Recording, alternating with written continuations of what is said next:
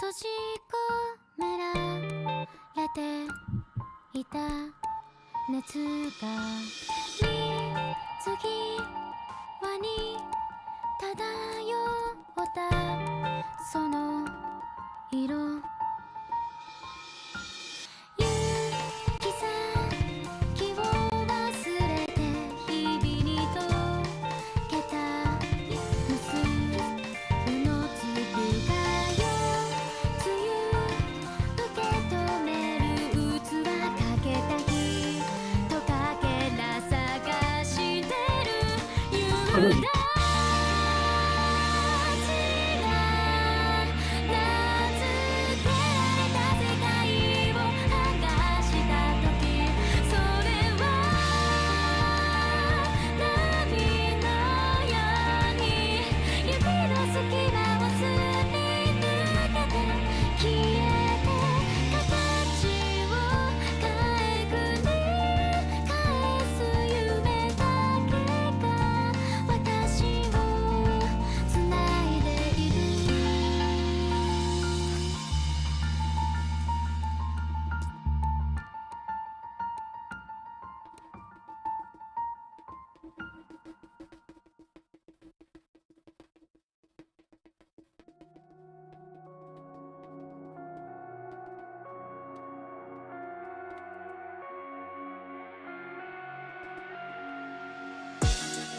Okay, here we go again. I think I like you just a little more than friends. I know I've been so nervous. When I'm with you, it feels so perfect. You build me up and then tear me down. You pull me under until I drown. I swear you're kinda like a drug. I'm craving my fix, I can never get enough. I think I'm losing my mind when you're not around me. Hold up, rewind, knock me off of my feet. I love how you make me crave you. Nothing comes close, I can never replace you. You turn my rainy days to sunshine. You're my light inside the dark. My heart is beating way too fast. I really wanna make this last. So hey boy, can you come a little closer? Love you even more when you're bending me over. Don't be shy, look me in my eyes. I can get this kind of feeling from just any other guy. I say, hey boy, can you go a little rougher? We can get sweaty, you can make me suffer. Damn, I love it, but I hate it when you go. Stay a little longer, make me curl my toes again. Oh, you make it hard to breathe when you're deep inside of me. Don't stop, you just hit my spot now. Give me everything you got. Oops, I got way too damn horny. Boy, we turned it right into a slutty love story. Sucking him off till the sun comes up. Now he's gripping my cock, think I'm about tonight. You know it, let me show you. Baby, beat it up just like I owe you. We can do it slow, we can do it fast. I don't really care, I just really want it in my ass right now. So pound it until I'm leaking. There's no safe words in this bed. I'm all yours and you're all mine. So give me what's between your thighs. Hey boy, can you come a little closer? Love you even more when you're bending me over. Don't be shy, look me in my eyes. I can get this kind of feeling from just any other guy. I say, hey boy, can you go a little rougher? We can get sweaty, you can make me suffer. Damn, I love it, but I hate it when you go. Stay a little longer, make me curl my toes again. Oh, you make it hard to breathe when you're deep inside of me. Don't stop, you just hit my spot now. Give me everything you got. Don't you ever leave me. Fuck me till I stop screaming. You're everything I want and need. Don't stop, you just hit my spot now. Give me everything you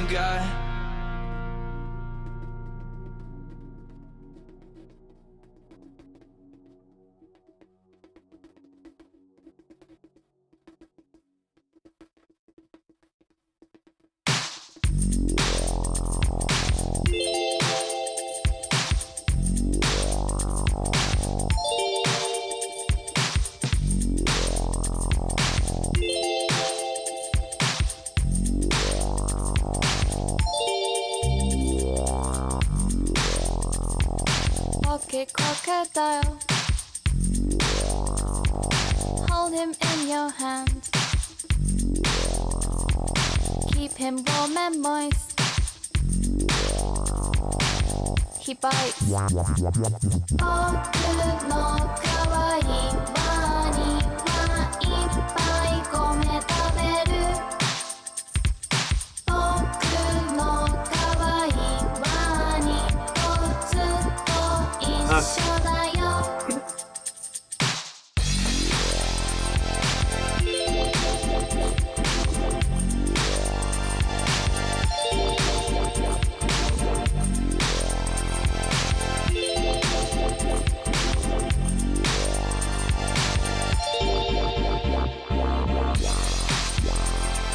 Crocodile lifespan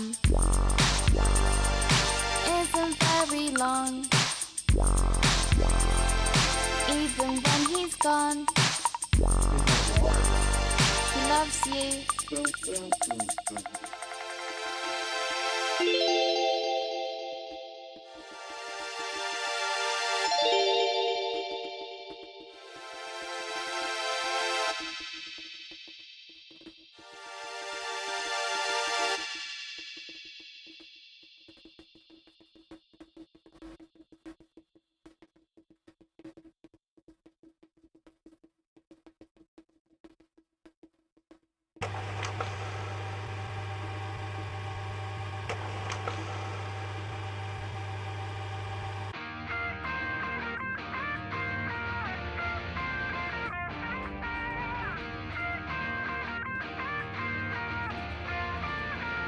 There's something about you and I don't know why. I can't think straight when I look into your eyes. You know how to play it right, yeah, you took me by surprise. The way you talk, it sounds like it's another long night. Yeah, your mustache tickles my nutsack, baby. You know that's fine with me. You said you wanna cover my face with love, so maybe I'll find out and see. So throw it back, yeah, just like that. You know just how to do it, that ass is fat. Yeah, we could go fast, we can take it slow. Got you calling on my back, I'm your little bum. Welcome to the stream, everyone. He spreads my cheeks and he makes me scream. He's my number one daddy, gonna make him clean so, inside of me. I'm feeling a lot better. Just keep riding me. I'm feeling a lot better from yesterday. It's my favorite song. I've made myself a nice big bowl of ramen, So softly. so we're gonna be eating that. Oh yeah, my uncle got me a Jace the Mind Sculptor shirt for Christmas. It's comfy too. I'm into it.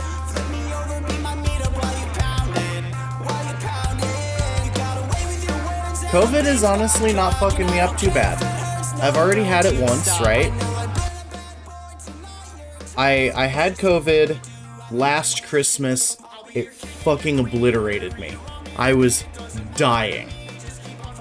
This time, no, it's fine. It's barely hurting. Just like some persistent congestion. That's really it. What's really fucking me up today is I'm out of forks, but thanks, buddy. I appreciate that.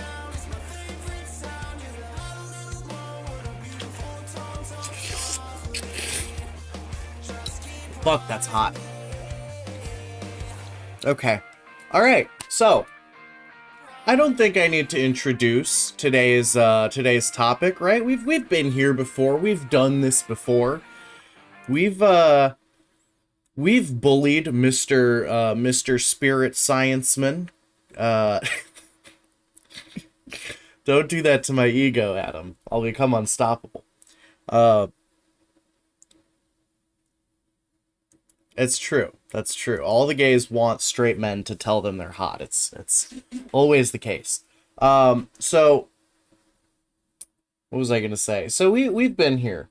We've done this. You know, Old Rod. I talked to some fisherman and he gave me one. It was in a building in I want to say Cerulean. I don't remember. So Mr. Spirit Science guy, he has made a lot of videos. The last one that we watched was the Canadian truckers versus the government, because obviously the Canadian truckers were the true spiritually connected beings. So I'm just gonna start us out over here because I don't know what the fuck this video is. And I'm gonna be upfront with you guys. I am very well versed in spirit science. Like I am an expert on this topic to a degree that I often conceal.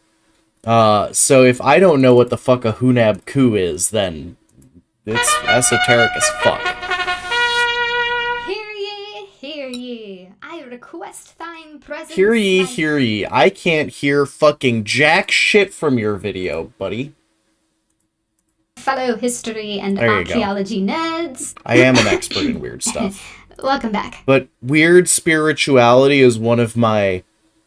Like, I could write a thesis, you know? I could have a doctorate. Today we're going to be talking about something Maybe. that's apparently Maybe pretty a popular in bachelor's. modern Mayanism circles. That is, the New Age Maya movement.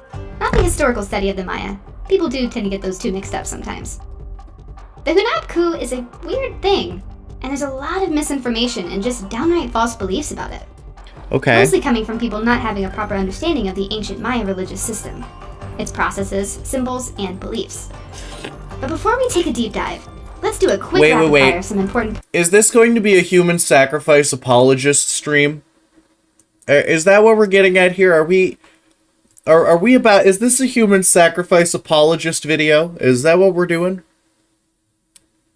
Okay. I don't have that on my bingo card, actually. points.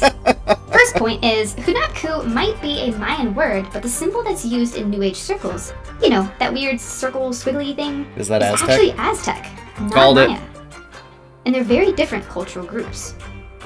Yes. The second point is, the symbol was originally a square design that's featured on some Aztec priest robes, and arguably had nothing to do with any deity. And the third point being that the New Age interpretations of Hunab Ku come mostly from the 1953 book, A Synthesis of Maya Philosophical Only thing I Thought, don't like about this shirt is the collar is a little close to my neck. I do not like things touching my neck. by a guy called Domingo Martinez, which asserts the Hunab Ku as a monotheistic idea, which underlies much of the New Age belief on the subject. Honestly, I So feel with like I that, should grab chopsticks. Let's get started. Chopsticks. Oh my god, your intro sounds like shit. What the fuck? Most of you watching right now are probably still asking, but what is Hunab Ku? Believe it or not, that itself is more complicated than a lot of people think. In Mayanism circles, it's usually shown as a symbol and is widely presumed to be a Mayan representation of a major deity or force, while also representing the center of our Milky Way galaxy. Pretty cool stuff. But whatever it was, it must have had a lot of cultural Okay. significance. Even today, it's still used as a textile pattern in a lot of native Mexican artwork. It's quite mesmerizing. The first time the symbol was brought into New Age thought was in the work of Martinez, who in the 50s and 60s believed that the concept was evidence that the Maya actually believed in a single deity or supernatural force rather than the usual polytheistic system. He had some kind of weird ideas too, though, believing that the Maya priest system was linked with Freemasonry and notions of alchemy, especially the Masonic interpretation of God and a great architect of the universe. So that's too much for you, but the Jews are from a future timeline and came back to Atlantis to help fight the Martians? Literally verbatim what this man believes. I'm not abridging anything with that statement. He literally believes all those words I just said. But the Freemasons couldn't have met the Mayans because why not? The Freemasons could probably fucking teleport, bro. You believe in astral projection. How could you argue that the Freemasons wouldn't astral project to the fucking Now, I'll keep my his work never really gained any traction until Jose Arguez published The Mayan Factor in 1987, which brought the whole symbol and context surrounding it directly into public eye, and more importantly, into New Age thought. Arges explained that in 1968, he visited a town called Teotihuacan de Valle near the Zapotec site of Monte Alban in the mountains of Oaxaca in central Mexico, and was shown 2 rugs with the pattern on them, which the local shopkeeper told him was a kind of Mexican yin and yang, inspiring him to recreate the symbol in a more cyclical or circular fashion to better match the Taoist concept. Here's where the whole shebang gets a little wonky though. The symbol most Mayanism circles use originally didn't The have Jews didn't have anything to do with the lasers. monotheistic interpretation They had of the Merkaba Hunab-Ku. technology. In fact, Hunab-Ku was a separate concept in force entirely, one that Arges never actually explained in his book. Followers of Arges, who associate the symbol with the deity, were likely influenced by modern Maya daykeeper Hunbatsman, who was a close personal friend and a collaborative of Arges. Also, I guess this is the first stream we've done where we're bullying Spirit Girlfriend. We've never bullied Spirit Girlfriend before. In 1986, Hunbatsman published his own book on the symbol, where he explained that the Mexicas, with a which I K. think he meant Aztecs, worshipped Hunab-Ku, and they, as well as the Mixtecs, also worshipped the Milky Way. A lot of Mesoamerican archaeologists disagree though, with anthropologist Herbert Spinden arguing that the symbol was simply a design representing sand and water. Okay, sure, great. But what's this symbol's relevance to its actual creators? Well, the earliest evidence of the symbol itself comes from a 16th century Aztec document called the Codex Magliabaciano. I kind of wanted to try doing these noodles the way Nikocado does them. Oh, yeah, no, he raped a woman, yeah. I kind of want to get... I wanted to do the noodles the way that Nikocado does them, where he fries them up in, like, a tiny little bit of water, and then he ices them down with cold water, so they're all noodly and, rubbery, but that was too much effort, and I was really hungry, so I did not. Maybe next time. Different patterns of the original rectangular design. And I'll throw a little fun fact at ya. Historians say that it was a design for ritual cloaks used in festivals. So, basically, the link between Hunab-Ku and the symbol we all know is kind of just a modern misunderstanding that I think the locals were using to make a sale. I mean, fair play to them for pulling such an elaborate ruse. Credit where it's due, I guess. So despite everything Martinez, Arges, and the Hunbats claim, there's no known representations or evidence of the Hunab-Ku symbol that had been documented in any ancient Maya source. In fact, it might even be purely Aztec motif that the Yucatan Maya had no knowledge of whatsoever. That said, just because the modern symbol may have come to us by way of a interview. Maybe we'll touristy watch sales that when we gimmick get bingo. or a misunderstanding when of we're done bullying history, here. that doesn't mean Hunab-Ku itself or the New Age revival around it is devoid of spiritual meaning. So far, when we've mentioned the concept Hunab-Ku, it's as a reference to the symbol, but actually the real Hunab-Ku is much more ancient and makes things a hell of a lot more interesting. So without further ado, let's talk. So what I'm hearing so far is some guy found a cool pattern on a rug. He bought it, ascribed a meaning to it that was not originally ascribed to it by its creators, and then decided that it must be important to the Mayan religion. He wrote a book about it. A bunch of white people got together and decided that they wanted to be into the Mayan religion. They adopted the symbol, and it turns out that the actual symbol may have just meant something about sand and water, or may have just been like a cool design that locals thought looked cool. Now please explain for the rest of the 8 minutes about the video why none of that matters and you like the symbol anyways. Talk about the Maya religion for reals. Or at least what we actually know about it. Before we hop in the saddle though, let me just say, I am not a Mayanist, so I am certainly no expert on Mayan religion, and its nature is strongly debated in archaeological circles. Just wanted to throw that out there. But if any of you guys watching are, we invite you to share your experiences below, and even enlighten us to, well, basically on anything we may not cover today. The reason for this debate, though, is that archaeology has absolutely zero agreed upon theoretical or methodological framework for dealing with prehistoric religion, or spirituality in general. It's just one of those weird gray zones. You have the running joke of, Just one of those well, weird if you don't gray know what it is, zones. say it's for ritual purposes. But other That's than that, true. you have some Archaeologists do scholars that who a lot. deny the importance of religion entirely and focus only on material evidence, and some who look for imaginative ways to reconstruct ancient beliefs to suit personal fantasies. At the end of the day, it's all just a messy guessing game. One of the biggest problems with reconstructing ancient Maya spirituality is that the majority of sources on it were written by Spanish conquistadors and priests. You know, those guys with the funny hats who searched for the fountain of youth, who, in classic 16th century Christian fashion, burnt most of the indigenous stuff to the ground because they were found to be the work of savage heretics. Which means that most Mayan sources are written by outsiders rather than the actual Mayans themselves.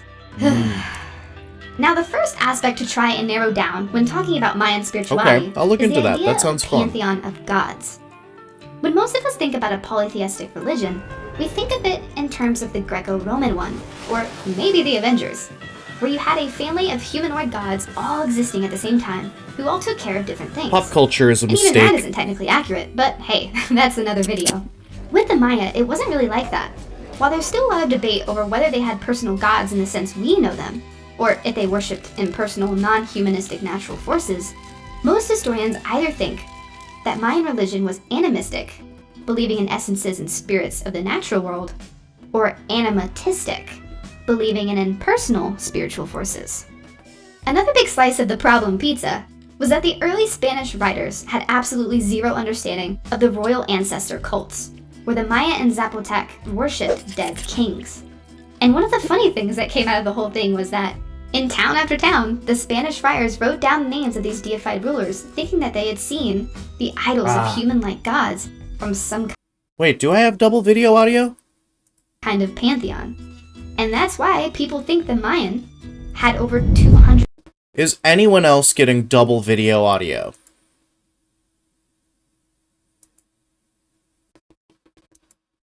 Let me know. Because as far as I am aware, I only have one video audio.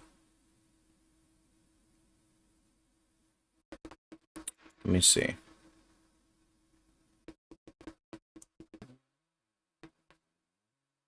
Audio output capture. Okay. I think it literally might just be you, AK5. 150 gods. And that's a few too many, if you ask me.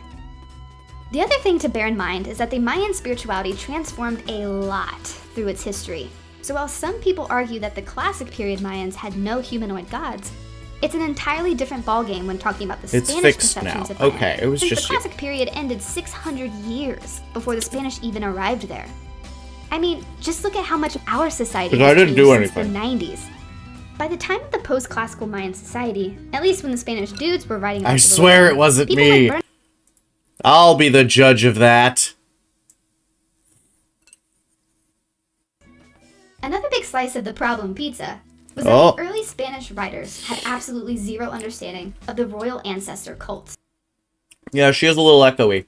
Bernardino de Sahagún Well- talked about how the nearby Aztecs believed in both impersonal and personal gods, and even Fidfelds actually pointed out that Chiltl can refer to both god or divinity and the concept of spirituality and sacredness in general, unconnected to a personal form. Oh, I was so hungry. So basically, it's just a confusing dumpster fire because apparently the Spanish had more than a few pyromaniacs. While images of gods do appear on classic Mayan pottery, not much appears in writing since all the tablets or statues that are inscribed were mostly political monuments. You know what's really, you know what's really funny about ancient Mayan? Or it might have been Aztec. I also get them confused a lot. Either ancient Mayan or ancient Aztec, one of them, their language is word for word almost identical to ancient German.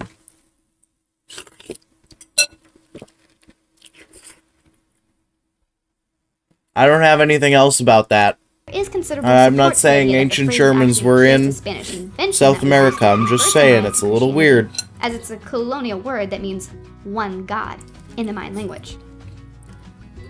The phrase is unknown in any pre-conquest inscriptions in Mayan writing, and it only appears in writings that are heavily Christianized, suggesting that, yeah, the Spanish colonials probably had their finger in this culture. Yes, super this is the investigated here. Atlanteans guy. While this is the default view for a lot of people, I think it's entirely possible that Hunab Ku This was is the simply dude who post-classic says that name for a concept that was only Martians present in came Mayan from spirituality Mars to way back into the Lemuria Classic period. and caused the sinking of Most Atlantis. scholars will argue that the use of Hunab Ku, literally one plus suffix plus god, For the singularity of God is linguistically similar to the oneness of the Father, Son, and Holy Spirit.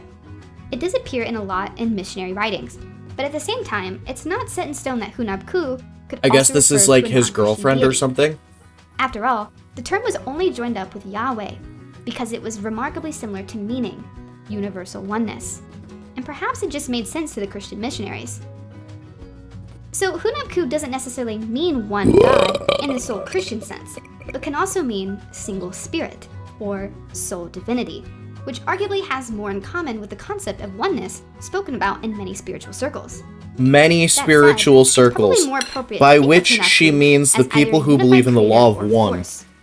Interestingly, the Zapotecs also seem to have a similar concept of an invisible creator. So, like, here's the fucked up thing about spirit science and all this new age stuff. No, I think she pegs him with a crystal dildo. That's the vibe I get.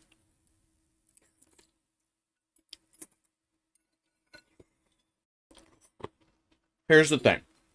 Here's the thing that's fucked up about spirit science, right? You guys remember when we were talking about the secret space program and the super soldiers, and there were those dudes who were like, yeah, I got abducted at age 5, and then they sent me forward in time and trained me to be a super soldier, and then I went back in time and they de-aged me and wiped my memory and put me back as a kid. But now that I'm a 40-year-old middle-aged man with a beer gut, my training has reawoken and I got all my memories back. You remember those guys, the super soldier guys? So they believe that they are part of a thing called Solar Warden, right? Solar Warden is like an entire secret space program based around fighting reptilians, right? And gray aliens and stopping them from doing whatever it is that they want to do to planet Earth, right? And they're working with, obviously, our favorite aliens, the Blue Avians. Guess what? Guess what about all of that? The reptilians directly, like, every good guy in the Solar Warden universe follows this same spiritual system. The spirit science stuff. Like, to the letter. It's all about the law of one, how everybody's one, everybody's following Ra, you know, da-da-da-da-da. So, it's just, it's really fucking weird how the weird new age spirituality systems are now part of this, like, space war. And okay, let's go back again to the remember the alien hotness tier list we did about the alien almanac, right? It kept describing people as having access to Galactarian motherships and believing in the law of one, right? That's this. That's what she's talking about. That's the law of one. It's the spiritual belief that all beings are one being, and that everything is you, and you are everything, and da-da-da-da-da. And the the reptilians believe the opposite. They believe in serving the self, and that's why they're the bad guys. But it's like, it's just so crazy to me how fucking interconnected those webs are. I gotta go blow my nose. I'll be right back. So it's kind of a common thing in Mesoamerican spiritualities. Since Hunab-ku was this super cool, detached, and invisible creator, no images or statues unfortunately were ever made of it, since it was without form and couldn't really be pictured. And this could account for it not being present in the archaeological record prior to being written down by the Spanish. Based on classic period Maya writing, there is a specific god written with the hieroglyph Ku, which is often identified with God C, as in the letter C. Don't ask, it's kind of a long, weird story. Rather than being a specific deity with its own mythic cycle, God C appears to embody the ancient Mayan concept of spirit or creating consciousness, same as Hunab. Funnily enough, in the rare events he's shown in pictures or carvings, it's in the context of other gods or ritual items or temples, implying that, while he wasn't a god in the sense we know it, he was kind of the concept of spirit itself, like the thing that gave other things a divine or sacred quality. Hunapku isn't just a spiritual force or a universal soul, since the Maya also had the word ik, which meant breath, wind, or soul. So Hunapku was definitely more of a one among many kind of god, but was also the concept of divinity and spirituality in itself. Maybe Hunapku was just another name for the other creator god, Ichamna, which is definitely a possibility. Or maybe it really was just the Mayan name for the Christian god. Or perhaps it was a universal spiritual force that was present in all things. While the Hunapku symbol might be a bit dubious, the concept itself expresses an element of Mayan spirituality that tells us that potentially everything is connected and part of a single divine force, which, if you ask me, is always something worth exploring. Shit, I left Toodles. the video maxed on me. Whoopsies. Pro streamer. Anyway. So everything she just said comes from Christian ministry writings and not, you know, anything else. So it's just kind of like, how much are you going to trust that? That's, I don't know, that's ridiculous. Okay, do we want to watch a video about the fucking metaverse? Or, ooh, the hidden benefit of the pandemic. No, that's old. Let's do Dreamtime. Dun dun dun dun! Welcome to the presentation of... What's this video called? The Dreamtime, an ancient metaverse of consciousness. Why do you have to use the term metaverse? If you're following along in all the radical changes and transformations of the 21st century so far, you'll know about a concept emerging today called the metaverse. While Facebook might have you believe it was their idea, although they didn't say that directly, the metaverse has been growing for years now. It is, in essence, a new version of the internet, and over the next 10 years, we'll see businesses, schools, entertainment, and mystery schools enter into a shared... And mystery schools... Yes, I did not wait. I just made a decision. I decided that I didn't want to watch a pandemic video. I like how he kind of hints that he's going to start some sort of fucking metaverse property. I'm gonna fucking shit myself. Three-dimensional virtual reality, just like what you saw in Ready Player One. But while the metaverse relies on new technology being created in order for us to experience it, the Dreamtime relies on remembering what we already have. A biological metaverse that comes built into the human body and connects us with each other and the whole freaking universe! Hey, don't forget about the multiverse. We'll get to that! The Dreamtime is an energetic field which we are a part of, which links and connects all of us together through thought, emotion, imagination, consciousness and grids. memory. This energetic field is both internal and external to us, operating through both time and space. In science today, it's become common to conceptualize underlying forces or dimensions that make up our experience in the material world, but which are either outside of our ability to perceive or so tiny that they follow entirely different laws than the ones that we do.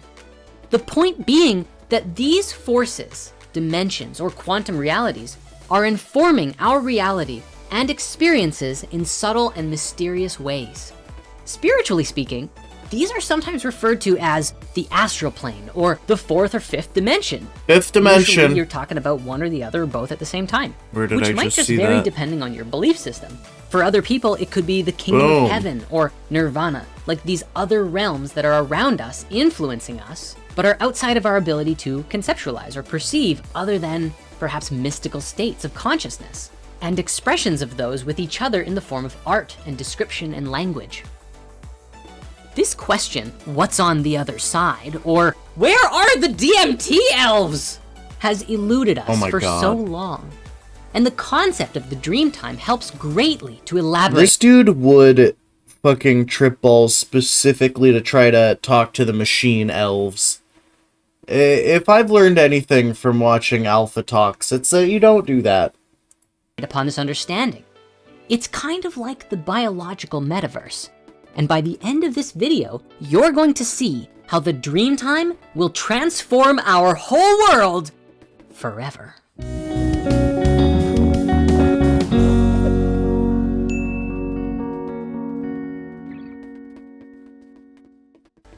So you can think of the Dreamtime as an energetic field that encompasses your thoughts, memories, ideas, beliefs, dreams, and feelings. Each of us has this within us. It is the experience of our internal world. Literally everyone has a Dreamtime, and it's distinguished through different vibrations of thought and feeling, vision and memory, light and darkness. It is the place of your imagination, but it's also the place where you remember things. Just Okay. a different compartment of it.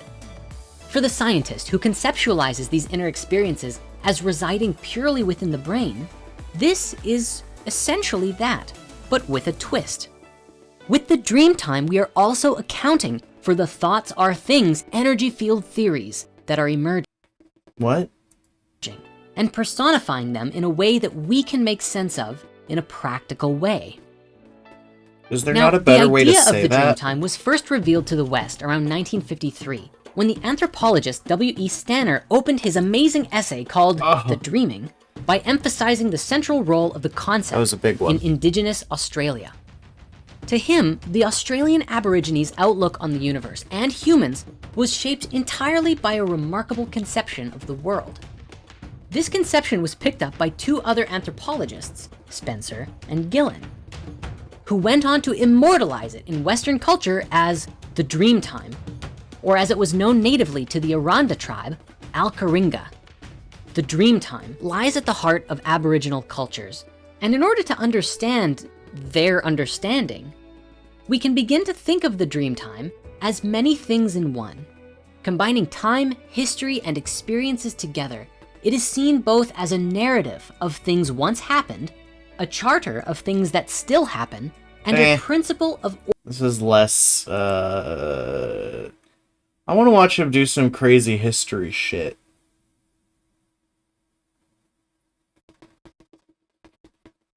Let's see. We gotta find one of his really fucking crazy long videos. We got the Tao Te Ching for the Aquarian Age. Let's see. Ooh, we could do the Psychedelics movie.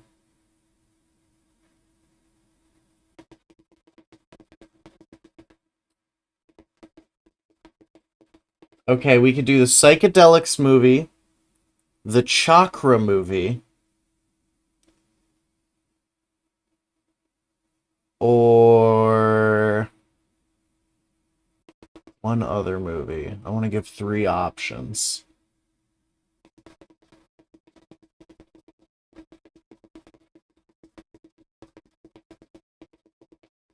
You make so many movies. Where is your other movie?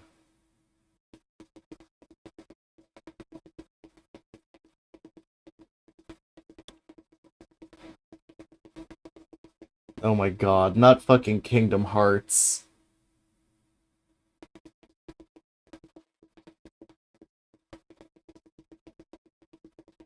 Oh, we gotta do Hollow Earth.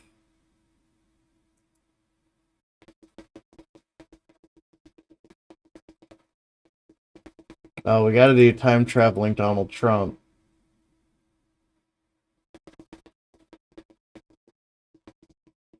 Okay, Spiritual Money movie, Psychedelics movie, or, fuck, what was the third movie I said?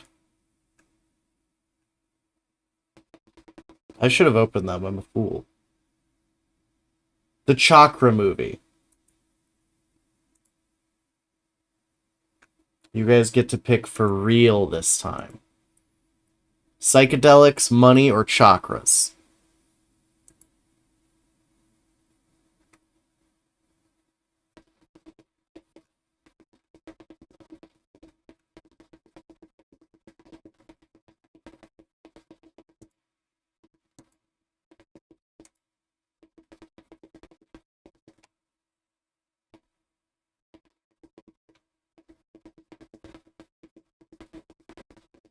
Parable of the Butterfly Dream.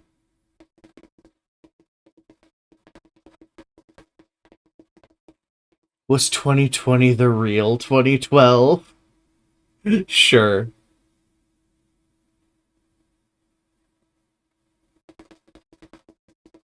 Why not? Oh, this is gonna be a fucking currency reval video, isn't it? Ooh, a quantum letter to his past self.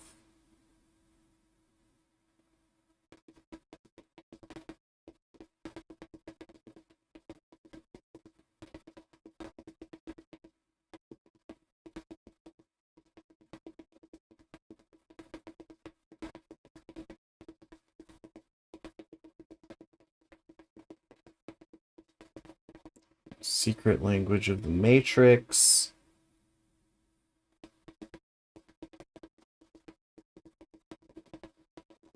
Hidden astrology of COVID-19.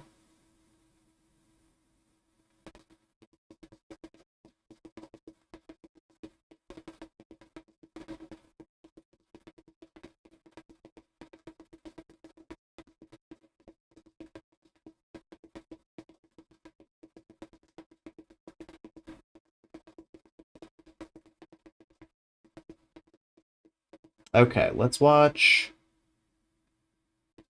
Let's do the money movie. What's the first thing you think of or feel when you hear that word? Is it grief, joy, anger? Really, think about it. Does the word money inspire positive or negative feelings? Or maybe you're that one person in the bunch who's just like, meh. I recently did a survey with people who subscribed to the Spirit Science email list and asked a wide number of questions, one of which was, what do you struggle most with in life? The number one highest response was, you guessed it, finances.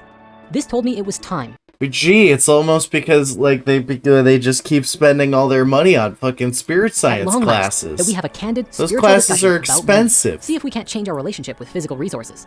I mean, think about it. What would happen if there were like 100,000 benevolent spiritual millionaires all using their wealth to make massive and beautiful change in the world?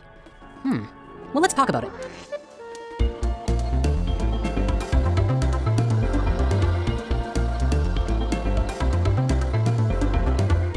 Well, first of all, the crystal market would be fucked. To begin today by asking you a question. What would you do with $1 million? If you're anything like me, you might go to work putting those resources to use benefiting humanity in some way. For me personally, I want to work with a big animation team and video production studio and make an amazing stream of content for YouTube and Spirit Mysteries, and maybe even one day launch a worldwide theatrical release of something really special. But hold on, we can't even do that at all yet. There's a big money blockage in the way. Ugh. But what is this block, you might ask? Well, it's a pretty big one, and it's existed for thousands of years in the relationship between money and spirituality within the human consciousness. I discovered this blockage for myself nearly 9 years ago when I created this little cartoon series. You might have heard of it. It's called Spirit Science. Sorry. Of course, there's a lot of praise on this series, but a lot of people also warn me with graven fear. Spirituality and money don't go together. If you make money doing something spiritual, you are a sellout. Now, I very often take all the comments to heart, even these ones. And for the last 9 years, I struggled with this whole money and spirituality thing. I chose to avoid looking at the conversation in general sometimes because I didn't want to upset my audience, you guys. But what I found was that choosing that paradigm forced me into a very limited box of reality. As Spirit Science grew, I had more and more responsibilities, but I didn't usually have much in the way of resources to delegate tasks. So I just had less time to spend on making videos as a result. The next thing you know, people were mad at me for not making more videos. Talk about being stuck between a rock and a hard place. The reason I'm telling you this story is because I know that I'm not the only one who is, has, or will one day struggle with this problem. But I have good news for you. We can transform the entire dynamic, and it all comes down to the relationship that we have with money and our spiritual selves. This applies to anything really. Can you Literally any learn to problem can be love healed and money? transformed I think a lot of people love money, actually. if we understand it fully. If you are someone who has ever struggled financially, you've come to the right place. Today, everything begins to change. Understanding money actually begins with a conversation not about money, but with God. Oh. You could call it spirit, the all, the source field, the energy that makes up all of the particles and waveforms of reality, whatever floats your boat. You see, spirit is found in all things. There's nothing separate from the eternal oneness. We have this conditioned idea in society that God and the heavens are always above us and beyond us in some way. But what about inward? What about outward? What about even downward? Oh, no, sorry, don't think of downward. That's the devil's lair, right? Well, even the devil is not separate from the supreme oneness. At the deepest level, we have to understand that everything is spiritual because all things are connected through this infinite field that makes up reality. That goes for money too. Now, I understand that it may be difficult to comprehend the idea of God or spirit, and that's often the point. The Hermetic philosophies describe God to be unknowable and indescribable because the imperfect and impermanent cannot easily apprehend the eternally perfected. But fear not, because with every day, every moment, each of us has the opportunity to explore deeper the mysteries of life and the connection we have to this underlying substance behind reality. Substance is a very key word here. It will be critical in bridging the gap between this cosmic discussion and money. You see, there is a substance underlying all things. We understand scientifically that when you zoom in close enough to the bits of reality, we find a seemingly never-ending field of energy.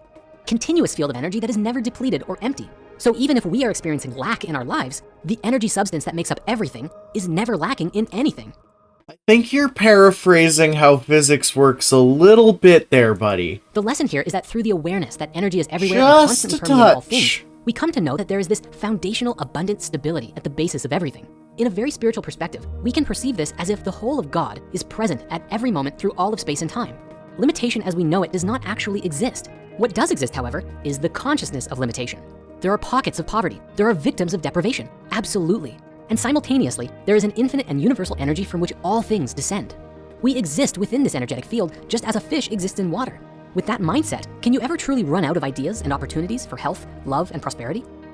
The key then to limitless wealth is that this endless substance can move through you if you open yourself to being a conduit for it. And it can take so many different forms. It can take the form of creating happiness, health, food, money, or any other kind of experience that you want. Generally speaking, we open ourselves to experiencing this abundance through our creative ideas, ingenuity, and will to do good work with a loving heart. So with all of that as a primer, what specifically is money? Well, the simplest way to look at it is energy, a reflection of a value exchange that you can create in the world with others. As you create value, others are willing to exchange their own energy for it, and money is the physical reflection of that energy. But Yes, more, money not all can be exchanged for goods and services. Thank you, Homer. is created equal. Money can be created in a positive or a negative way. You can have $1,000 of selling heroin to addicts, which is, well, pretty dirty money actually. Or $1,000 of supporting people in creating deep personal transformation in their lives. Much cleaner How? money. The biggest lesson I've learned about money lately has been that in order to start creating it, we have to be willing to shift our mindset, change our belief system about it, and look at it differently. Doing this, we open ourselves up to a new paradigm where we exist with a spiritual fullness that creates wealth as well. You have to be willing to love money just as much as you love other aspects of life. Not that you're making money into like the thing that you're all about, but honoring it as another foundational aspect of life, along with other things like food or growing a garden or, I don't know, going to the gym or watching a movie. Now, not to get super biblical, but there is an interesting quote that I want to share from Jesus, who says, "For where your treasure is, there will your heart be also." We must remember not to base our security on that which is physically manifested, but on the inner energy within you. When spiritually rooted, making money is not the end goal, but happens as a result of one's good works in the world, and supports you in continuing the good work at greater levels. We've been taught a lot of things about money, and a lot of those things aren't true. Today, we smash those money myths once and for all. You can be a good Money person myth and one. still make Money money. is the root of all evil. You've probably heard this one before, right? Tell me, where did you first hear this idea? Parents, church leaders, friends, maybe family members? It's an idea that's been passed down for generations, and today we find it deeply ingrained in our belief systems about the world. But allow me Yeah, a moment to because let when you in on a people secret. get Are a you fuck ton of money out of nowhere, or they become incredibly popular and they get a bunch of power, they generally use it very poorly. Generally use it very poorly. ready? The first time that this quote made it big was actually in the Bible from Timothy 1. Now, what's interesting about the book of Timothy is that for so long, these writings were attributed to St. Paul. However, it is now recognized by most scholars that Timothy, along with nearly half of the other writings attributed to St. Paul, were inauthentic writings that simply signed his name on them. The reason why this is so significant is that when you get into the original writings of St. Paul, you find him using all kinds of language that would indicate he was actually a Gnostic mystic, practicing an early Christian version of the mystery schools. In fact, there are books written about this subject alone. At the top of the list, I recommend The Gnostic Paul by Elaine Pagels, The Jesus Mysteries by Timothy Freak and Peter Gandy, and The Book of Spirit by your very own Patchman. We're going to do a whole series about this in the future once the Sumerian epic Wait. Peter Gandy, and The Book of Spirit by your Well, there he is. There's him bringing up his merch and hidden wisdom you can only learn from him. very own Patchman. We're going to do a whole series about this That's in the a future once double. the Sumerian That's a epic is done. double. But for now, I'm gonna grab let's stay a on the beer, subject of money. actually. The I'm reason I'm feeling sharing this good. with you is Let's because get a many of St. beer. Paul's original writings were very pro-mystic teachings. But later on, the Roman Empire adopted Nicene Christianity and forged some letters from Paul, including the Book of Timothy, where they say that the love of money is the root of all evil, along with legendary phrases like, "But I suffer not a woman to teach, nor usurp authority over the man, but to be in silence." Jeez, Timothy, you hate money, women? What's next, homosexuality? Oh, yes, indeed. Sorry, I need a sec. Seeing things like this makes my stuffing come out. As you might be aware of, the Holy Roman Empire passionately and violently insisted that everyone follow their specific version of Christianity, leading to a very depressed society and culture that would be both very patriarchal and impoverished for at least 1,000 years. And these belief systems are still lingering about in our consciousness today.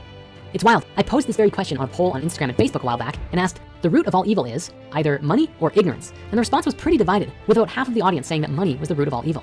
But here's the thing, that myth, It's a trap!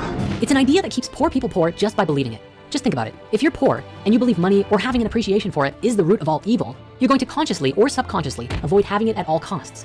Having money will they? either consciously or subconsciously make you feel like you're going to go to hell if you have it, and so you get rid of it the moment that it shows up. Even if No.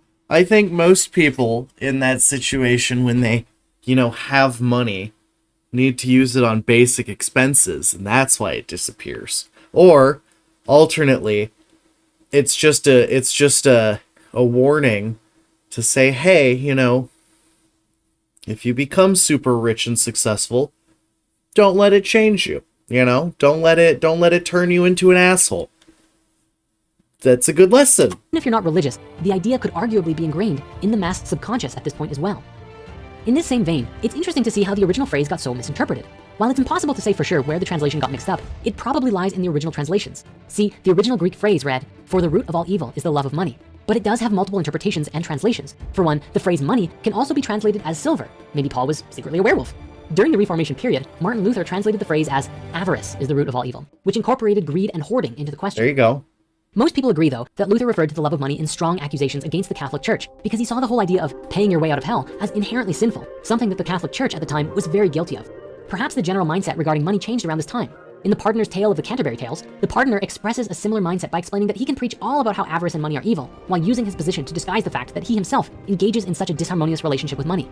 As far as things relate with us, we should be mindful that as creators of our reality, participating in this field of collective human consciousness, that our beliefs about ourselves and the world dictates what kind of actions that we take.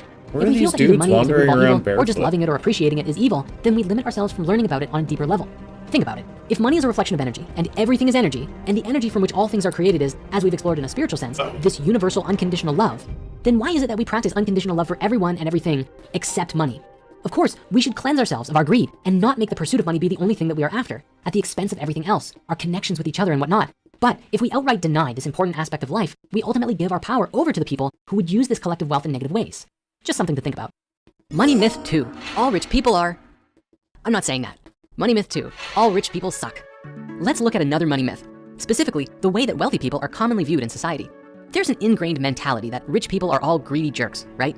Generally, most people with tons of money are wrapped into the elite ruling class of the world. In fact, the more money you have, the more likely you'll be associated with the Illuminati by conspiracy theorists.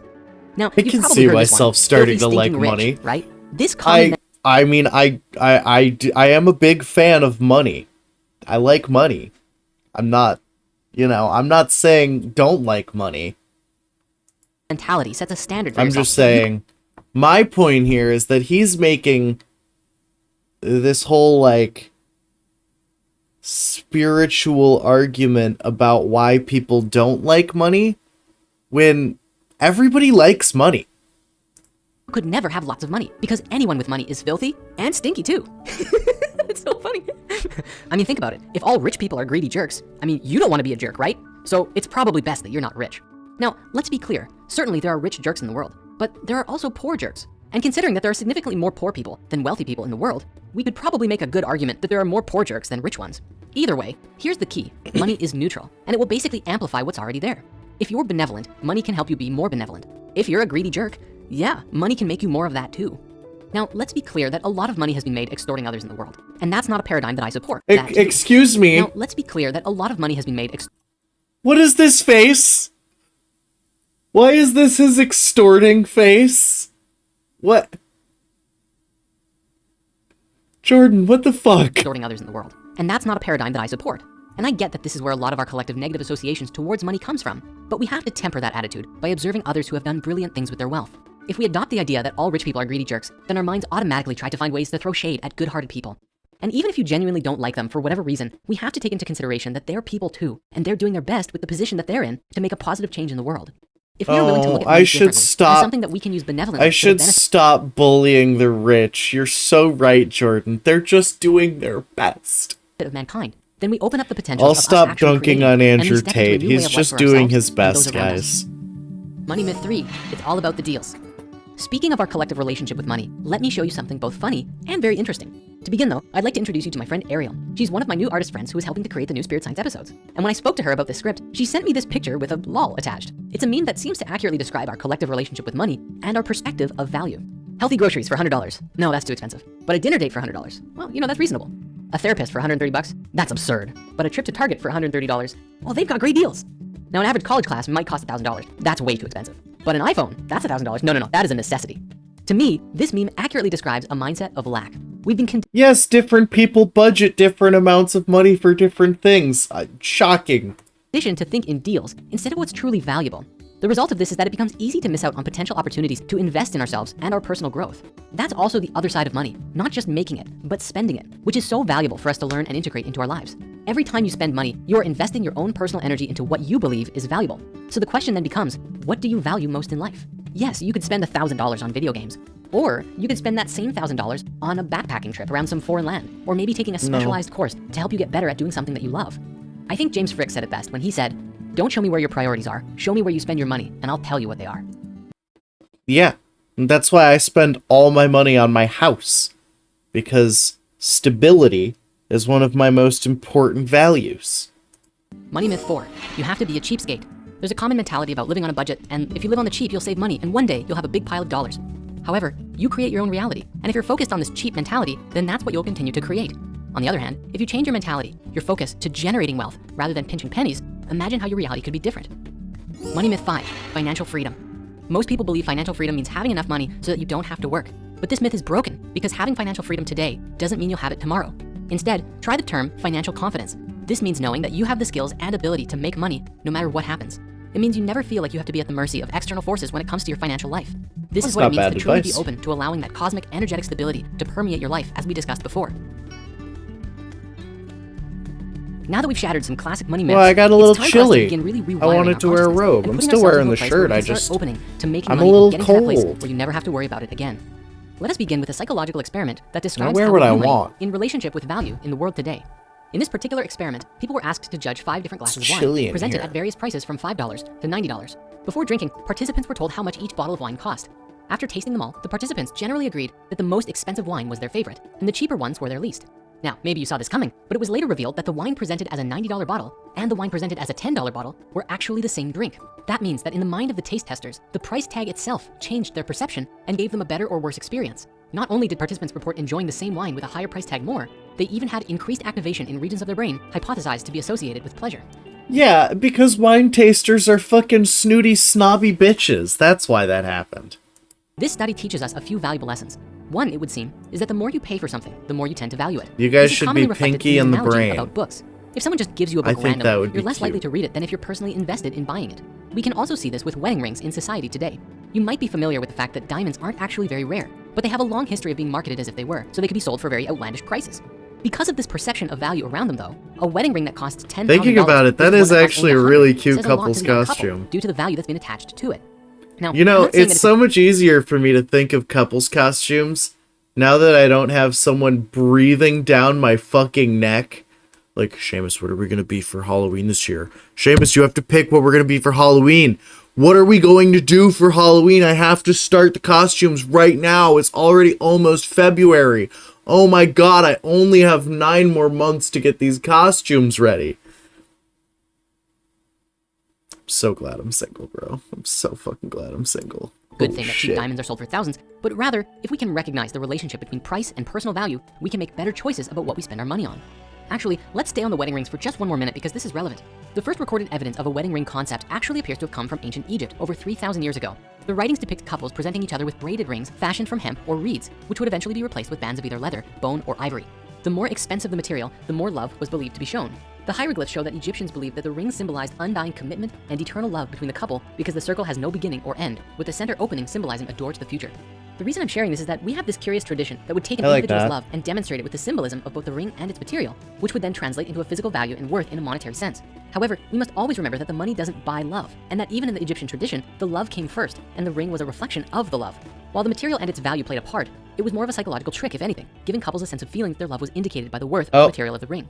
We got crystals. It's a little bit of a roundabout, but we got This is crystals. significant because it's not so much the dollar value that's necessarily important, but how much something is worth to you personally. For some people, $1,000 is a lot of money, an astronomical amount. For others, that same $1,000 is not worth very much at all. So we each have a different identification with our perception of value, and this is important to identify if we want to shift that at all. On that subject, let's look at value in another way, from the perception of the service provider.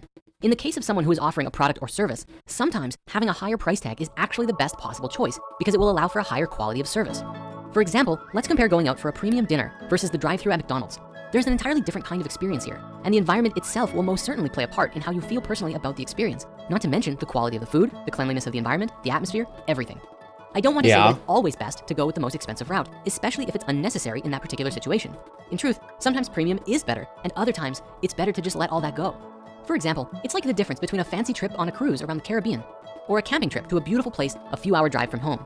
Now, in this thought experiment, notice what happens in your mind when we look at these two options. It's not uncommon for people who can't afford a luxury cruise experience to immediately start judging it as negative because it's out of one's reach. And if you're someone who is, well, for lack of a better word, fully loaded, how do you feel about camping? And I don't mean glamping. I mean a tent and a fire and just being in the rawness of nature. Does the experience feel beneath you? These two potentials could both be wonderful, but our perception and relationship with money will often dictate how we approach the options we have in our lives, and more importantly, how we feel about them. In my life, I once had a friend who absolutely hated Apple computers. Apple was the worst, he would declare, and list off all of the ways that Macs sucked and why Windows was superior in every way.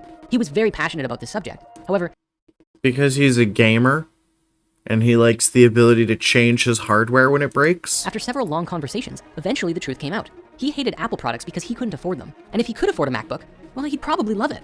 The hate and disdain that he felt towards this physical product actually had nothing to do with the product at all. It was all about his own sense of value and self-worth and the negative relationship that he had with money. So the question then becomes, how do we shift this? How do we transform our relationship, evolve our mindset when it comes to money? The first stage in wealth transformation is to recognize our limitations where we are living them. If we have fixed beliefs about who we are and what we're capable of or not capable of, we'll have to break these down if we are to evolve beyond them.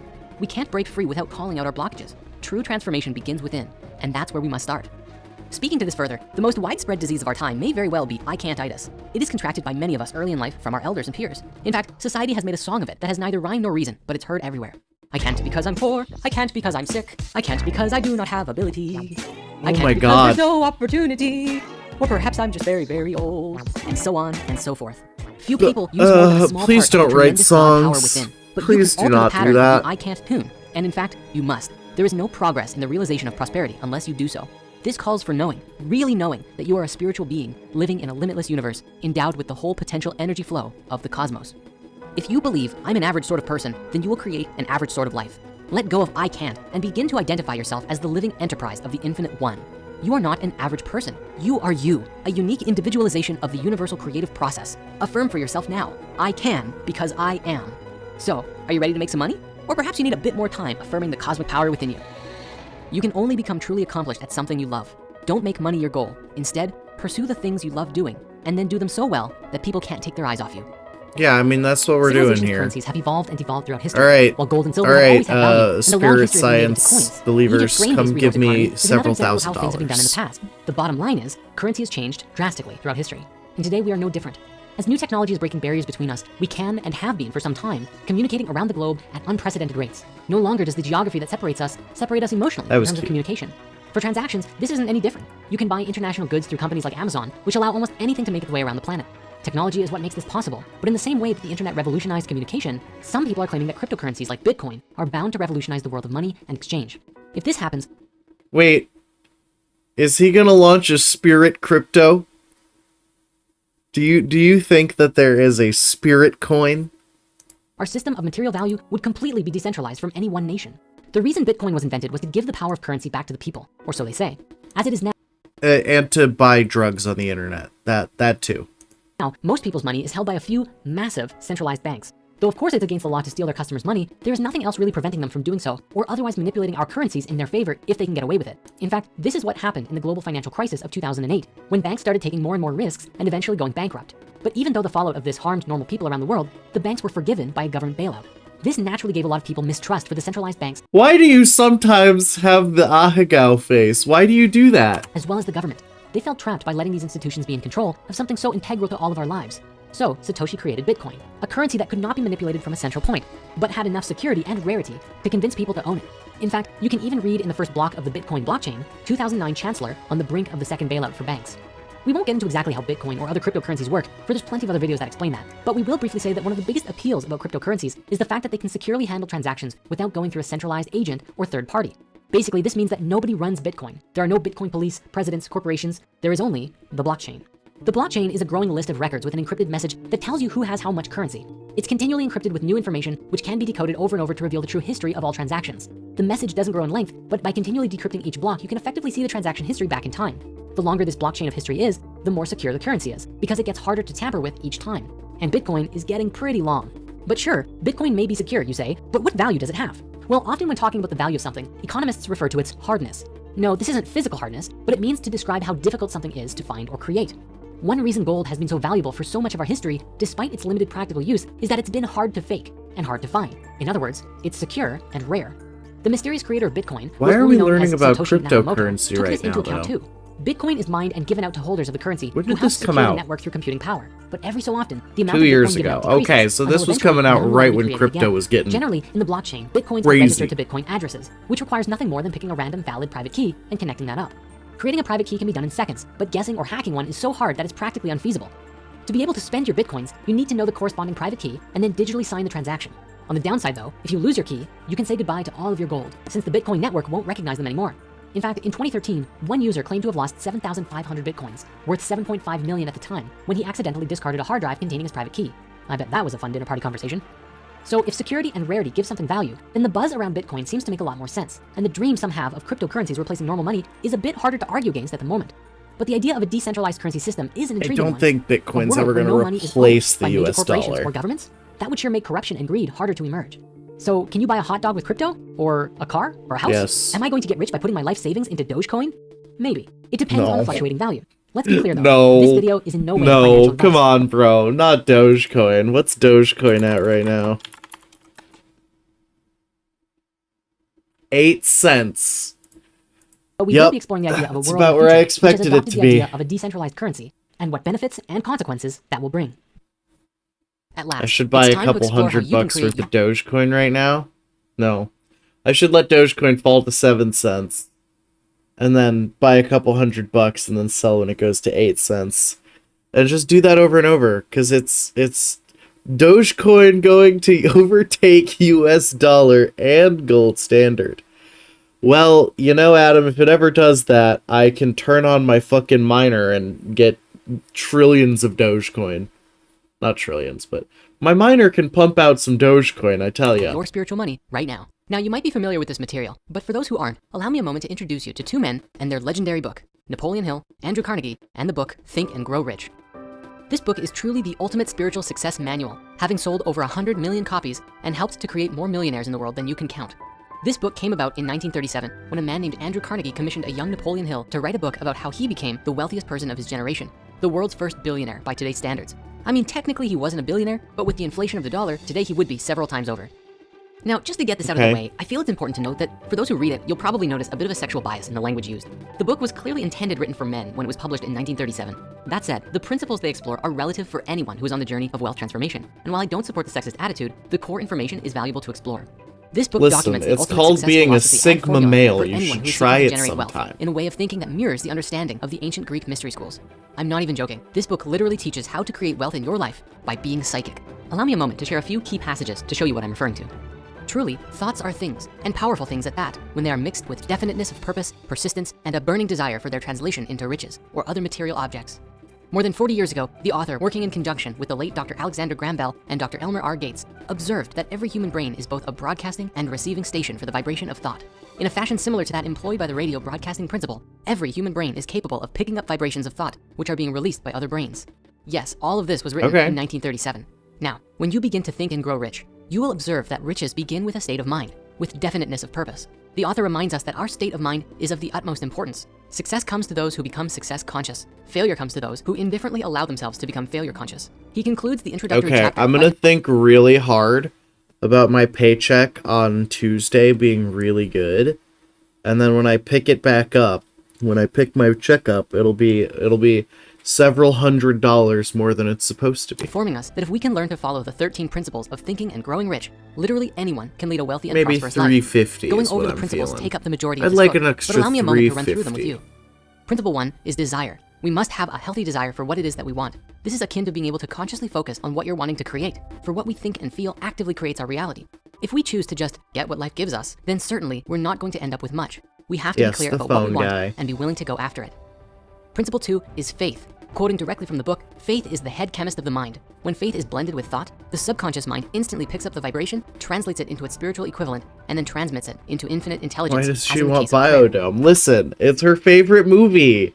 You can't tell her she's not allowed to watch Biodome. Infinite intelligence is often used to describe God or spirit.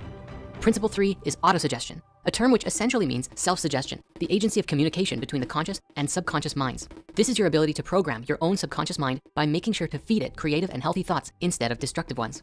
Principle 4 is specialized knowledge. There are two kinds of knowledge, general and specialized. General knowledge is the kind of stuff you learn in school, random bits of history and math and literature and stuff that by itself isn't really good for much.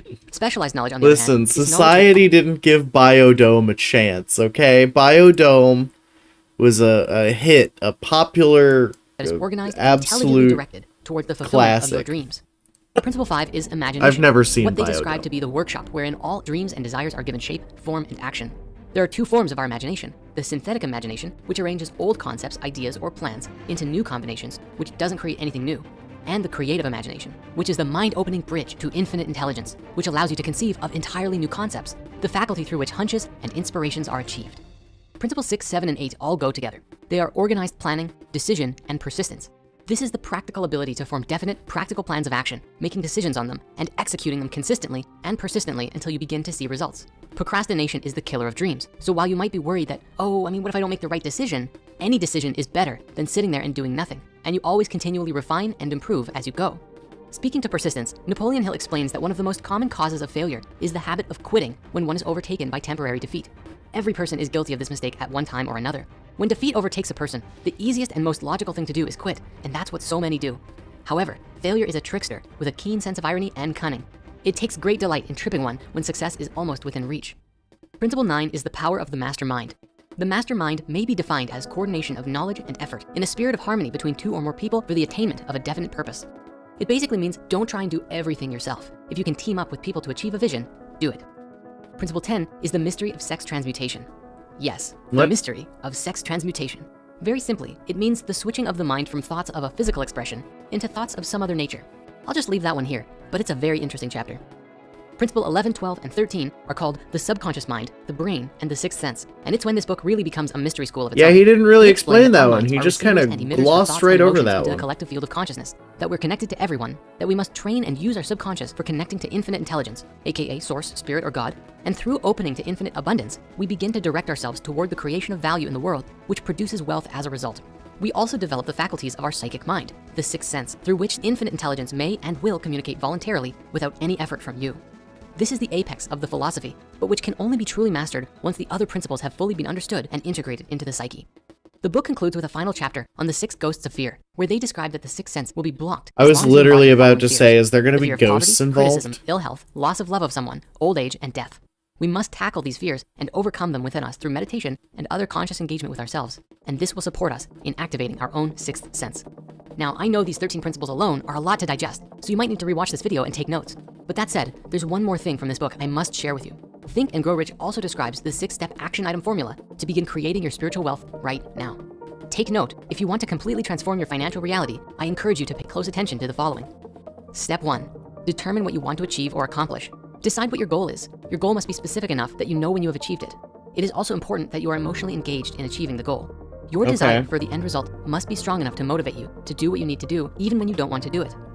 Step 2, decide what you are willing or need to give in return for what you desire. Nothing worthwhile comes without a price. For example, time, money, a change of habit, etc. What changes do you need to make to your life or lifestyle that will allow you to achieve your goal?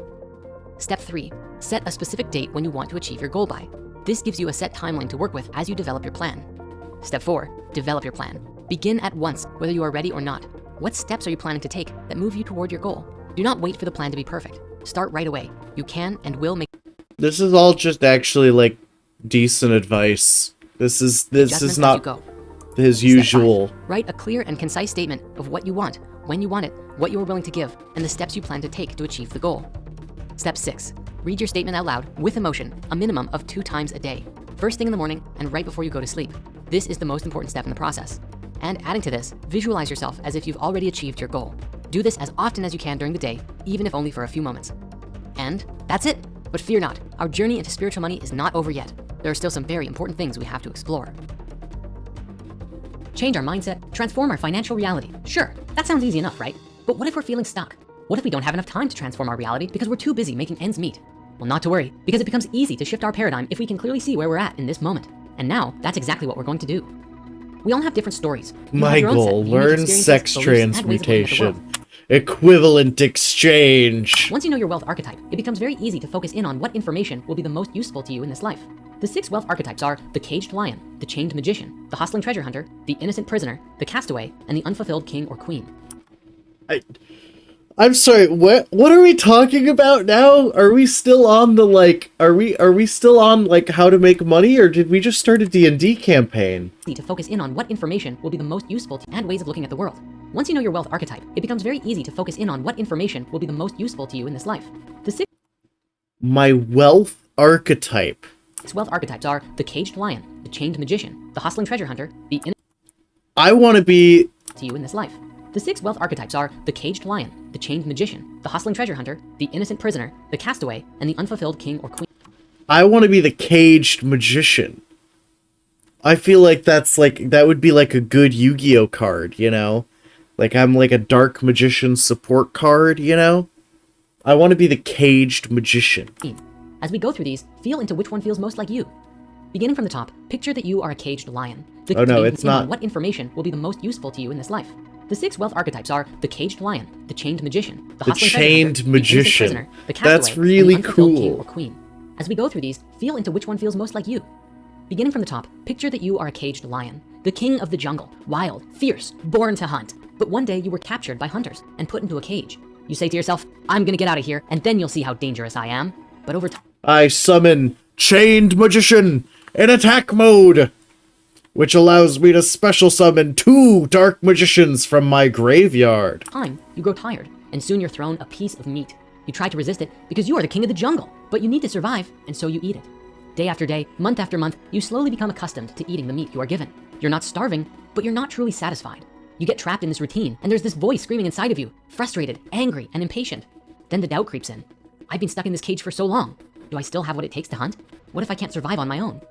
The caged lion is the frustrated 9-to-5 employee. They are the people who know they can provide for themselves. They can be successful in life, but they have sacrificed that life for the predictable routine, even though it makes them miserable inside. But what if I told you the key to unlocking the cage is dangling right in front of you? And sometimes the lion tamer leaves the door unlocked because he believes you don't have the guts to step through it. Well, let's move on for now, but we will return. The second archetype is the chained magician. Imagine you are a powerful magician. You have powers Yes. most people can only dream of. Yes, You are as full I of am. Creativity, energy, and imagination. Boundless energy that allows you to think fast, learn fast, and act quickly. Yes, However, and I have the village elders around you crystals. have prohibited you from using your abilities so that the other people in the village who can't use magic won't feel threatened. Your powers are unique and different and go against conventional wisdom. And even though you can bring great change for your village, the elders warn that staying with tradition is safer than trying something new. The chained magician represents all of the millennials and new generation of talent who feel suffocated and pressured by their parents and society. People who have heard their whole lives, play it safe. Nobody in our family has ever done this before. You can't make a living doing that. Get a degree, get a good job, get married, buy a house, and so on. Remember, going on your own path instead of what others have told you. Oh, but those are all the things that I wanted to do. Doesn't mean I you guess don't love that's them. not me. You might feel alone and misunderstood, but as you go out in the world and pave your own trail, you discover that there are far more magicians like you out in the world. You can take the chains off anytime, for the only one who can stop a magician is themselves. Next, we have Or another magician. the hustling treasure hunter, who loves to go on adventures and find the next biggest chest of I gold. am a They millennial. love the thrill of the chase, the allure of a new opportunity, going after the shiny objects in the sand.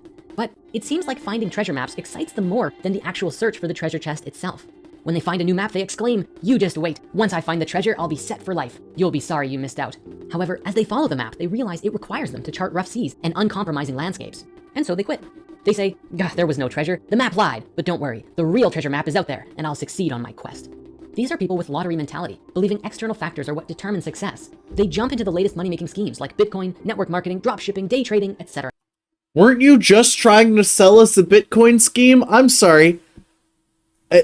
were we not just on that? Okay. They announce they found the opportunity of a lifetime, but when it doesn't work out at first, they are quick to jump to their plan B, their plan C, and their plan D. If we recall Think and Grow Rich, however, we all face temporary No, setbacks, I'm and we chained must be willing magician. to persist through them to gain our wealth. The hustling treasure hunter can achieve great wealth as long as they can follow their map to the end with passion, commitment, and love. The fourth archetype is the innocent prisoner. Imagine you were jailed for a crime you didn't commit. How would you feel if you had followed all of the rules, played by the book, and did everything right, and still ended up a prisoner? These are the people who did well in school, got good grades, listened to their parents, maybe even earned a Definitely scholarship. not me. Perhaps they became doctors, lawyers, accountants, engineers. But deep Definitely down, not They me. still aren't fulfilled. They appear successful on the outside, but inside they are stressed, burned out, and empty. Some even take antidepressants to aid low-humming anxiety. They say, I did everything I was supposed to do, so why do I feel lost and empty inside? What did I do wrong? The biggest struggle here is that they don't think they can stop living this way, because it would be irresponsible. The biggest struggle is that they are secretly chained magicians. So they bottle it up, and the feelings get worse. The mistake of the innocent prisoner is believing that conventional wisdom was the key to happiness, instead of listening to their own heart's calling. The fifth archetype is the castaway. Imagine you are in a plane crash in the middle of the ocean, the only survivor who washes up on shore. You realize you are truly alone, and you must fend for yourself. You build yourself a shelter, you hunt your own food, and you even make a fire. But every day, it's a hustle. You can't preserve food, so you're always on the hunt, always just surviving. This routine becomes your life for years. The castaway is the struggling solo entrepreneur. You are starting your own business, but you feel alone. Every day is a struggle, hunting for food and water to survive. You're always on the lookout for new clients, or fulfilling the jobs of others. If you get paid, you can afford to eat. And when you find your first client, it's like starting a fire for the first time. You want to celebrate, but you have no one to celebrate with. The castaway has to do everything in their company, and never quite making it to the point when they can And we rest, send because if they stop working, Spirit they Science will not Guide to survive. the middle of the The mistake ocean. of the castaway is Yeah, living we'll life just as a have lone to wolf. concentrate While they have and what most open consider some freedom, sort of they are portal lonely, below and they have no him. long-term sense of future certainty. Finally, we have the unfulfilled king or queen. This was the person who conquered many obstacles and are finally sitting on the throne. It wasn't easy. You've worked hard for years or decades to get to this position, and you have everything you've ever wanted: fortune, lifestyle, and status. But for some reason, your happiness is fleeting. Instead of joy, other things fill your mind. What if other kingdoms attack or try and take you over? So you build up your army or fortify your defenses, and you feel satisfaction for just a moment, and then another fear sets in, and you itch for the next achievement. This archetype is the overachiever, the one who was always at the top of their class, worked hard, succeeded in life. Perhaps it's a talented CEO, an executive, senior partner, or other high-up position. But deep down, they're afraid that their peers will outperform them and strip them of their title that they've worked so hard for. But from this place of motivation, achievement does not lead to happiness. It's a trap. They have to achieve more, and inside, they're always unfulfilled. The mistake of the unfulfilled king or queen is the one who finds it hard to be satisfied unless they outdid everyone else. But as a wise person once said, you can't win the race of fulfillment running on the track of achievement. Now, this brings us to the end of our wealth archetypes. Do any of these sound like you? If so, don't worry, and you're not alone. And I have good news for you. Each and every one of these has a solution for it, if not multiple solutions. Now, we're going to explore some solutions very soon. However, if you're interested in going deeper into all of this, I'd like to take a moment to introduce you to the book from which these archetypes come from. It's called Unlock It by Dan Lok. Unlock It is Dan's latest book, and it is truly a spiritual successor to all of his previous work. Are you literally selling us a fourth self-help book? For me personally, Unlock It really helped bring a lot of clarity to my own understanding of wealth and value creation in the world. So I highly recommend giving it a read. And if you're interested, you can find links in the comments below to get yourself a copy. In my own spiritual wealth journey, learning from many books and some amazing mentors, I have found that creating money actually boils down to one simple thing. Are you ready? Here it is. Wealth is a byproduct of value creation. Let me say this again. Wealth is a byproduct of value creation. Whoa. In fact, creating value generates so much more than just wealth. Value creates meaningful experiences, deep connections, authentic transformations, and so much more.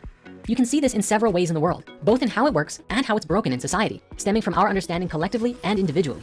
We often complain about these rich people ruling the world, and certainly they're people with massive wealth in the world, and they influence society in literally whatever direction they want, and it's not always heart-centered. Now, for just a moment, let's put the last It's not always heart-centered.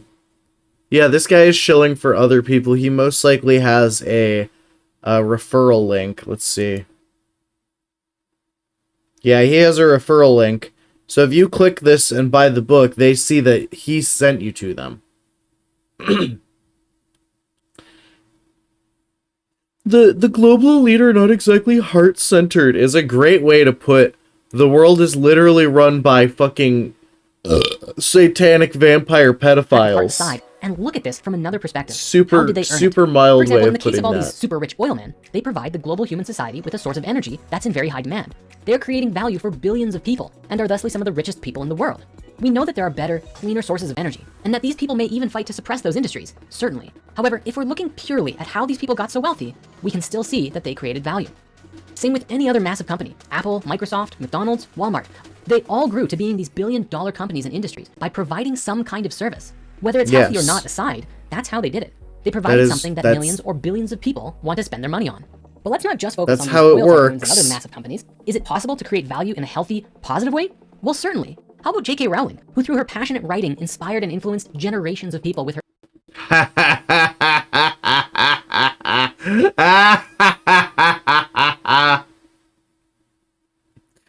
Oh, that's funny. incredible storytelling. The results? She almost became a billionaire. Same with Oprah, who used communication, listening to others, and an exploration of the unknown to inspire tremendous wealth, which she still uses today to influence the global conversation in the direction of love, wisdom, and spirituality. We can also look at Vishen Lakhiani. Look at J.K. Rowling. She never did anything wrong. Everyone loves her.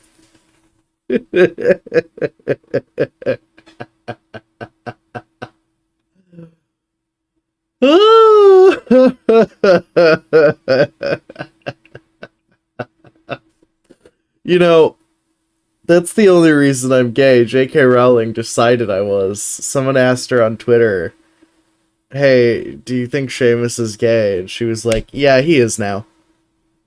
Yeah, it's fine.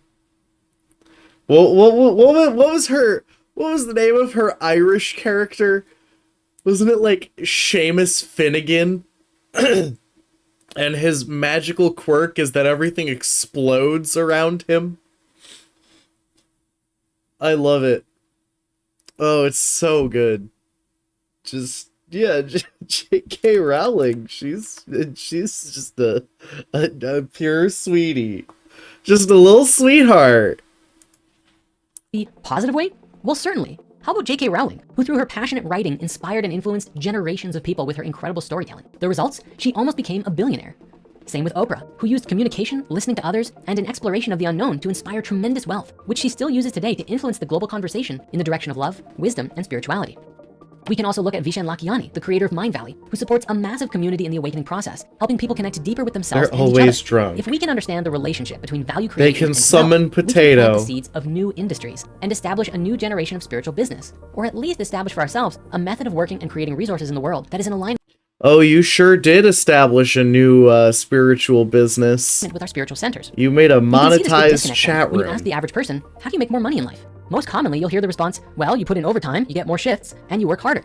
However, what you'll find is that the results of this mentality are, like the approach, a little diluted. If you're working 8 hours a day and getting paid minimum wage and struggling to get by in life, the solution is not working 12 hours a day. That's just a recipe for becoming burnt out, stressed, tired, and maybe even a little neurotic. But what if I only work 6 hours a day and I get paid a metric fuck ton for what I do, and then I decide to work the occasional 12-hour shift? Then it's okay, right? Think about it. Instead of working harder at a low-income job, the key to solving your financial Yeah, problems he made a thing called like Spirit Mysteries, and it's a subscription-based service where you can join various little chat rooms. work for yourself in the world and that offers take greater value classes. to those in need. How can you be in service in a greater We'll capacity? go into it. And if you truly want to be in spiritual alignment with yourself, can you do so and also do something that you're passionate about? Now, let's explore a practical example here. If you're working the checkout at a grocery store, the amount of value that you're creating is not very much. That job is easily replaceable. It doesn't take much training, and so the companies who are hiring checkout people are not going to pay you very much, because that's how much it's worth to them.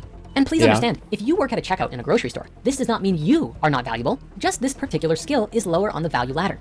But imagine now a good programmer, an artist, or an animator, or a specialized skill that is less common. These are skills Someone that who are in can high demand levitate. and low in supply. Companies will hire quality Oh skilled yeah, no. individuals and pay them very high He amounts, literally has a Spirit Hustlers University. producing quality material for their company. In fact, sometimes companies are based around it, like Apple being started from Steve Jobs' garage. Even Spirit Science was started in my parents' basement, built off of nearly 10 years of personal practice animating and learning, which stemmed purely from my own interests and passions. So the question you have to ask yourself is, what value are you adding to society or your community at large? In my wealth journey, perhaps one of the most practical perspectives that I've learned to make this understanding real in how to bring value and create wealth in the world is that it really all does boil down to skills. Now, in the past, I've spoken about Dan Lok. In my experiences of Dan, he's like a fusion between a Taoist monk, a Kung Fu master, and an ancient Chinese military leader. That is, if you were to merge all of those together within a soul and make him a very heart-centered, compassionate businessman. Dan's mission is the elevation of wealth and financial confidence in the world, and he does it by helping people to elevate their minds and supports them in being in service to humanity in all manner of ways. The reason I bring this up is because Dan speaks often on the subject of high-income skills. He explains this dichotomy of skills, value, and wealth creation, and teaches that if we want to generate more resources in our lives for the use of making life better for both ourselves and society at large, we must learn skills that are in high value. Now And it's doing a so provides you bigger with financial basement. confidence. No, that's me, Knowing that Adam. you have the skills to generate wealth by offering high-value service to others gives you the confidence that even if something was to I happen and you moved lose all out your of money, my you have the parents' skills necessary to basement and produce into more my because you are a own valuable person basement. with valuable skills.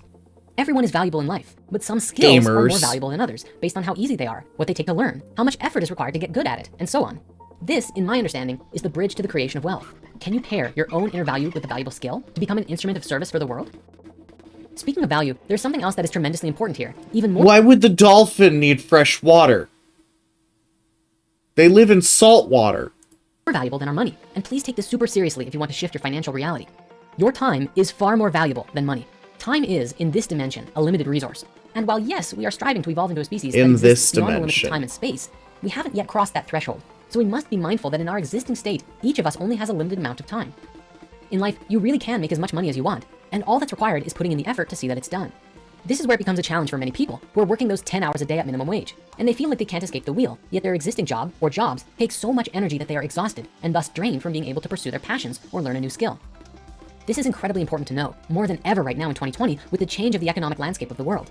Now is the time. The solution opportunity is just to create chug- massive transformation in our chug lives energy and in the drinks. world by taking some time to learn new skills and implement them in the world through our work and our intentions to be in service to humanity. So if you are wanting to generate more wealth, the first thing you have to look at is how much value are you creating in the world? How much Is the job you have caffeine now can your limited in how heart much value take you can before supply it to others? gives out? All it takes is honoring both the masculine and the feminine and striving together to create a new paradigm of social harmony. So wrapping up this whole thing, ultimately, as Sifu Dan Lok would say it, for all of us that have struggled with money, it seems as though what we have is not a money problem, but a skill problem. If we can learn some high income skills, especially one relative to our wealth archetype, we can completely transform our financial lives by creating value in the world in a meaningful way that impacts the lives of all of those who your work touches. As we were drafting the finale for our money series, something very important came up to be explored on the subject of resource-based economies, which is the usage of resources in the world today. Scientists Yeah. studying how many resources people consume have found that individually, the higher the overall income of a region, the more the people there tend to consume an excess of resources, something especially prevalent in the middle classes. To top it all off, these consumption rates are growing. But instead of being concerned about the growing population, these researchers are worried that the growing demands of our current population are a much bigger threat. For the most part, some of these resources include things like transport and industrial costs, like fuel and water. Further, household consumption is seemingly giving rise to more than 60% of global emission. To put that in perspective, that's between 50 and 80% of the total resources that we use. Not only are resources being used unnecessarily, but according to the Journal of Industrial Ecology, the growing consumption rate on food and international goods in households has significant environmental impacts that are just not sustainable. It's thought that one of the main reasons behind this excess spending is the increasing levels of disposable income in our society, enabling consumers to soak up resources far past what is needed for them to survive. Though at first, this may be a depressing thought, it's also an exciting opportunity. More and more people around the world are waking up to issues like our vulnerable environment and social inequality. And actually, it's middle-class citizens who can do the most about it. If a Okay, but listen. The people who attend opportunity. Like, More and more people around the rallies world are like waking up to this? issues like our vulnerable environment and social inequality. And actually, it's middle-class citizens who can do the most about it. If a cultural and mindset shift occurred where people the kind of people who attend that sort of rally are also the kind of people who are fucking overnight shipping like weird shit out of India to themselves off Amazon. You know what I mean? Like, they are some of the least self-consumption, environmental damage conscious people on the planet. agreed to consume less of what they didn't need, a significant amount of pressure could be removed from our environment. This would hugely free up more resources and help to promote our collective welfare. Now, one of the most important steps we could take to sustain everyone in our current population, as well as growing populations, and protect our environment, is to collectively make the decision to consume less unnecessary goods. We know the world though, and Or just consume those goods from local sources and stop making China produce literally everything for the whole planet. We could do that. that is much easier said than done. Baked into many of our modern cultures is the importance and glamour of living a materialist life, one that is ultimately based on consumption. Many people are misguided by their desire to be materially wealthy, so much so that they don't even know what they would do with the money if they had it. Maybe buy a mansion or a nice car or some other quick fixes to the illusion of poverty. But Listen, the real solution to all economic and ecologic crises has the same answer. Nuke China. I'm correct. If you just turn China into an irradiated field of black glass, all our problems will be solved. I don't there's no other, like, I don't know what to tell you. It's the easiest answer. Explain why. Okay, I'll explain why. Pollution. China produces the most pollution by every metric across the entire world. We're talking emissions. We're talking garbage. We're talking agricultural waste. We're talking every single metric that you can measure pollution by. China produces the most of it. Gone. 3 billion people.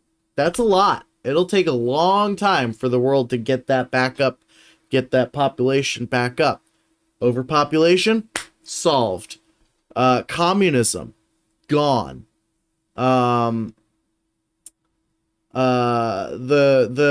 China market manipulates foreign currencies and housing markets across the planet, right? So in Canada, Trudeau just made it illegal for,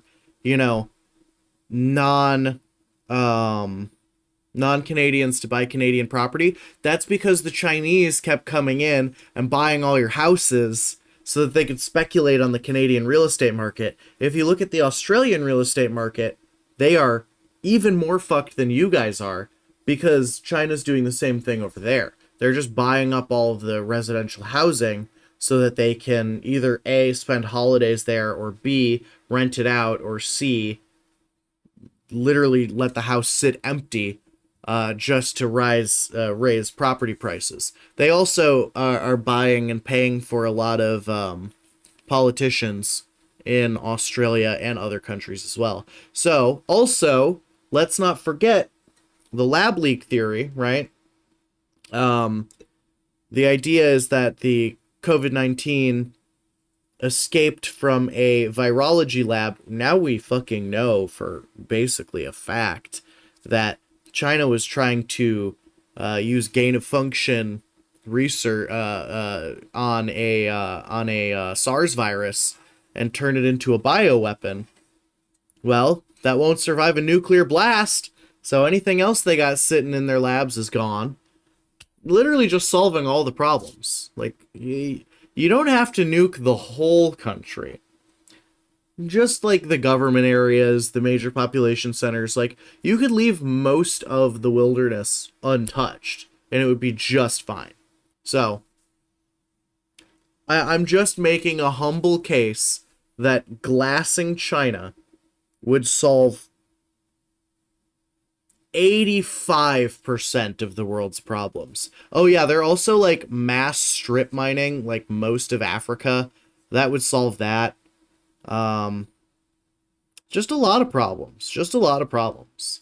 All solved by simply turning China into a glowing crater. It's just factually true. Sorry. Even though most people don't become wealthy in this way, the mindset has trickled down into what is basically a consumer culture. Today, there is always an exciting new version of the thing that you already have that works completely fine. And many people are convinced that the status of owning such things is so important to their lives and their well-being. Seriously, I remember in high school that when you got a new pair of shoes, it was like the thing that everyone talked about for a day. Everyone you saw, even people you didn't really know, would compliment you on your new shoes, and then the next day, nobody cared. But there was some sort of status associated with getting new shoes. In reality, the addiction to consumption is an ever-present issue that functions much in the same way as any other kind of addiction. Many people can relate to the dopamine release of buying something, even if you never actually get your money's worth out of it. There really is an effect in your brain that feels good to own the newest things before your friends. In this kind of situation, it's important to be honest and open and approach it from a position of compassion. If buying and spending is something people do to relieve stress, then shaming Well, people, you see, it doesn't matter what school he went to, because he's the main character of reality. consuming more will only make them feel more stressed and ultimately make the problem worse. What we really need to help make ourselves conscious of our consumption is shifting our sources of satisfaction to something else, such as doing good work, helping others, and making connections. This isn't a simple issue, of course, but like any problem, the first step to solving it is looking at it without judgment. Curbing consumption and freeing up See, resources is that's the thing. Look at my idea without judgment, nuking China, and judging it on its own merits. It's fantastic. It's the perfect idea. I need to be the president so that I can nuke China. something everyone can work on right now. And maybe this is the first step to living in this new kind of world. This is not a one where no one joke, is by starving the for way. in poverty. When I It's eventually not all run doom and for gloom. office, I While want on this average, clip most middle and upper class played. consuming and polluting more, There are some cities thriving today to during achieve a much my more my environment presidential sustainability. confirmation Copenhagen in Denmark speech. and Porto Alegre in Brazil are both middle or upper class cities, and yet Copenhagen has experienced both economic growth and emissions reductions by working with local planning. I'll programs run to in make the move towards 2040, renewable energy sources way and easier. my slogan These will cities be are demonstrations Nuke that China. if a city collectively sets an intention to do something, it can be done. Because Seamus as we for already know from many president. new emerging scientific explorations today, intention and observation Conspira for steers president. reality. Are there even enough resources? Hashtag Nuke China 2040. Oh no, Russia's gonna stand against me nuking China. Well then you know I'm the correct candidate for America. Where's the Russian collusion, narrative to stop me? They can't. Because I'm going to nuke them.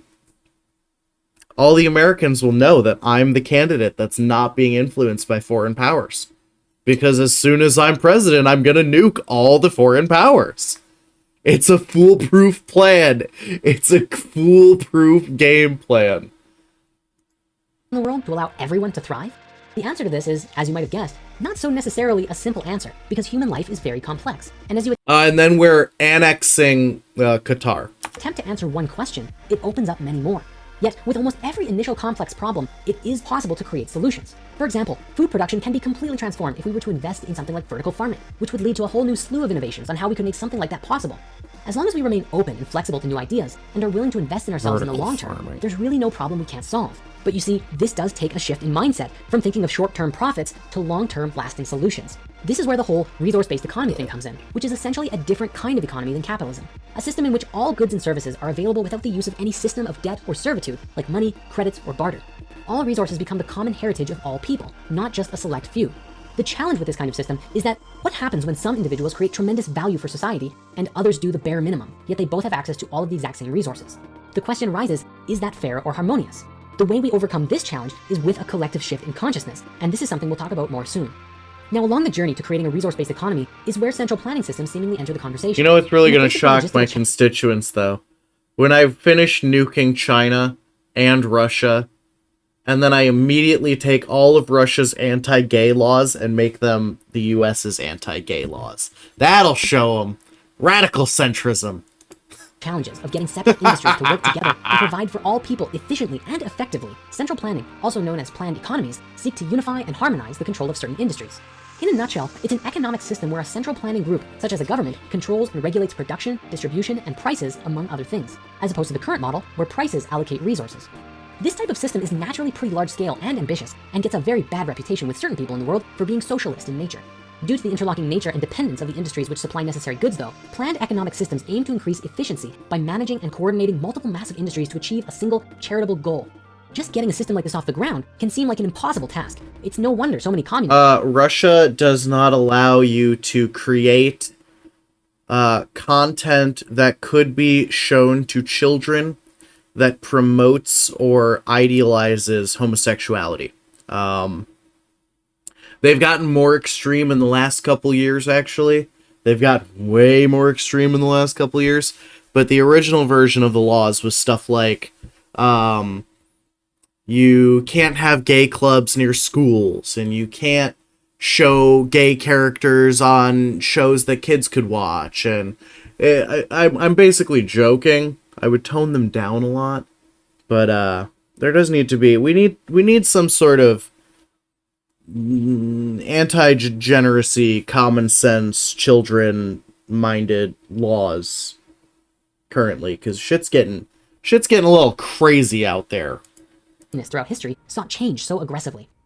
Now, one serious option to achieve a planned economy seeks to do so by more harmonious means. Yeah, I could do thirst Something known streams as the because Venus Project is a I central tag planning myself system with as plans to start small not for and make children. use of advanced It's technology that to easy. organize societies and distribute resources intelligently. But their vision goes even further. For in their own words, they say, "We call for a straightforward approach to the redesign of Oh, a the culture Venus in which the age-old Project. inadequacies of war, poverty, I hunger, love debt, the Venus environmental degradation, Project. and unnecessary human suffering It's are viewed never not gonna only as avoidable, happen. but totally unacceptable."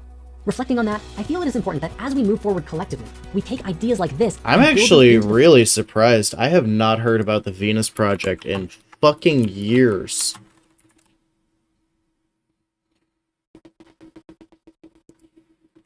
Bro, they're still going?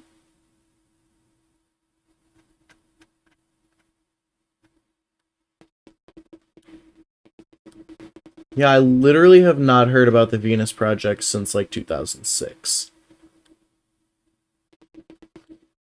Oh my god.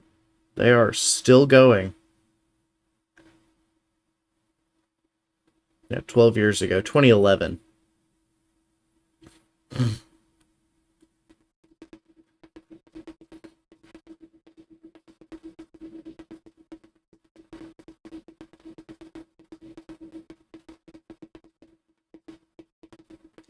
Yeah. What's your like participatory democracy? A micro farm. Venus Project is,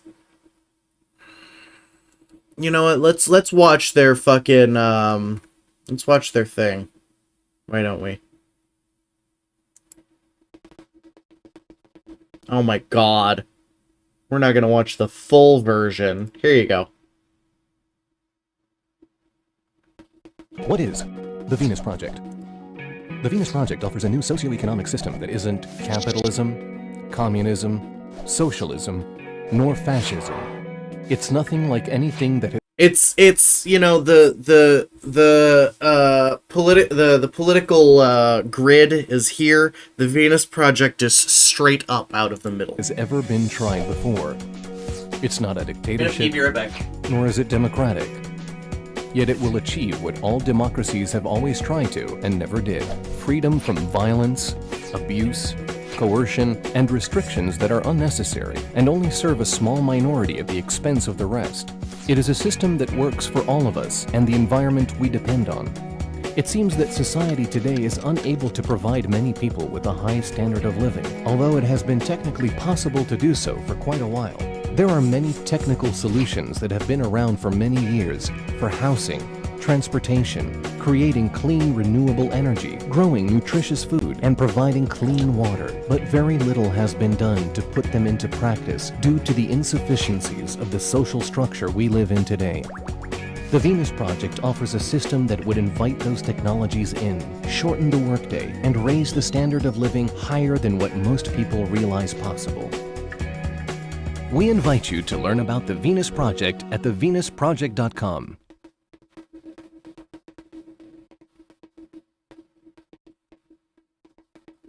This video is supported by the Great Courses Plus. If you're a fan of this channel and the kind of stuff I talk about here, chances are you're also a fan of science fiction and stories set in the future. And in these imagined futures, there's a couple of different tropes that you see over and over again. One is the utopian... Ugh. Oh, how's it going, Kristen? So the Venus Project,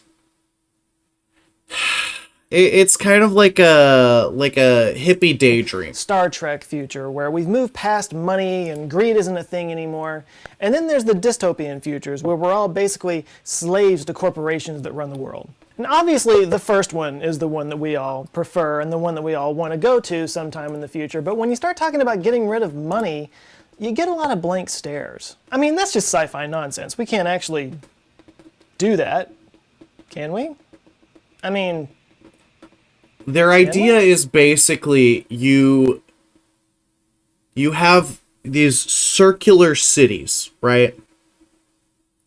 And there's sort of like central towers that act as like a library.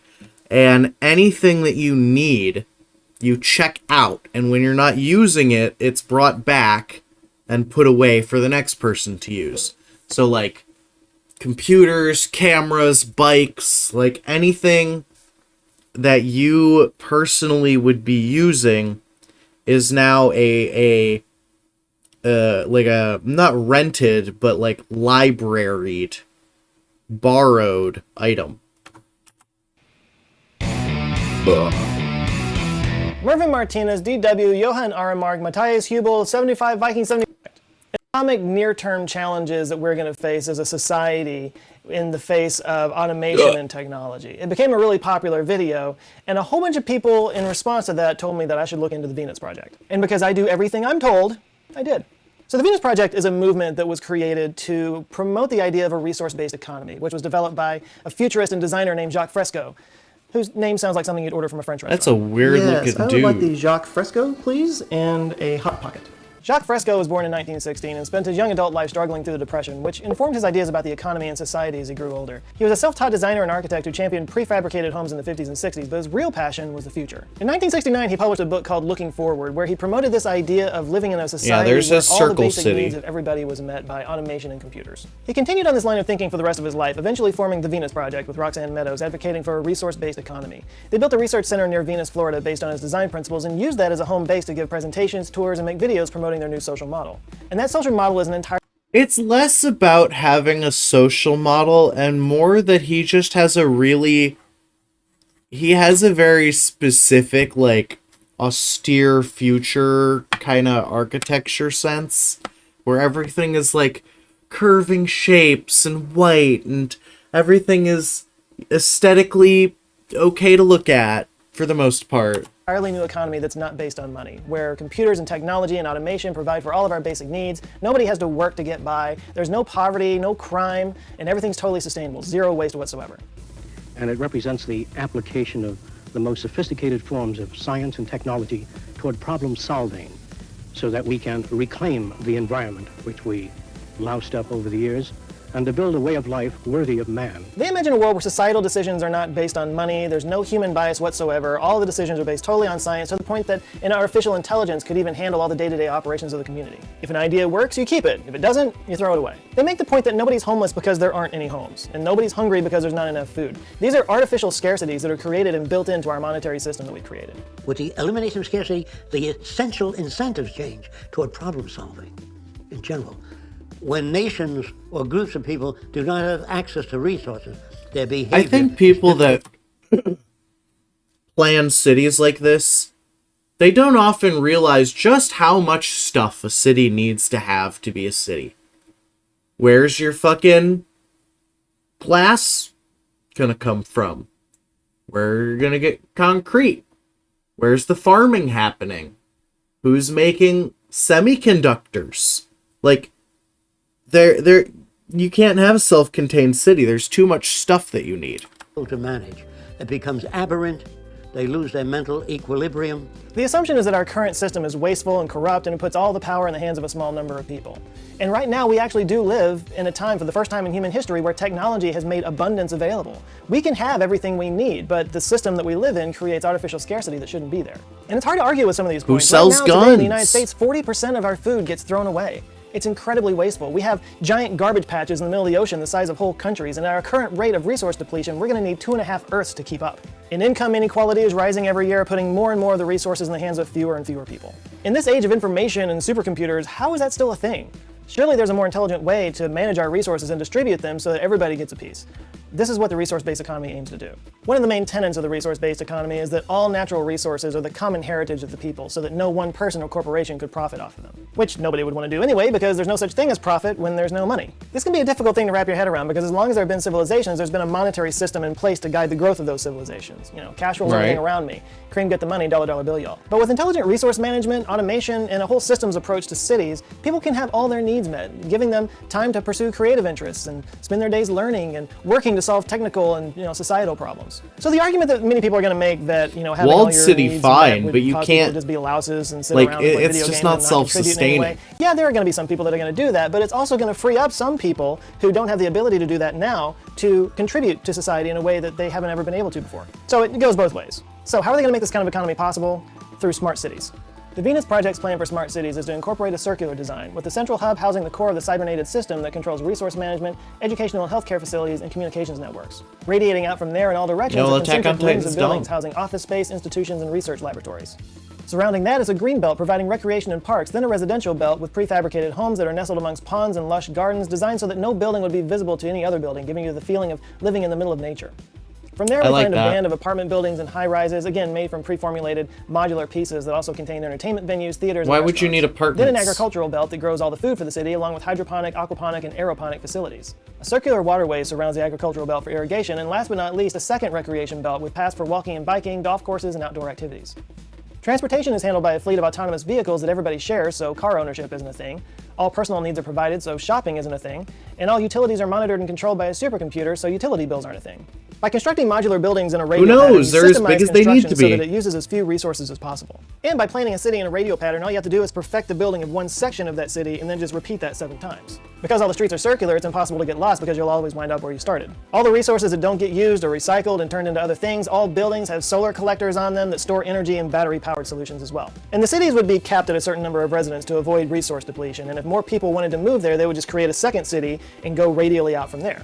The purpose of the first circular cities would be to test, refine, and perfect the resource-based economy, but eventually the idea is to spread this throughout the entire world. A global system that ensures that everybody has all the resources they need, which means an end to war, an end to poverty, an end to exploitative business practices, just the entire human population focused singularly on its advancement as a species. Okay, so some of you are probably touching yourselves in the dirty place right now just hearing some of these ideas, and some of you are angrily banging out comments in all caps calling me a communist for acknowledging its existence. Well, I think you're both about to be shocked to hear me say that I think the Venus Project is an idea whose time will never come. Because while there are a lot of really great ideas around the Venus Project, I think it's built around a set of assumptions that I'm not 100% sure are true. The first assumption is that capitalism is fundamentally bad, it's corrupt, and has put too much power in the hands of too few people. And this is true, but maybe, and just go with me here, but maybe, despite all of its flaws, when you look at the big picture, capitalism's kind of working. World poverty rates have gone down, the number of war deaths has gone down, infant mortality rates have gone down, global life expectancy is rising, and the world literacy rate is steadily increasing.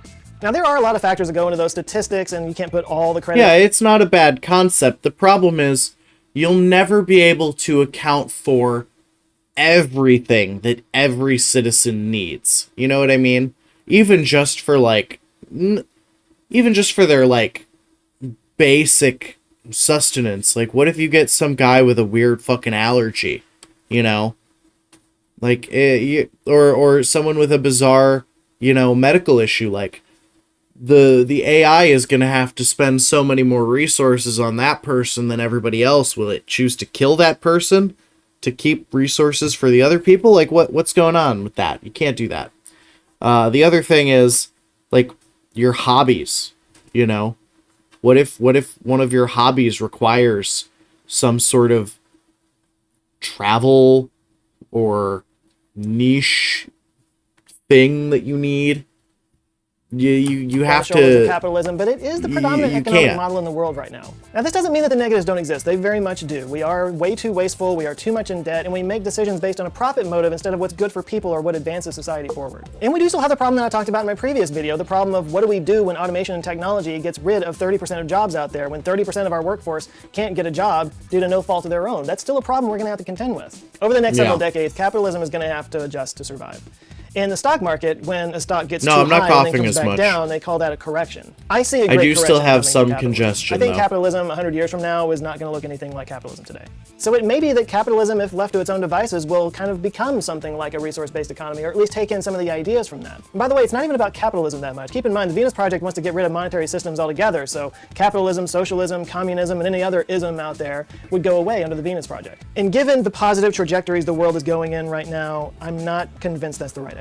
Yeah, The last thing that makes me a little bit cynical about this is that the whole circular city idea is something that's actually been It's like he shaved them off and they haven't fully grown back yet. around for a really long time, and it's never worked. Actually, fun fact, a very similar idea was put out there in the 1960s by Walt Disney in his original concept for Epcot. Now, anybody that's been to Disney World or just grew up watching a lot of Disney Channel knows all about Epcot Center, but what most people don't know is that the original concept for Epcot was something much, much more ambitious.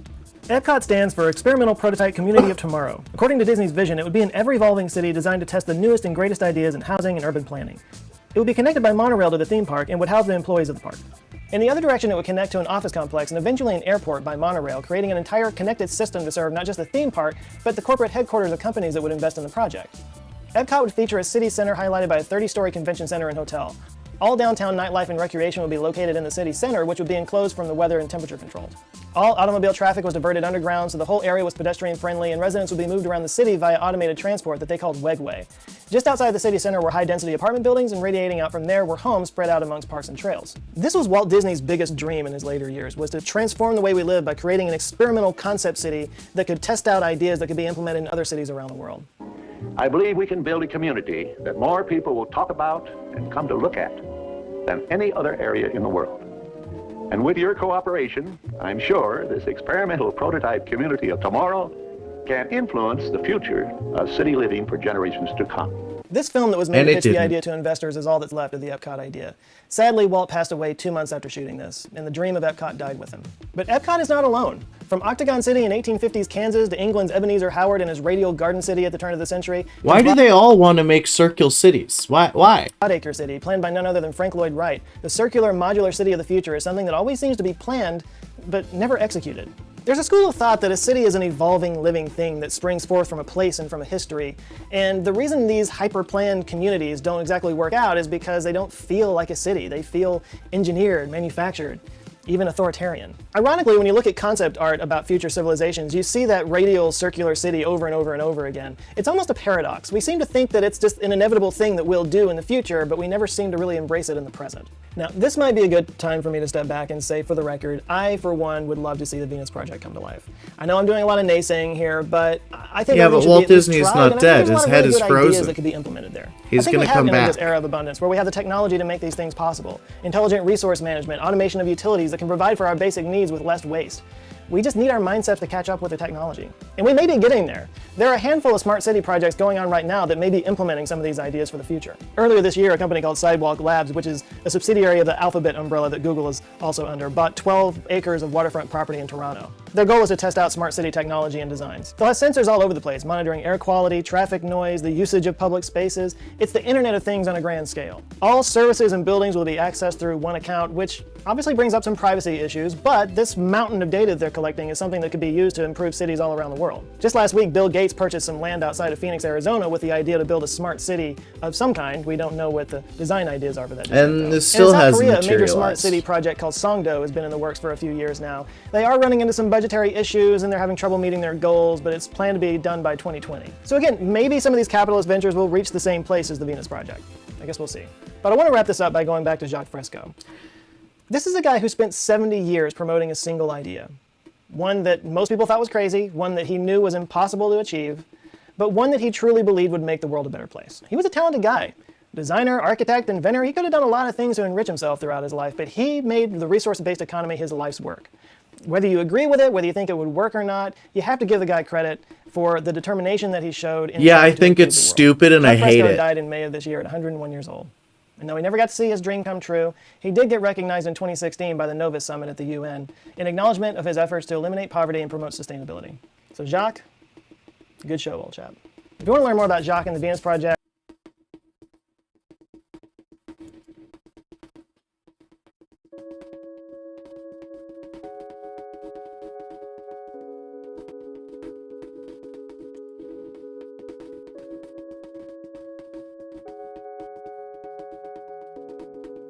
See, I wouldn't mind living in some sort of weird, you know, future hub city, but I don't know.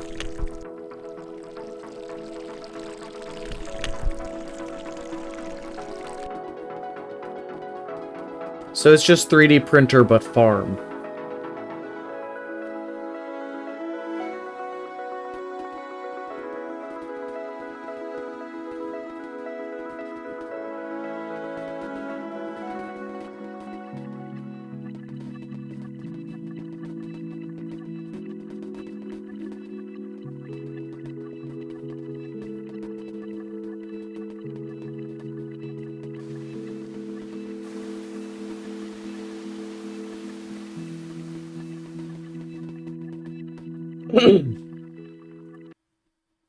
So yeah, that's the Venus Project.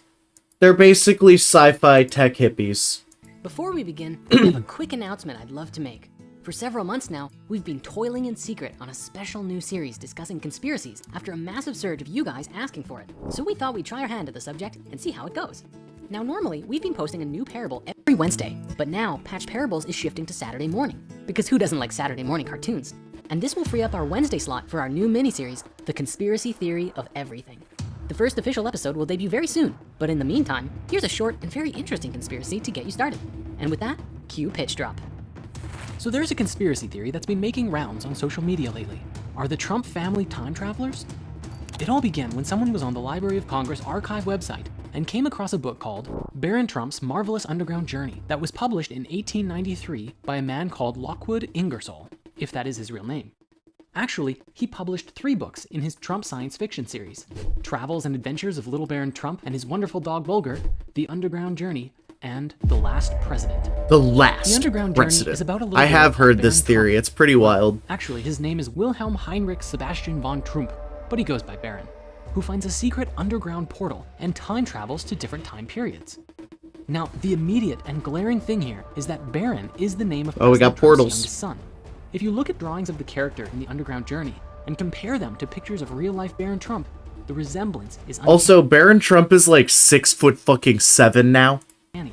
But we haven't even gotten started yet. Fucking gigantic. In the book, little Baron Trump has a mentor and father figure, a man called Don. They put that boy The on the events of this human book growth take place hormone, in I Russia, swear. And besides Donald Trump's famous friendship with Putin, Melania Trump, President Trump's wife and mother of modern-day Baron Trump, was born in Novo Mesto, Slovenia, before she moved to the US. So 4 years later, Ingersoll published the sequel, The Last President. An obvious coincidental name aside, this is where things get really weird. The main plot of this book is about a very wealthy too man young. who lives on Fifth Avenue in New York who decides to run for president, and naturally no one expects him to win. As you might expect, located at 725 Fifth Avenue in New York today is none other than Trump Tower. Dun dun In the book, dun. shortly after the mysterious wealthy man wins an election that no one expected him to win, he's inaugurated and starts selecting his cabinet. One of the first people he That's a good question. Baron Trump height. 6'7". I was right. He's gigantic. What the fuck? 15? Okay, he's 16 now. He was 6'7" at 15. Come on, dude. That boy is on something. They put that boy on something. Look at him. He's 15. He's slouching. And he's still taller than Trump. Trump is like 6'3", isn't he? Yeah. Well, I said that. I said he's too young for me. Baron is 6'7". Can you believe it? And he's 15. Eric is short. He's only 6'6". Oh my god. Fucking Nephilim. He's not done growing yet. Jesus Christ. Like, he's too big. Like, they put that boy on, like, protein, growth hormone, forbidden peptides, like, that, they juiced that child. There's no way that he's fucking 6'7" at 16, 15, and that's just natural, that's just normal. chooses is another mysterious gentleman who goes by the name Mr. Pence. Granted, in the book he's given the post of Secretary of Agriculture rather than Vice President, but still, what's really going on here? After his inauguration, since no one expected him to win, the city of New York and the wider US in general erupts into violence, with people rioting and damaging property left, right, and center. So naturally, the new president signed some new executive orders to better control the people. Now, the next part of this theory gets even more crazy. Today, everyone knows about the forgotten physicist Nikola Tesla. In 1943, he died bankrupt, in love with a pigeon, don't ask, and all alone in room 3327 of the Hotel New Yorker at the age of 86 from a blood clot. Now, while this theory usually says something along the lines of Tesla having designs for a time machine, this isn't strictly true. In fact, he was generally pretty critical of Einstein's theory of relativity, which is one of the main theories that time travel is generally based off of, as he didn't believe space could be curved. The thing is, he actually claimed to have developed his own theory regarding matter and energy that he started working on in 1892, and in 1937, at age 81, he claimed in a letter to have completed a dynamic theory of gravity that would put an end to idle speculations and false conceptions about curved space. However, this theory was never found in any more of his writings, seemingly disappearing from any record. After he died, the US government took possession of all of his inventions, theories, and files in the interest of seeing what he knew. The department that took everything was known as the Office of Alien Property.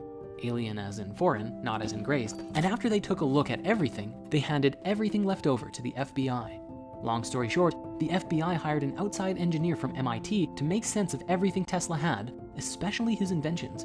And the man that they hired, drumroll please, was none other than John G. Trump, the late uncle of President Trump. After studying everything, John Trump determined that there was nothing dangerous in Tesla's inventions that could hurt the US government. So this conspiracy theory goes, perhaps John Trump lied to the government to keep Tesla's theories to himself and out of the hands of the government, perhaps even to help his own family, who then not only time traveled through time to set up their vast empire of wealth, but also cement their power in society. Now, there's one more thing to this theory, but we're not sure where it fits in. See, President Trump's mother's name is Mary, and his father's middle name is Christ. So, yeah, that's kind of weird. But what's more, his birthday of June 14th, 1946 was marked by a total lunar eclipse. So some intense energies were definitely going on back then regardless. Further, a lot of the early parts of these books, Texting my especially the boys. first one, recount Baron Trump's adventures into the Hollow Earth, meeting with secret civilizations and dealing with the natives there. Oh, I'm you not got saying history that is this means Trump wrong. is either the next Jesus or the Antichrist, but as far as conspiracies go, there are ideas about both of these on either side of the equation. Now, I know how all this sounds. It's a pretty wild theory that the I know Trump how all family wrote this these sounds. books or somehow influenced Ingersoll. Or maybe Ingersoll wrote his books as an expose to warn us. Whether it's true or not, it certainly is one hell of a coincidence. If you want to see a funny slant on it, Jamie Fuller wrote in Portico that the character of Baron Trump is often precocious, restless, and prone to get in trouble, often mentions his massive brain, and has a personalized insult for most of the people that he meets, which sounds awfully familiar to someone who shall not be named. And apparently, Leigh Scott is currently working on a movie adaptation of the books that we might see in the coming years, so keep an eye out for that. No. So, what do you think? Could Trump be a time traveler? I mean, what a crazy idea. Yet, maybe sometimes the truth is stranger than fiction. Strangest of all might even be the connection to Back to the Future 2, in which Biff uses a time machine and basically becomes Donald Trump. And we should probably say too, Yeah, but Donald that Trump interpreting his theories existed probably when not that so movie rigid came and out. literal. Perhaps the nature of time travel isn't physically traveling, but a sending of one's consciousness or ideas and information through time to the past and future. There's a lot of ways that this could go, and even if it is all just one big coincidence and nothing more, you gotta admit, it's really fun to entertain. Seriously, they could make a movie about it. Oh, wait, I guess they already did, 30 years ago. Now at Spirit Science, we, like many of you, have been following along with a myriad of conspiracy theories and everything going on right now. And what we find perhaps the most exciting is how there is an intersection of these topics and our spiritual awakening. In our upcoming series, The Conspiracy Theory of Everything, we will attempt to look at the greatest conspiracies of all time and how they all collectively fit together to paint a picture of our... Okay. Let's do this one. Because I feel like this one's gonna check off some We stuff. can move backwards and forwards in history. And in this way, we are quantumly entangled with our past and future selves. And with this awareness, I I wanted to like take a when moment they to just put quantum in front of things and are like, yeah, it does whatever I say it does now that I've made it quantum. connect with my past self. However, this video isn't just for me. When I first started waking up spiritually, which was about 10 years ago, I didn't have much in the way of mentorship. There was no spirit science for me to watch, no online communities that I found myself connecting with. And because of that, I had to do it the hard way. Trial by stone. Trial by stone! Trial by stone! Wait, sorry, no, trial and error. There were a lot of mistakes that I made, and a lot of things I wish I had known about human life and how it all works ahead of time. So today, I wanted to make this special video not just that will become quantumly entangled with a multiverse edition of my past self and hopefully help him out, but one that today might offer some advice for people of all ages who are on their spiritual journey, especially for those who find themselves feeling the same way that I did all of those years ago. Dear self, I want to speak to you about the nature of time. Time is very interesting because when you are young, you haven't experienced very much of it, and so you feel like you have a great deal of it before you. So much so that a single day can seem like a very long amount of time. You can do so much in a single day. What I have found is that the more days, weeks, months, and years that move through you, this frame of reference changes. Soon, a day feels much shorter, as your time is occupied in different ways. Enjoy your youth and the few responsibilities you do have, because the older you get, the more and more you become responsible for, as you become a creator of greater and greater things in your life, from various jobs, relationships, and family. Be aware that in this human life, we are living... Okay, he's not gonna do what I thought he was gonna do. If I could just tell my, my past self something, I would just say, buy Bitcoin. Jesus Christ. Buy fucking Bitcoin. You retard. I would force myself to buy it. So this is his grift. I like how it doesn't tell you the prices of anything. So these are the courses. You can learn to activate your light body. There's the 7-day transformation, your 12D shield, tarot, Hermetica, history of magic, spirit wealth builders. So literally Hustlers University. Literally just Hustlers University.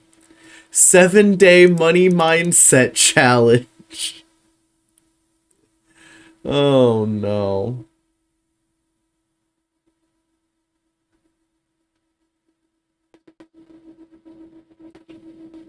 There's an app. Monthly membership. $57 a month. That's more than Hustlers University. That is more dollars than Hustlers University. Annual $500 a year. Holy shit.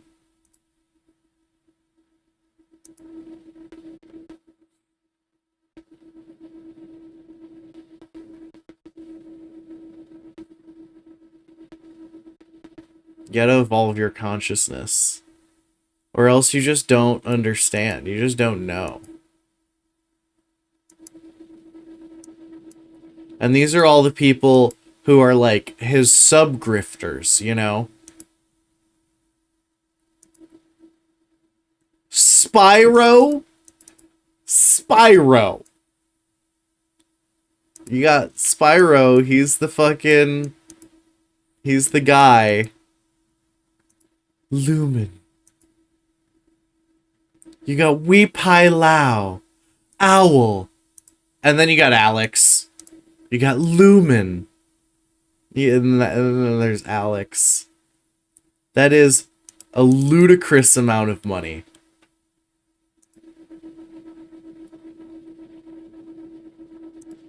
Choose a plan. You can get in for free and enter the chat room, but you can't go into the classes and study groups and community events. And one of the community events was just like, they do gaming sometimes. They do a little bit of gaming. So, I watched the first couple seconds of this one, and it seems pretty good. This is a story about my last ayahuasca ceremony.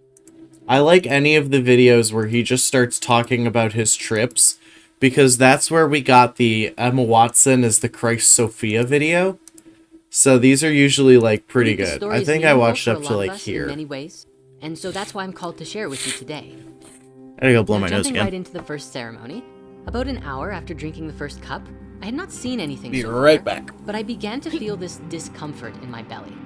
It grew from discomfort into painful, and soon there I am, writhing in agony. And I'm not receiving any clarity on what's going on. I'm just in a lot of pain. The spirit of Mother Ayahuasca, who is the spirit of the earth, was with us that night and saw that I needed help, sending one of the shaman helpers to come and see me. This was an amazing man, and he brought his magic in full, using prayers, blessings, and lotions to help. But when he was done, the pain had not departed. He then told me that he learned he was not strong enough to solve this for me, and I had to pray to God. And so I prayed to God with all my heart. After maybe 10 minutes, God's representative appeared. He was like the harbinger of the supreme creative power, appearing as a mega ultimate super being who I understood to be the sun god, Ra, complete with anime-like super armor. I mean, if there was ever an anime-level sun god in existence, this was him. And now suddenly we're in a big Hollywood movie. Okay. I hope the action scenes are good. I The last Super Titan heard Ra then Mega sends this Ultimate gigantic Super chain Being, straight into my belly, which which latches kind of onto sounds like something. we're talking about And this Digimon freaking power Hulk scaling. of a god starts drawing out something incredibly dark and incredibly Oh, we got an evil. excuse to trip balls. As a point of credit to the weight of the psychic attack anchor, even with all of his power, it took Ra a long time to pull it out. We got a shitty And so seminar. as I'm watching it being pulled from me, the more I begin to understand what is happening. You see, this was not just any ordinary psychic attack anchor created by your average spirit or malevolent wizard, but a He doesn't explain what a psychic attack anchor is either. particular psychic attack anchor put inside me by the deep state to stop me from becoming an ascended I'm sorry, what? attack anchor created by your average spirit or malevolent wizard, but a particular psychic attack anchor put inside me by the deep state Put inside me by the deep state. to stop me from becoming an ascended master. To stop me from becoming an ascended master. Dude, we already check off the spirit science guy as the main character of Reality One. We double that one. The Illuminati is after people like me. Oh my god, what else? Oh, we don't have Love and Light.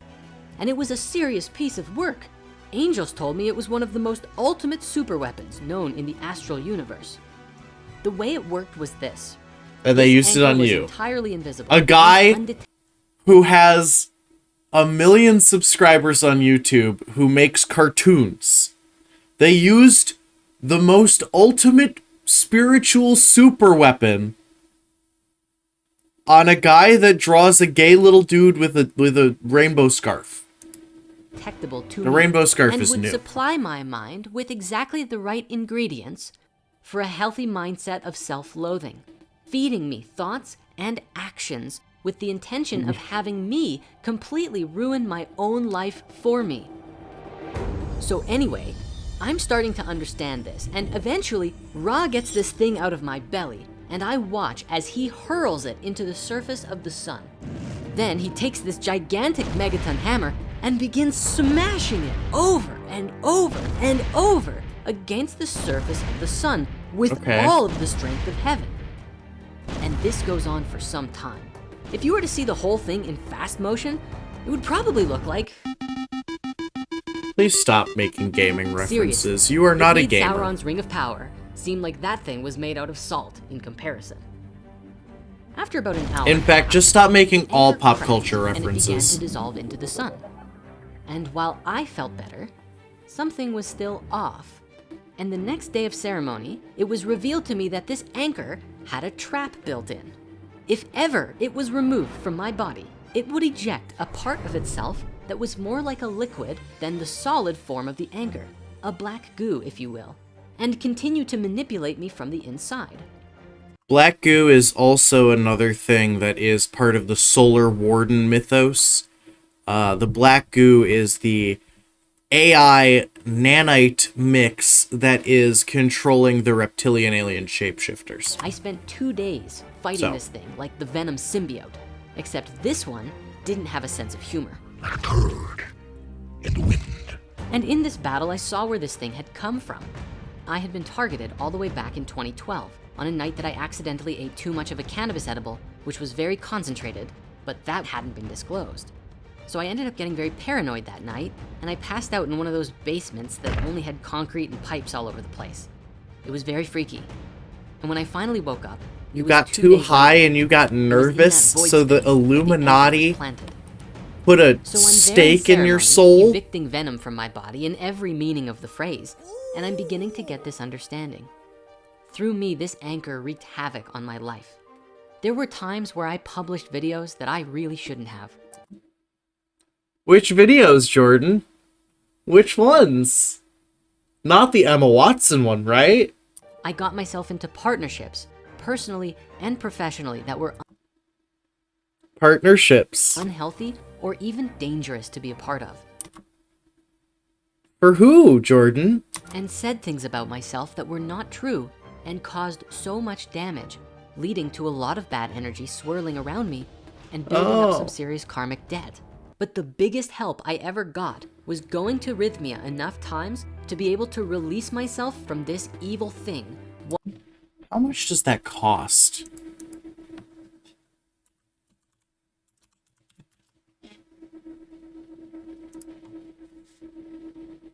How much does this shit that he's doing cost? Oh my god.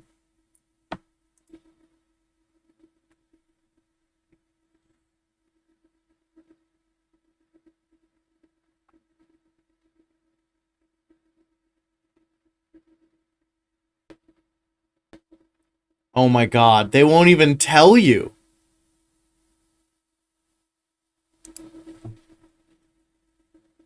They don't even tell you. Oh my goodness.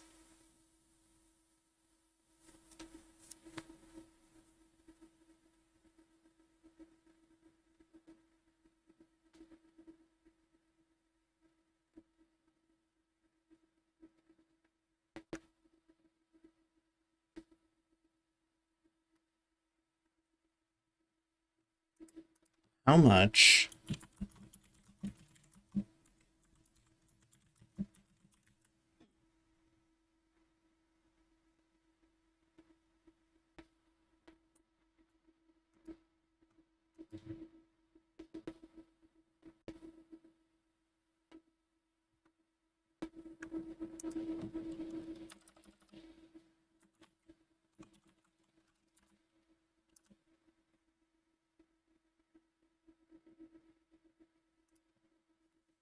Okay, let's see.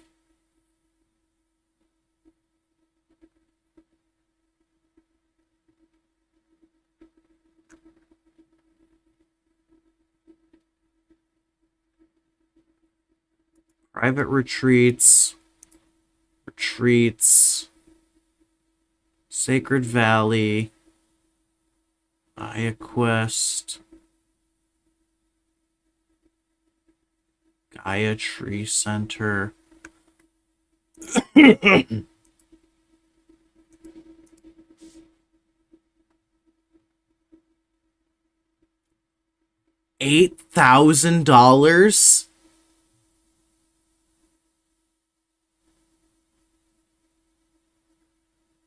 Oh my god.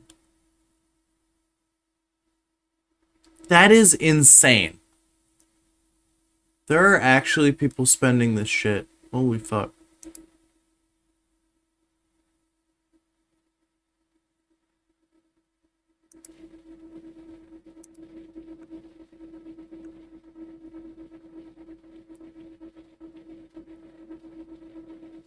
Participating in a full week at Rhythmia costs $300 a night. So that's $2,100. That's not terrible. That's still way a lot, but I mean,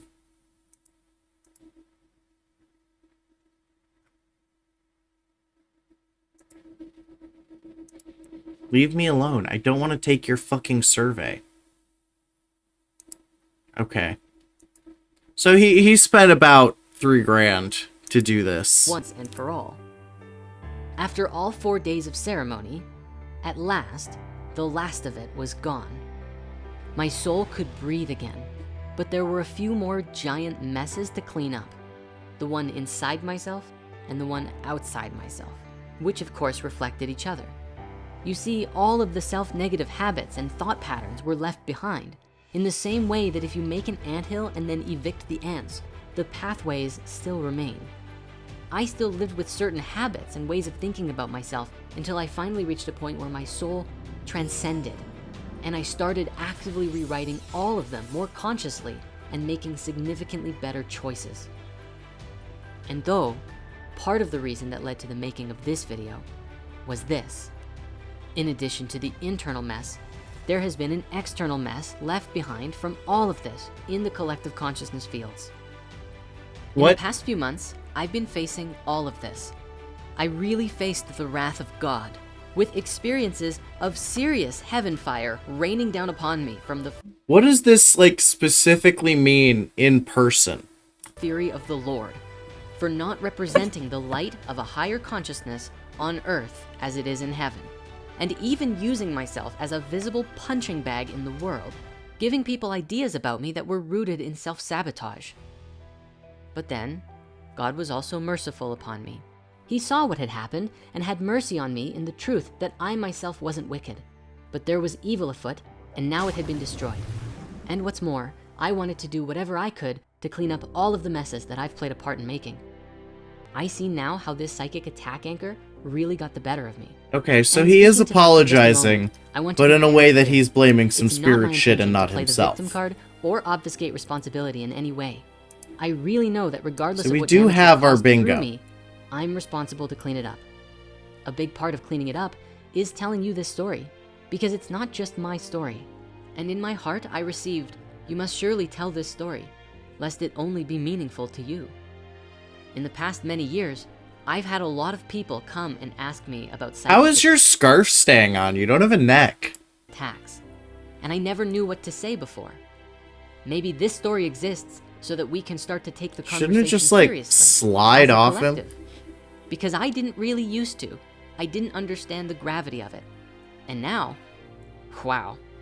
I mean, Wow. I've seen some things, man. And there's an undercurrent to human consciousness that needs both love, healing, and the purifying fires of the supreme divinity. You know what? So, He probably does, like, magnetically clasp it on. Also, he did just love and light, so... Definitely, we'll make more videos about this in the future. But for this moment, I think just sharing this story and holding a space of understanding, healing, and forgiveness with you is where I'm called to begin. I like the ratio I here. stand for truth, love, and authenticity, and from henceforth, I always will. I love you so much. Thank you for watching. But, like, what videos specifically? Can I sort by, like, the, like, bottom comments? Can I... No. I want to see, like, the mean comments.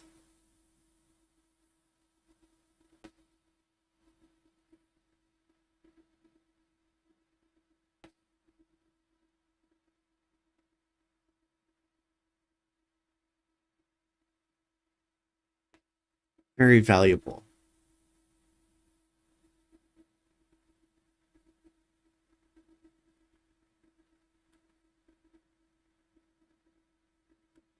Okay. Alright, we'll do Hollow Earth, and then we'll, maybe do some gaming. I found this game that I played a couple rounds of today. It's called Muck. It's on Steam. It's free. And anyone can join my game if they have my little room code. So when I start playing, I'll post my little room code. And it's a survival crafter, right? But it's much more difficult than it has any reason to be. And it's pretty fun. I like it. Funny species. We investigate the depths of space and spend trillions searching for habitable places off-world, along with trying to find ways to get there. Yet, while it may seem like we have a good understanding of our own planet, when you really think about it, we've only just scratched the surface. Why haven't we found the hollow inner Earth? Fully intended. Though the ocean makes up 70% of the Earth, scientists say that over 80% of it is unmapped and unexplored.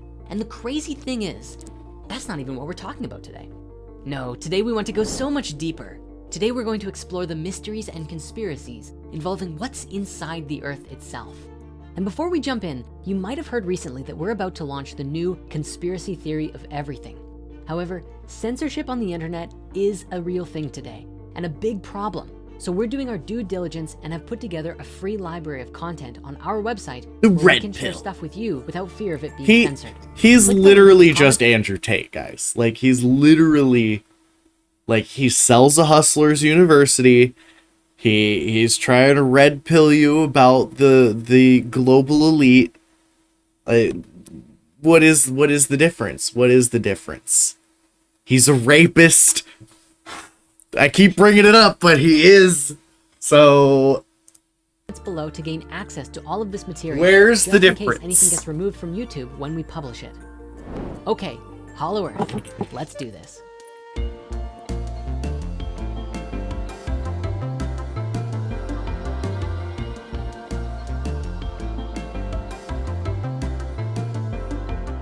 Of the 4,000 miles of depth, we've only ever dug 8 miles down.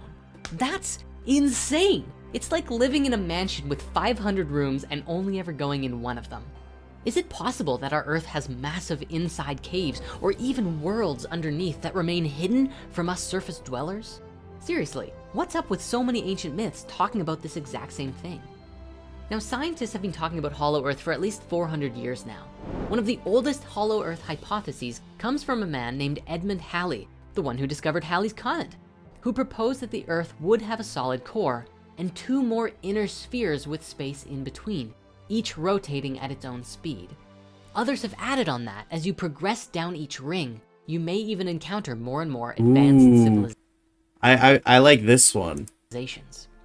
It's also rumored that prolific mathematician Leonard Euler proposed a Hollow Earth model where the core is kind of like a miniature sun, where the surface is kind of like what we have today, but inside out. And what many of these theories have in common was that some sort of entrance to these realms existed at our Earth's poles in Antarctica and the Arctic. Today, even with all of the flat Earth conspiracies, there's still some pretty big speculation about the existence to entrances of inner Earth somewhere on the surface. Perhaps not just at the poles too, but all over the planet. Who knows? Perhaps these flat Earth conspiracies are all a ruse to try and distance humanity from the conversation that the planet very well may be hollow. Unless it is flat, in which case the Hollow Earth would just be on the other side? One of the most interesting things about all of these Hollow Earth theories is that deep inside the Earth, there are other civilizations that are probably a lot more harmonious than we are today. That, or, you know, giant kaiju monsters. Geez, Japan can't build their life-size Gundam fast enough. But anyway, this idea isn't actually I new. would be fine In fact, with giant multiple kaiju ancient religions monster have on the inside of the independently come Earth's up with crust. stories of similar It's just a subterranean Tarrasque. realms, from the Tibetan Buddhists, Christians, Jews, Greeks, and the Nordics, all having some element of myth and folklore referencing, basically, a hollow Earth. While many of these cultures place their idea of a mythical hell beneath the Earth's surface, some of them, including Okay, so now we've got mythology was real, but also a metaphor. Buddhists, believed that ancient civilizations like Shambhala or Agartha, way advanced beyond our own, inhabited the Surprised deep we don't have underground. Atlantis In yet. fact, Shambhala was said to have an entrance in the Himalayas and was the inspiration behind the mythical city of Shangri-La, where the Fountain of Youth was said to be. As history progressed, we also saw the myth of Hollow Earth evolve, and as secret societies crop up, so do the possible connections with what mysteries may lie beneath. Some people believe that Hollow Earth and its entrances have been discovered already. There's even a conspiracy theory that Hitler found a cave in the ocean, which led to the Earth's habitable interior where he escaped. Perhaps that's what Disney's Atlantis was actually all about. We got Atlantis. I said it, and we got it. There it is. We have our double bingo. 2 bingo. Bam. Bam. So, wow. Amazing. We're getting really good at this, guys. We're getting really good at, making bingo cards for people's YouTube channels. Okay. That's the end of bingo. We will finish out this Hollow Earth video, and then we'll play some games. Cheers, everybody. Thank you all for coming. It's been a fun stream so far. I'm having a time.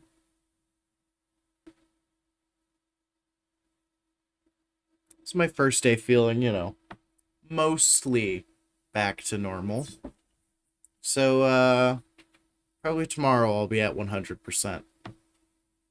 But that's why I'm not doing any drinking after this shot, because I don't want to tempt fate, you know. All right, cheers.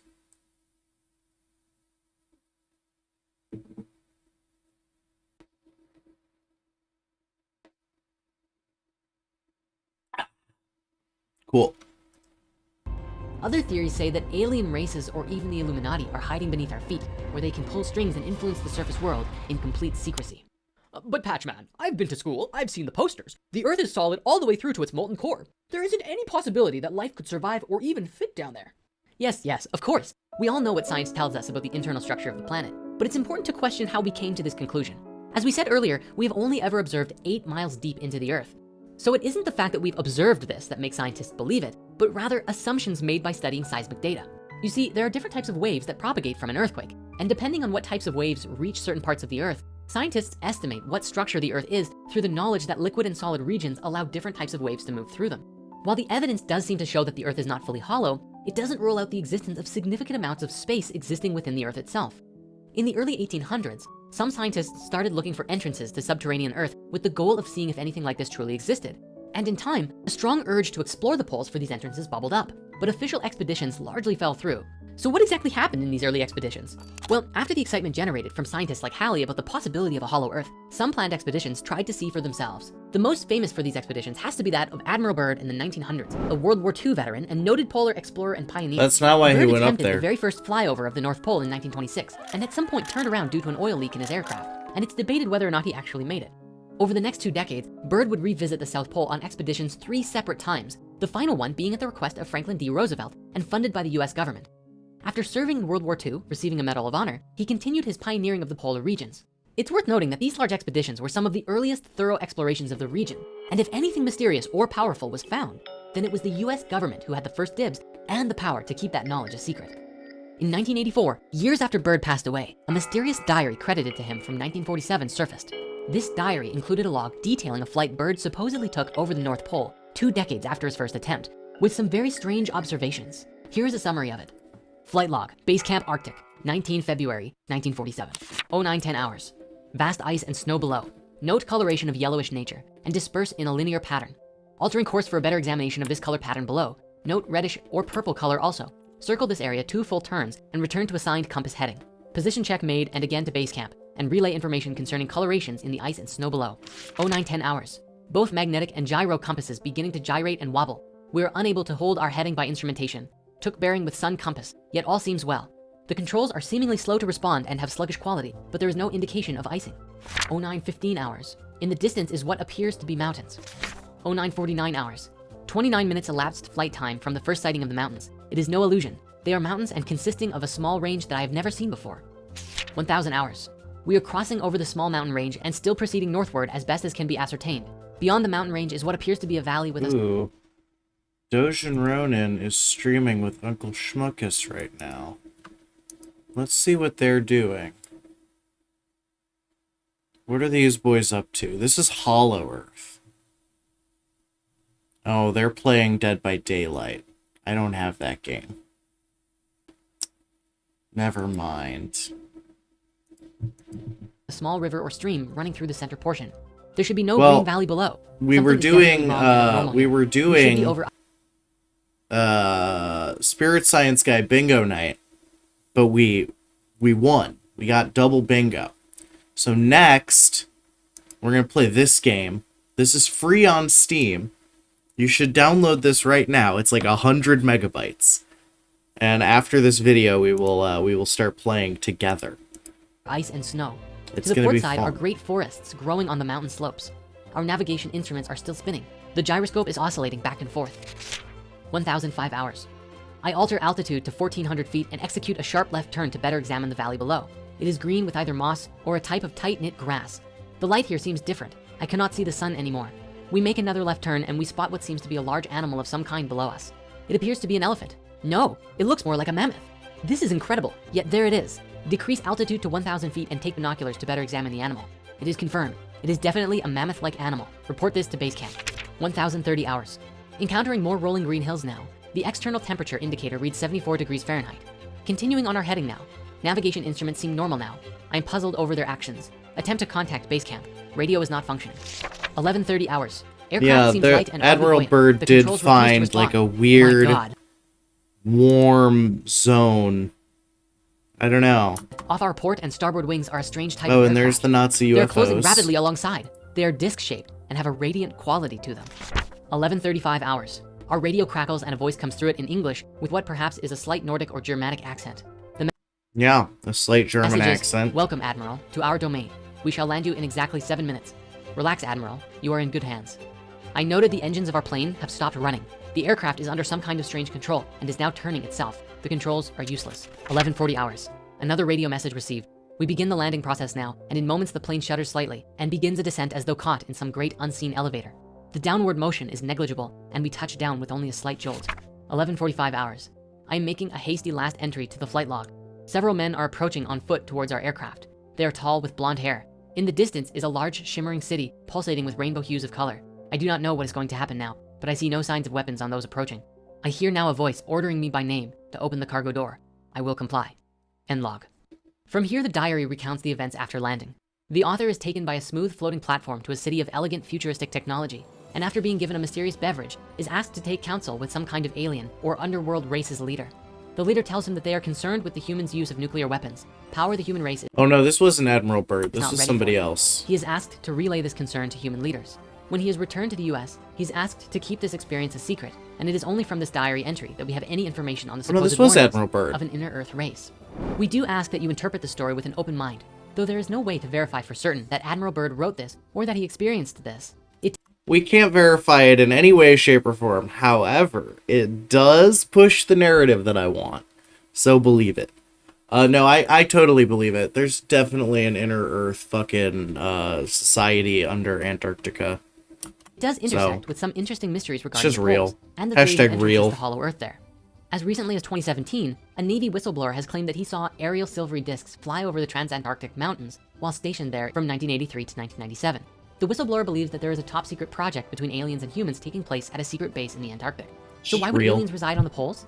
Perhaps it's simply the most remote location where they can remain a secret. But Hollow Earth theorists say that the aliens are not actually from another world per se, but from within our own Earth, an advanced civilization under our feet, and the poles have hidden passageways to move between the upper and lower worlds. There are certainly many anomalies around the Antarctic that have been the focus of theories around aliens and government secrets.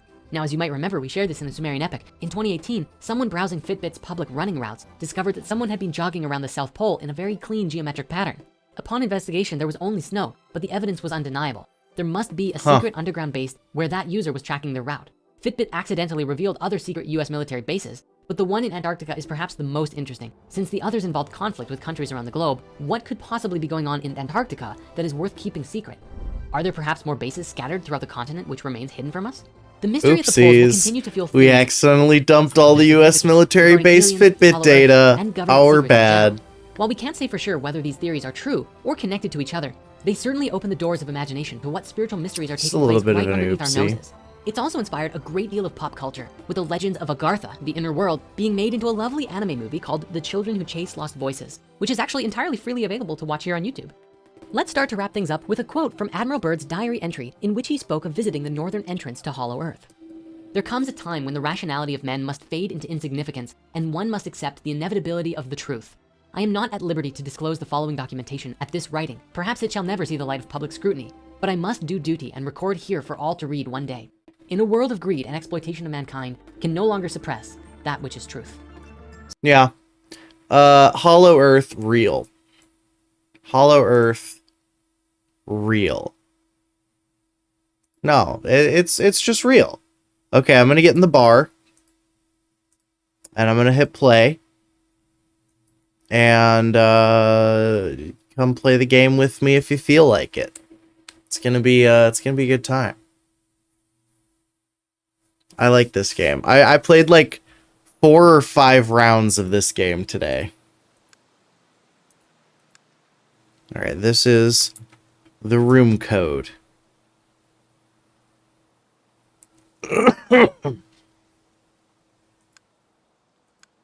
I'll set it to normal difficulty.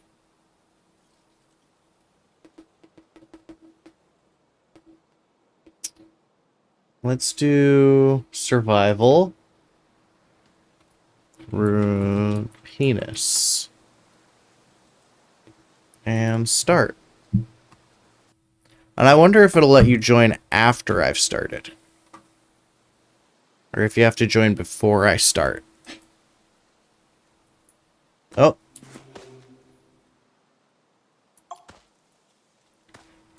Okay. So the mechanic is, right, it's just a regular-ass survival crafter game, right? However, every enemy you kill drops little coins, and you need to use those little coins to open up the chests on the ground to get items, to get upgrades.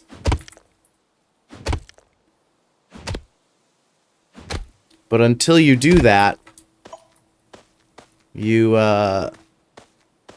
basically can build housing, you can build little tools. However, it's permadeath. So if you die, you fucking die. Which is why I'm picking up these apples. Because if I don't eat apples, it's game over.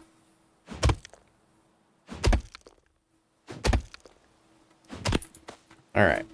So now we have a couple apples. We have a little bit of wood. Grab that.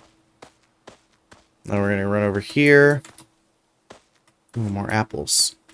I like the looks of this wide open area over here. So I'm going to go over here. And this is where we're going to start setting up our house. Boom. Use this, get 2 barks. Make a pickaxe, make an axe. Kill some cows.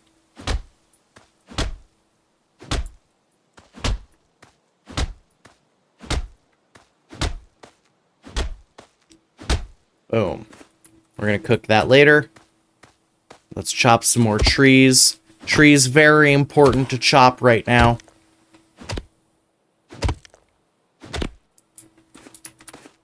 So that we can build walls to hide in tonight. Need more apples.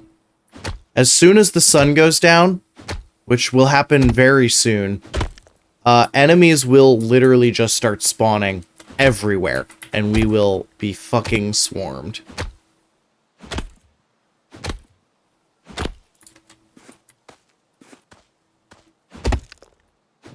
So we want some trees, and we want some pickaxes, or some stone, before that happens.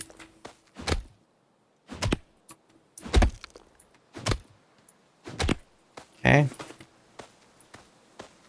Grab some more apples off the ground. We don't really care about our hunger. I haven't noticed hunger mattering. You don't regenerate health at all either, unless you eat.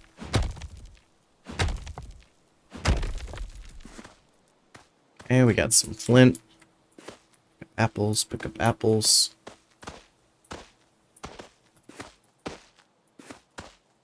Alright. More apples. I don't know what we do with flax, but we'll get there, I guess.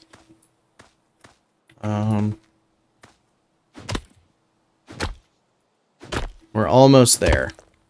As soon as the sun goes down, we gotta get back to our little tent dealy bop. Okay. Let's go.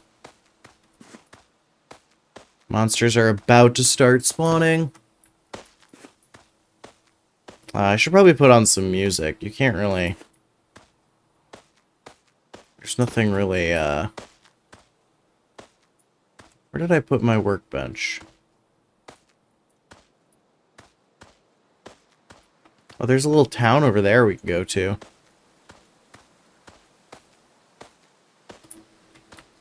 Okay.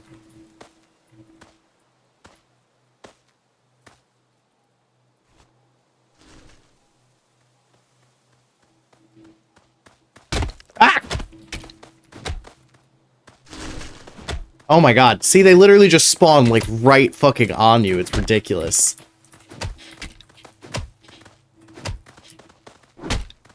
Mm. Fuck off. No.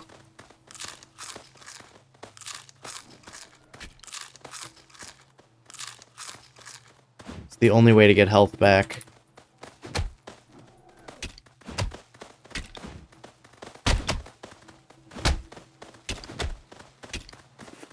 Okay, we got coins. Fuck. Fuck.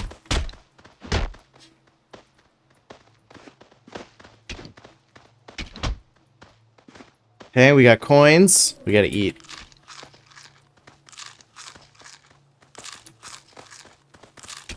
Each apple is worth like 5 health, I think. Less.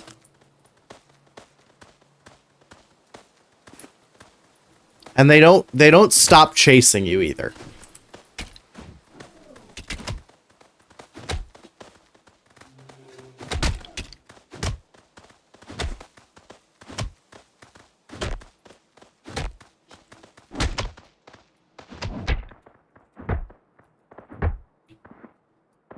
Oh my god.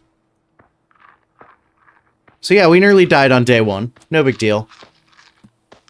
Just gonna eat some food real quick.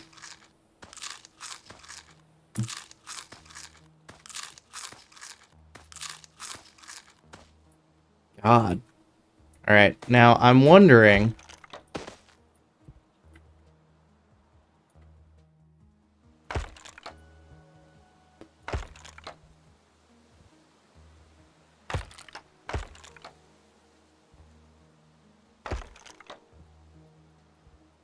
I haven't tried this before, so I don't know if it'll work. But I'm wondering if we can just kind of like build out onto the lake, you know?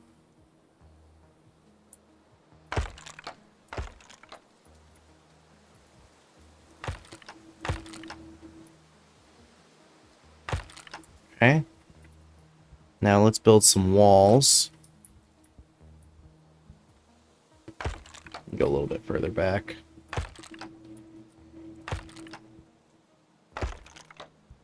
All right.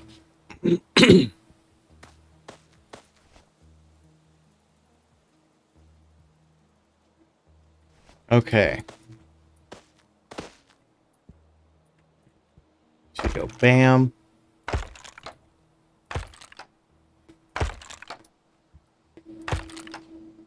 There we go.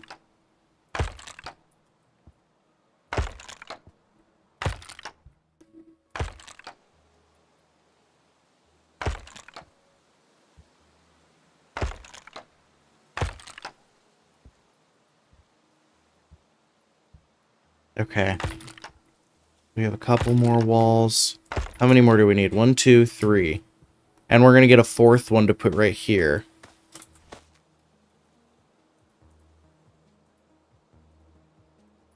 Put a doorway. There's no doors, but there's doorways. Boom. Boom. Boom. And then when night falls, we'll just throw a wall right here, and then they won't be able to get in. They'll have to break down our wall to get in. We need rock and wood. So we need more wood.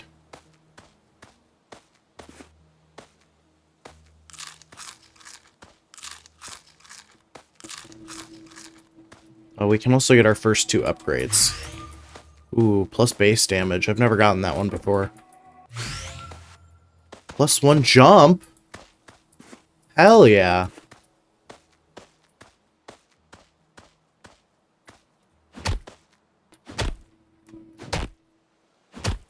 Now we're living.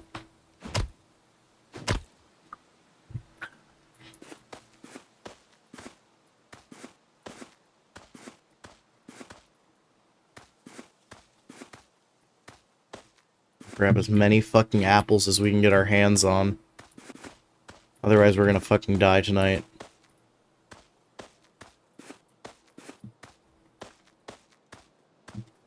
Apple's almost more important than, like, actually getting resources.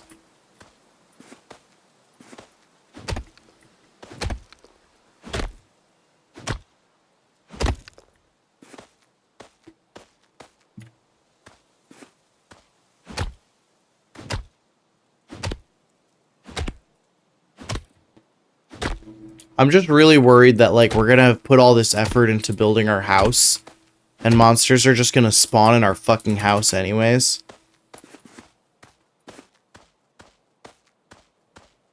Alright. Shit. Can I bring this inside? Ah!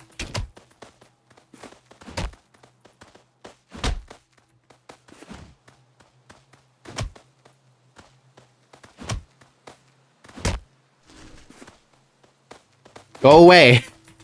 Leave me alone.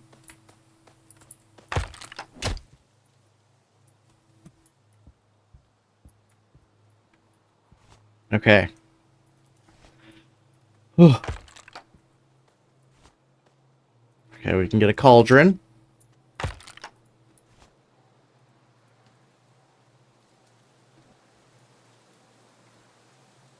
And cook a little bit of meat. Eat that now. There we go. Oh, fuck. Oh, fuck. What the hell? Oh, no. Oh, fuck, dude. I didn't know there were water enemies.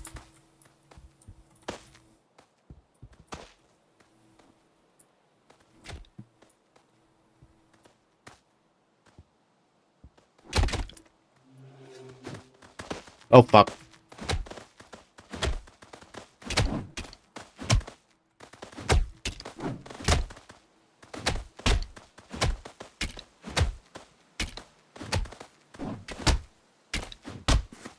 Ooh, kited. Get fucking kited, losers. Alright. Kill some more cows. It's the only way. Boom.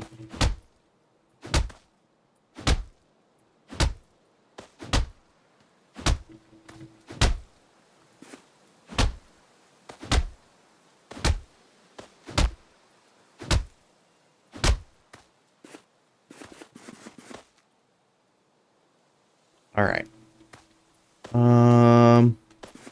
Let's open another chest. I don't know what the jetpack does.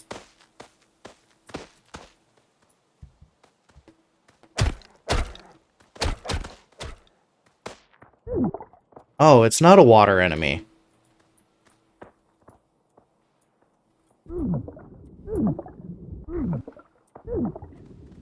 Okay, I can't really go underwater. There's just wolves under my base. How do I deal with that? Do I just break one floorboard and kill them and then build more floorboards?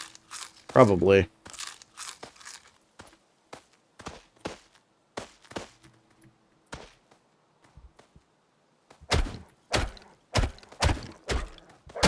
Oh!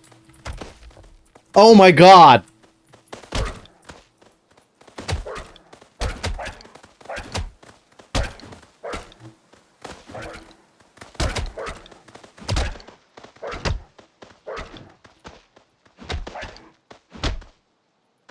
Oh my god, they just destroyed my entire base. What the fuck?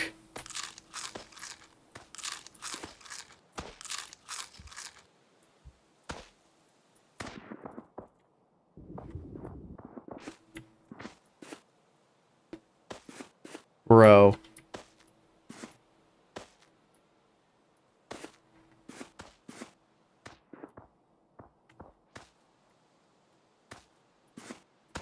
That was crazy. Okay. Fuck.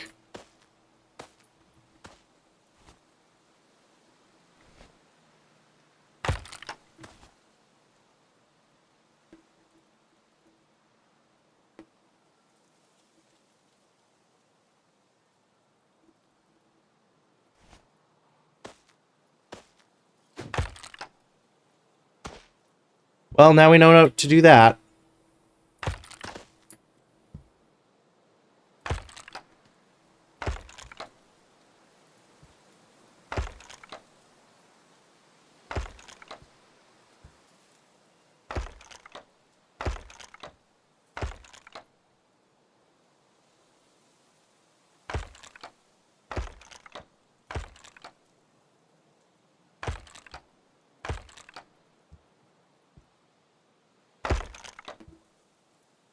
It's okay, we just need, like, a little bit of time.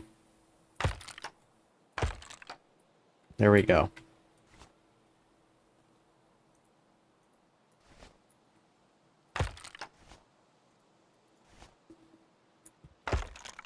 Okay.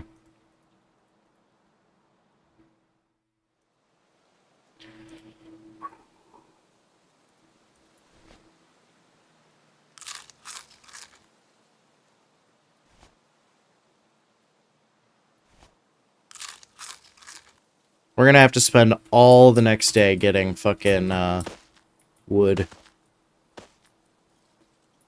Yeah, Muck. M-U-C-K. It's like 100 megabytes. It's a tiny, tiny little game. Ah, they're here.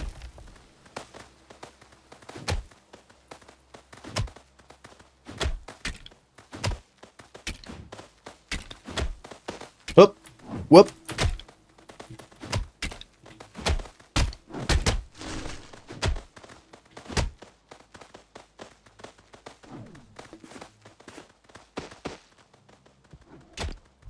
There. Now we're safe, right? Now we eat.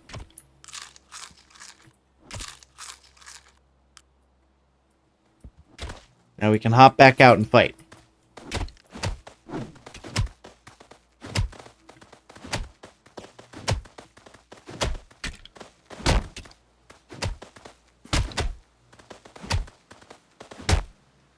Ooh, that was good.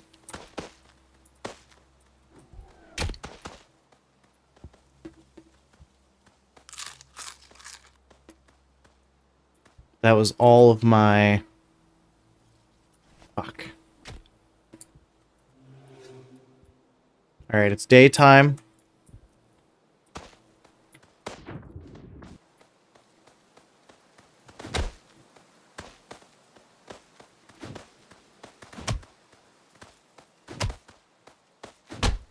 Alright. Let's find one of those chests that costs 80 to open. And we'll open that one. I think this one.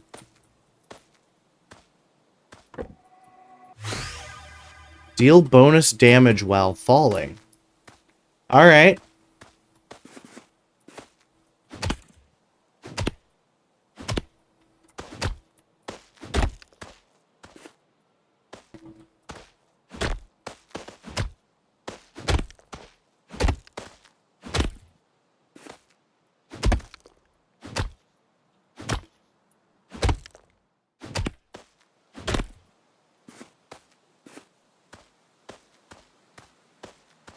Alright, now we need stone, I think, right? Yeah, we do.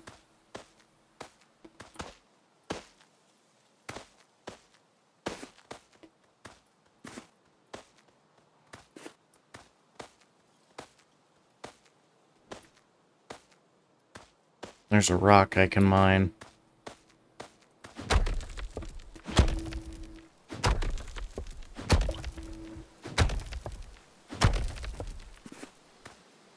Alright.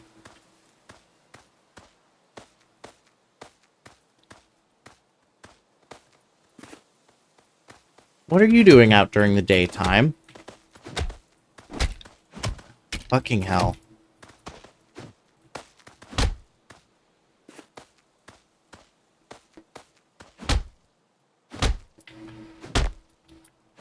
We need to kill at least 2 cows before it becomes nighttime so we can heal up.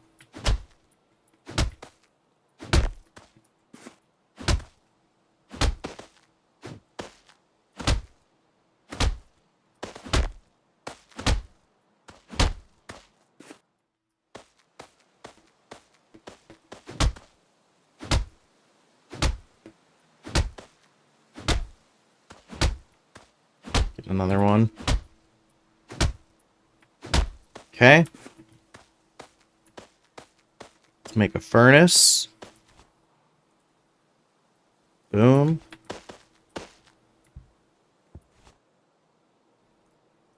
Let's make a couple steaks. Ugh.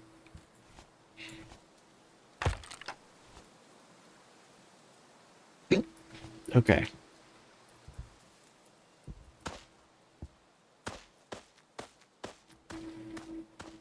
Get some coal, and then we'll find some iron ore tomorrow.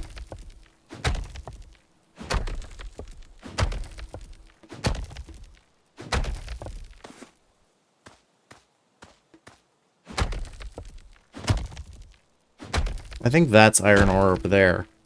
I'm not sure though.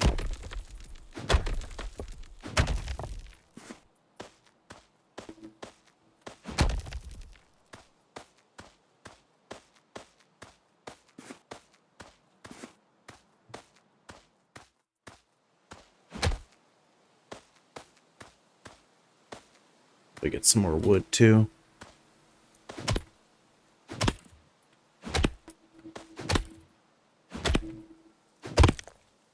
Okay, very nice.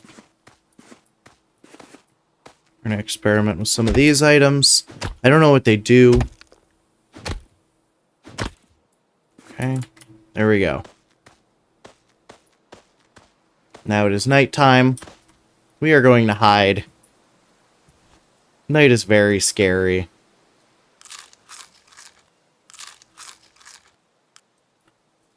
Okay, we don't need to eat the last two. We can just eat 2 apples.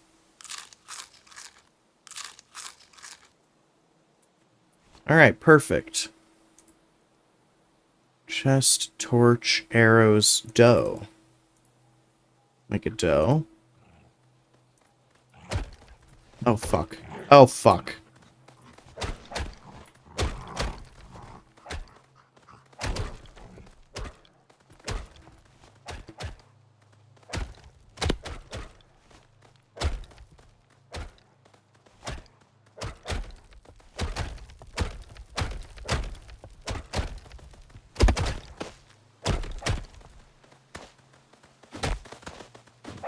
Oh, what the fuck are these? Oh my god, they do so much damage. What the fuck?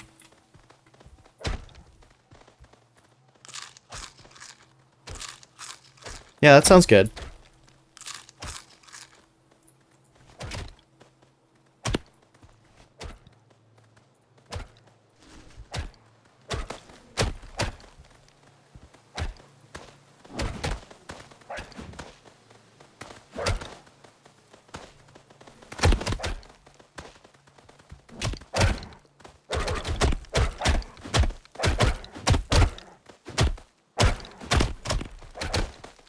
Oh my god, they do so much fucking damage.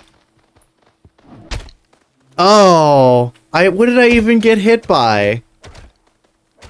Alright. Killed. Yeah, let me change the name. Let me change the category, I mean. There we go. Alright, do it again.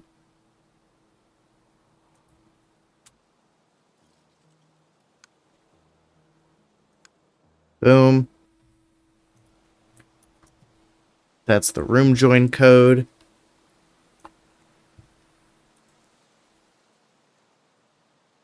Okay.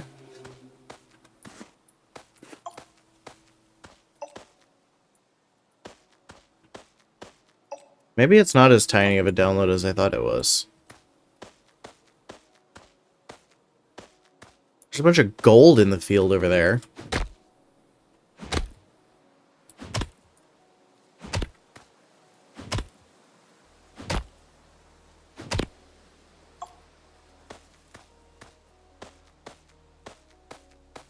Ah, okay. All I know is I gotta fucking beat up these trees as fast as I fucking can.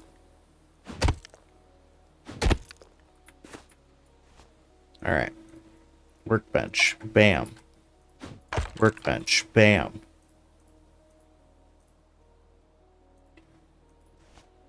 Okay.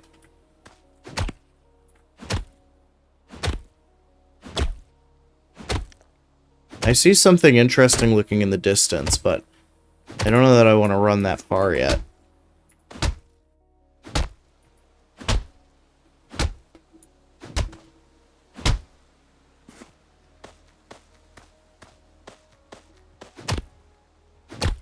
Alright. Just gonna keep chopping. Maybe if I build like a tower... Maybe if I build a tower, right, I'll be far enough away that they won't aggro to me. That's an idea, right?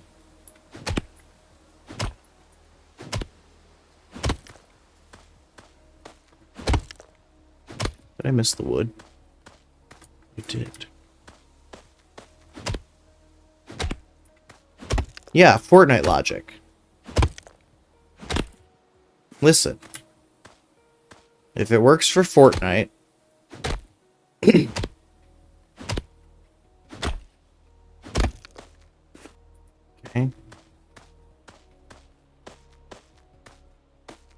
Ooh, I see stuff over there.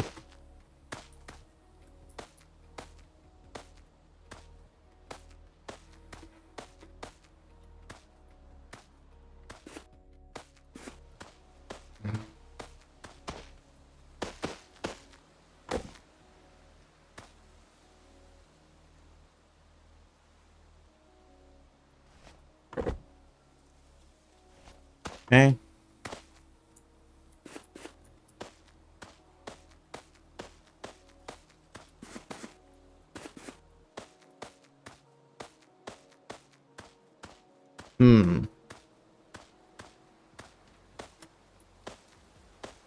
Now, see, I'm not seeing a lot of apples on this map, which is not looking good for me.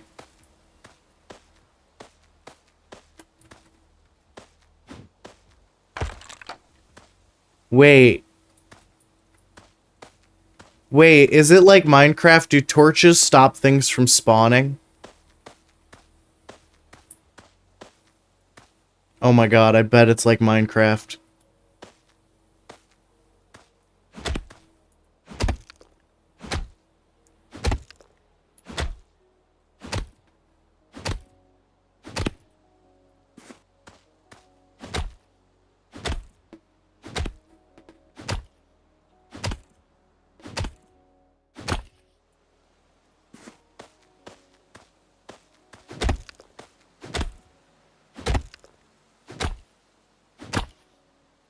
Alright.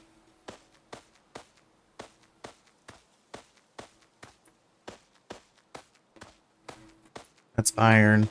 Okay. That's coal over there. Okay, it's time to rapidly fucking fence ourselves in.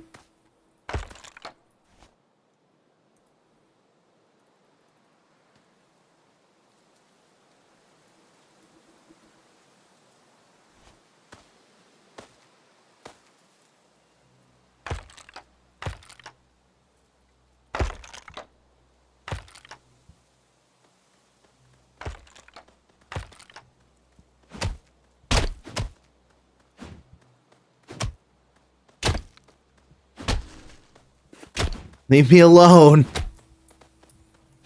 Just leave me alone.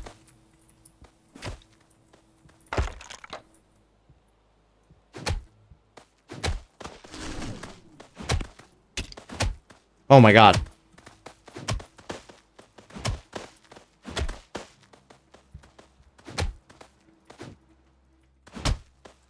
Go away.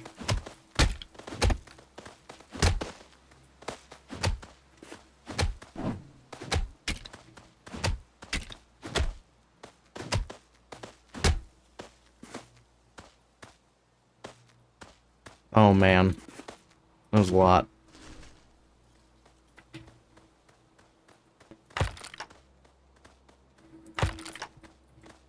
No! God damn it, I was gonna build you out.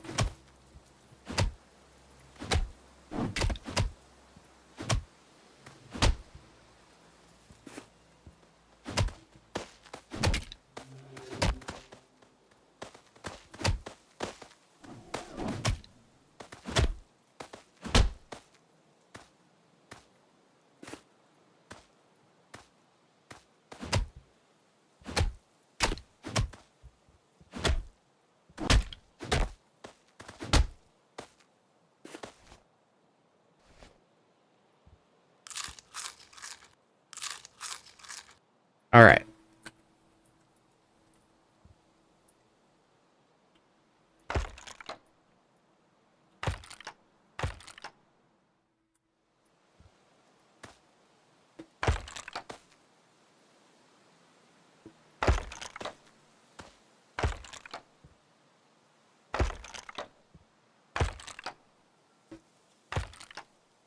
There we go.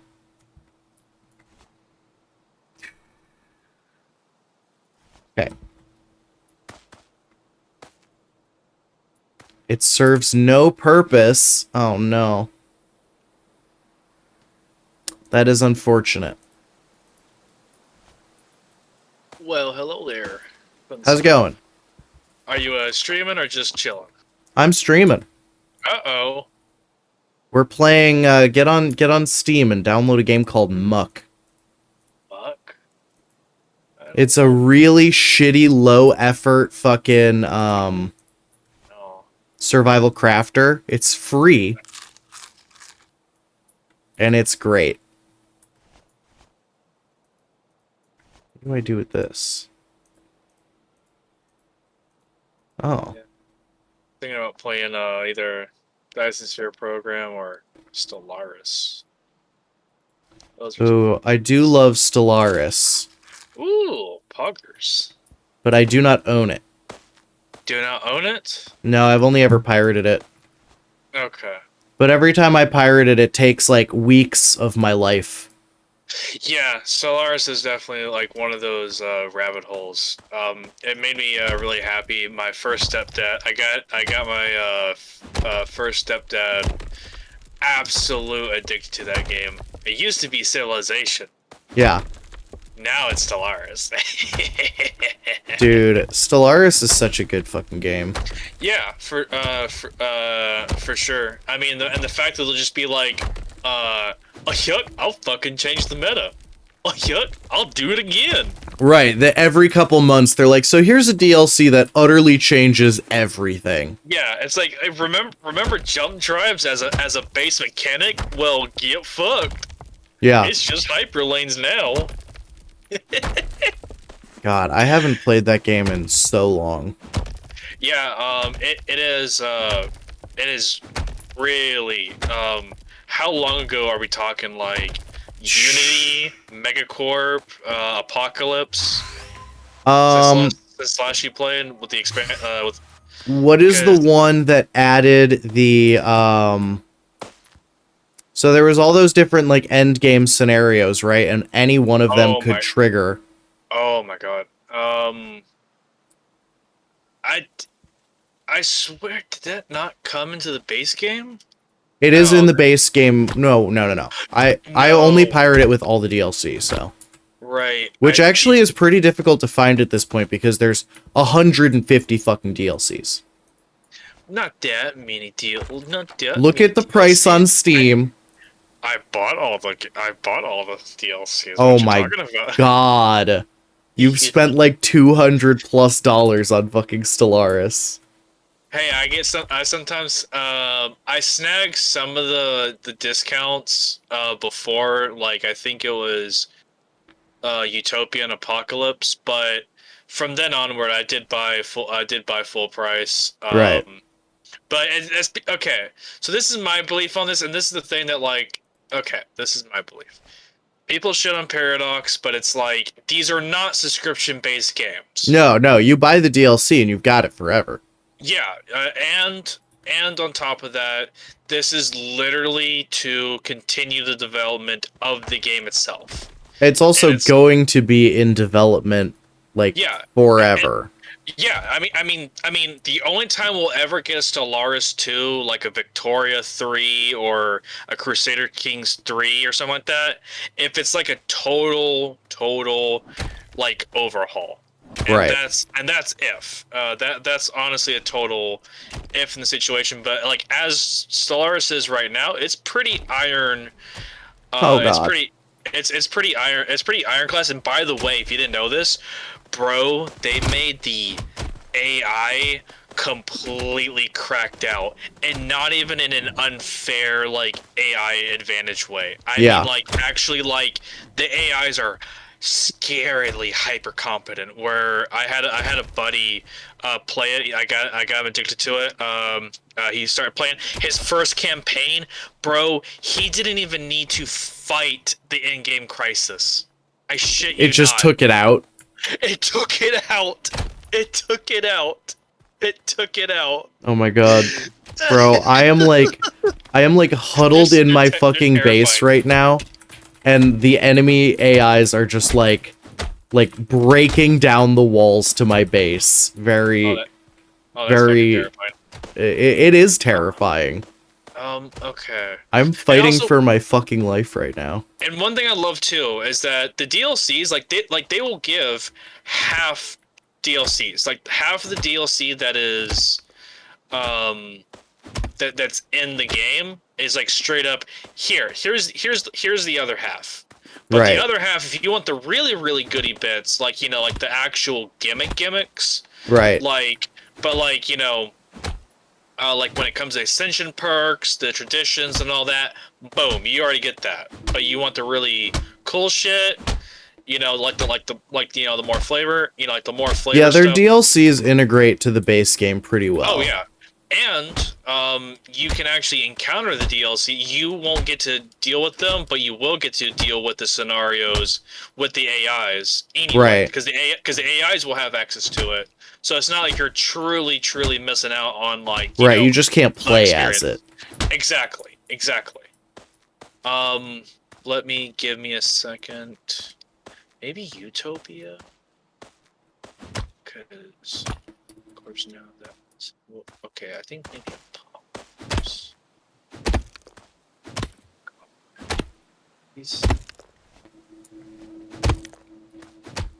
Fuck, I need to go back to my base to cook food to, live. Oh shit, okay. I just found a fucking mithril sword and some chest armor. Maybe we will survive. I've never even seen this weapon before. I've never actually even had a sword in this game.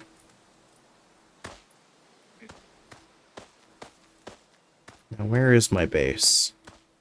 It's over this way? Yeah, it's over this way. Please don't be tearing down my base when I get there. Shit, I can't jump.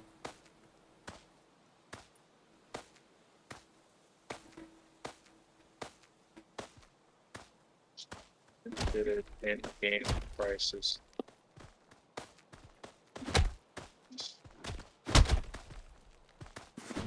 Ugh! Nope. Still can't do it. Gotta run.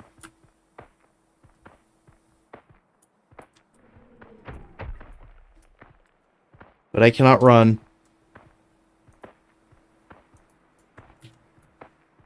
Come on, I just need an apple. I need one apple on the ground, please.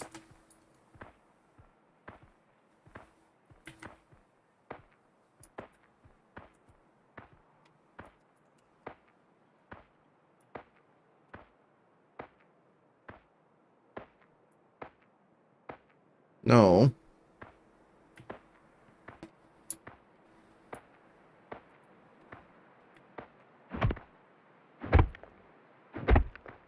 Does 2016 ring a bell? 2016, 2017? That's probably around when I was playing it. Okay, so I think they added that in the base game maybe later, before they started doing the DLC packs. Yeah. Maybe, because I unfortunately it's not exactly helping me. So yeah, it must have been actually. It's history, all that kind of somewhat helps. Until they fucking cut it off. Oh my god, I actually killed one. Alright, cool. We just gotta get back to my base before the sun fully sets. And then I can cook food. And then I will survive.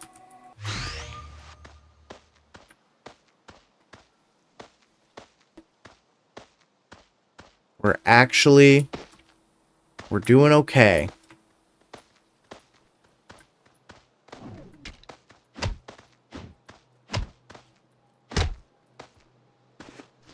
Ancient bone. There. Oh shit. Oh god. They're not making this easy to find this out, by the way. I can get into the base now, though. Oh my god. Alright, we made it into the base. We're cooking food.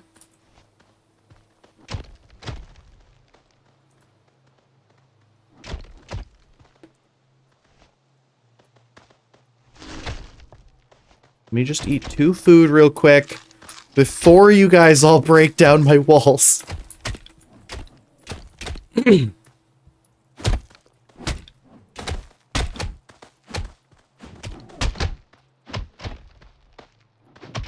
Yeah, okay. But yeah, they did definitely, like, they have Oh, fuck, I'm dead.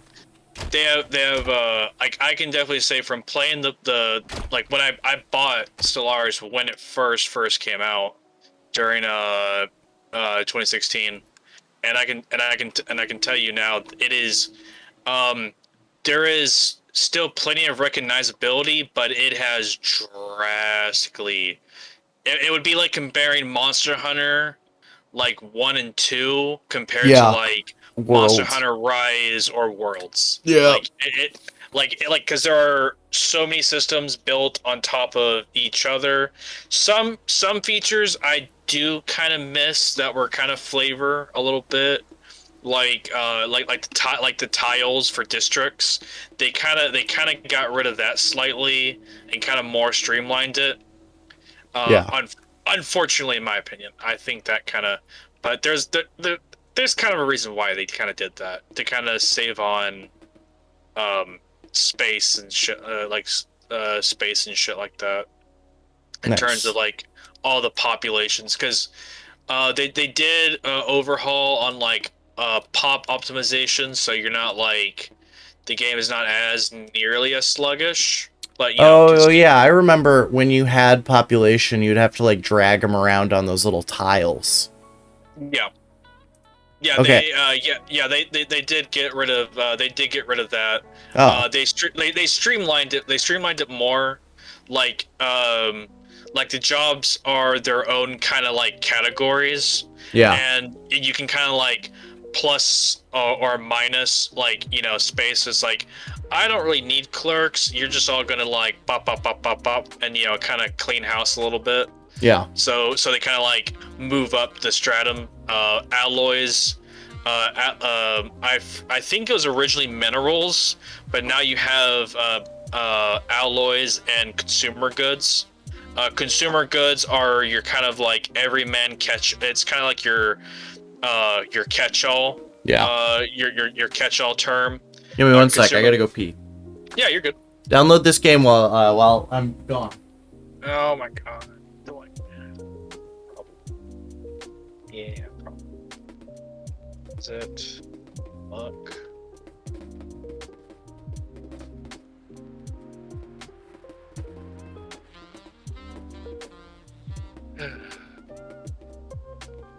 Not surprising. It's actually like a 400 megabytes. Surprising.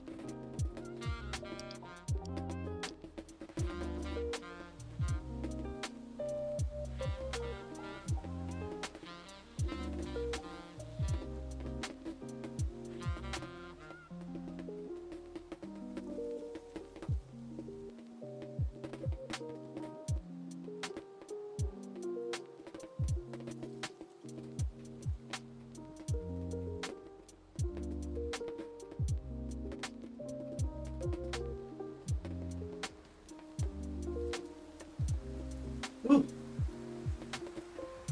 Okay. I'm back. Welcome back. Alright, so you downloaded the game, because it's only 400 megs. Yeah, I noticed that too. It's a very, very tiny game. Mm-hmm. I'm gonna send you the room code. Okay. Achievement, big mistake. Play Muck for the first time. Well, that's cute. I think the strength of this game is that it is so similar to other games, but it's such a tiny little download. Yeah, you know, very tongue-in-cheek, sassy pants. Oh, you sent it on Discord. Yeah. Okay. Oh boy. Yeah, with my first stepdad, I also me and him actually are doing a campaign together. In D&D? No, Stellaris. Oh, Stellaris. We're on our we're on our 5th session with the campaign. Going on 6. There we go. There we go. Am I in? Okay. My God, my eyes. My eyes. So all you gotta do is pick up a rock and use it to slap bash shit. some trees. Hell yeah. Day 0. Give me that rock. Give me that rock. So every enemy you kill is gonna drop you some coins, and you're gonna be able to take those coins and spend them to open the chests that are kind of all over the place.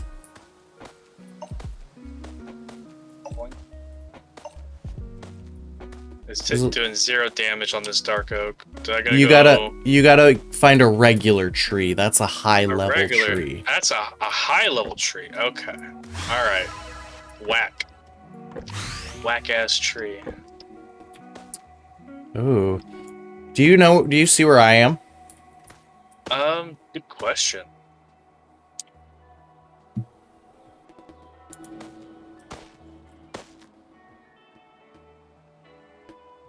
Huh. Are you thunking on things? No, I'm standing on a green rock. A green rock. That's no good. There's 2 little cabins next to me. You know what? I'm gonna get to one of the cabins. Okay, in one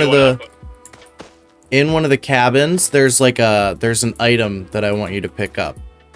Okay. It's like an upgrade. It'll give you knockback on some of your stuff.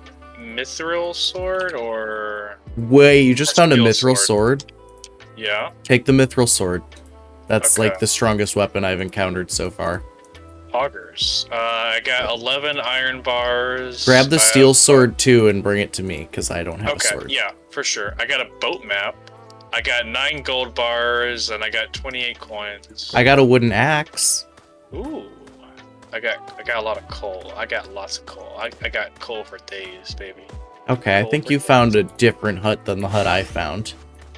Oh, that might be you. There's an exclamation. There's a quest exclamation mark. No, I'm in that direction though. I think. I don't actually know where you are. Oh, wait, jump. Start jumping. Yes, I see you. Just stay Oh, there. I see you. Poggerinos. Yeah, I have pretty good luck for the most Ooh. part. I just got a lifesteal item. Let's fucking go. That's Okay, here's this. There we go. Sword's behind you. Oh, thank you. Let's do it. All right, so now we just got to let's go chop some trees. Okay. And then we'll find a place to build our little house. Oh, maybe I should go pick up the axe. I'm assuming you made an axe. I threw you an axe, yes. Okay, there we go. Okay. I figured it'd be unorthodox if we were to start using our swords for hacking trees. Yes. Okay. The axe I just gave you can chop birch and regular trees. Yeah, fuck those birch. What did birch ever do for me? Absolutely fucking. Ooh, gold boots. Alright, I like this spawn. We got some really good shit right out the gate. I got some chompers. I got Dracula. Really? Yeah, I got some chompers. Nice. Alright, let's chop trees. Okay.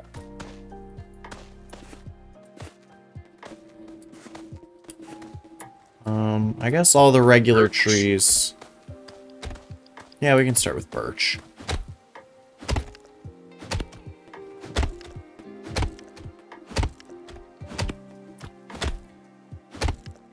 Nice. I got a red apple. Do you see where this cart is? Yeah. Maybe we should build our base by this cart? Or where do you... I I think somewhere Maybe the like, top of that hill? somewhere top of that hill, or was it the basin of this hill? Okay. Yeah, this is a Or, good yeah. spot. Yeah, either here or the top of the tree. Here, take this apple pie. Okay. Eating is the only way to heal. Oh, okay. That's an enemy. Oh, hey. Okay, I'm gonna have that on my inventory, and I'm probably gonna put it on my. Here's a workbench. Okay. Careful! Woo. Shit. Okay. Okay. How much wood do you have? How much regular wood do you have? Hold on. I gotta slay this biatch. Oh, okay. There's I a can. lot of them. Okay, Yeah, we'll wait. pretty, We'll wait for morning to worry about our I'm inventories. assuming this is gonna be all. I'm assuming this is gonna be like a guts kind of situation. It's gonna be all night. Yeah, That's what I'm assuming. it's just like if Minecraft was on crack. That's about what I figured. Yeah, that's fucking. So is there durability? No. There is not durability. Cool. Thank God. Yeah, this would be a fucking nightmare. More so than it already is. Yeah. I think durability is Behind kind you. of. Yeah. There's a. You. What? Okay, I gotta eat that pie now. Yeah. How do I eat the pie? Do I? Hold right click on it, I think. Or you put it in your hotbar and then you hold left click. Oh, yeah. Okay. I see. I see now. I see. Do you need more food? Okay, I think I'm good. For Okay. now. I get a apple. Okay. Let's see how far that gets. Okay, I'm at like 70%. I'm Gucci. Perfect. If you have extra money, use it to open some chests. Obamium? Jesus. We got a DDG over here. Ooh, there's a house at the top of the hill. There's a revive the homies. All right, we're gonna over keep an here. eye on that. We might wind up needing that. Yeah, it's a little halfway up the hill. Pretty cool. All right, I guess I'm gonna go ahead and build a pickaxe and start knocking on this stonery. Okay. I guess what we should probably do is kind of like, you want to get wood or I get stone? Yeah, or I'll go get as much wood, like basic wood from that forest over there as I can. Yeah. And I'll meet you back at the crafting table. Do you got 5 birch? I need to make a pickaxe with oh, here. wood. I got That's 5 25 regular wood. Yeah, I already have plenty of regular wood. I need birch wood. Oh, you need birch wood. No, bark. Bark? I need, You make that at the crafting bench from wood. Oh, okay. I see. If you can you make wooden bowls and then get a bunch of mushrooms as well? Let me see how to make them. They're just one wood. One wood. I just gave you all my wood. Yeah. And you said bowls? Yeah, just make 2. And then Oh, we'll when I get back we'll make a furnace and we'll build a little house. Okay. Alright, making pickaxe now, and I'm gonna go whack a bunch of Rocks. Okay, I can actually whack an iron with a wooden, so that's good. Yeah. Do you think I should focus on stone or iron? Stone. Okay. You've already got a mithril sword, so. True. We'll focus on iron a little bit later when we want armor. We'll just spend today getting the basic resources we need for the house. I agree a lot.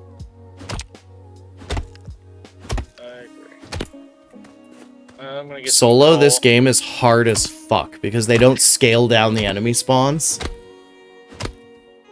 So does it get progressively harder? It does. One, it gets progressively harder, and like, yeah, they just don't.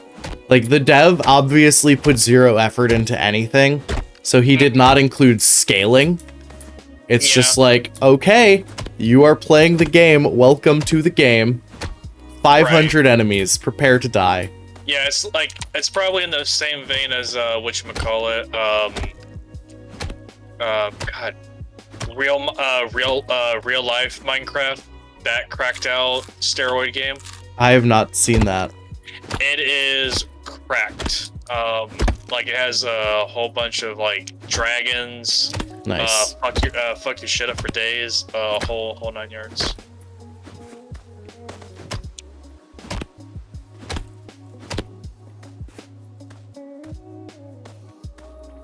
No sun, so I don't know what time it is, but we should probably. Sun is about to set.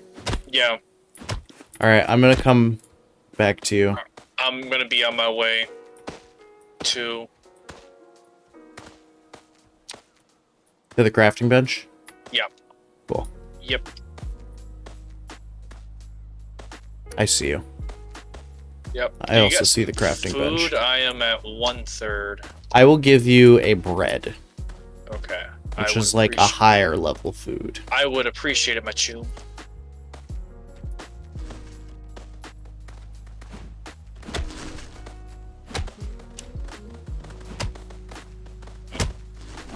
Ugh. I'm coming. I'm coming. Ooh. All right. Oh, fuck. I got you. I got you. Get up, my friend. Whack. Nice. All right. I have I have a 23 flint. There's a bunch more. Yeah, it's gonna be all night. Yeah, Yep. It's gonna be all night. Let's just make it to the crafting bench, because if they find it unattended, they will start fucking breaking it. Yeah. Oh, right. You need a food, right? A little bit, yes. Right there. Thank you. Oh, you son of a bitch.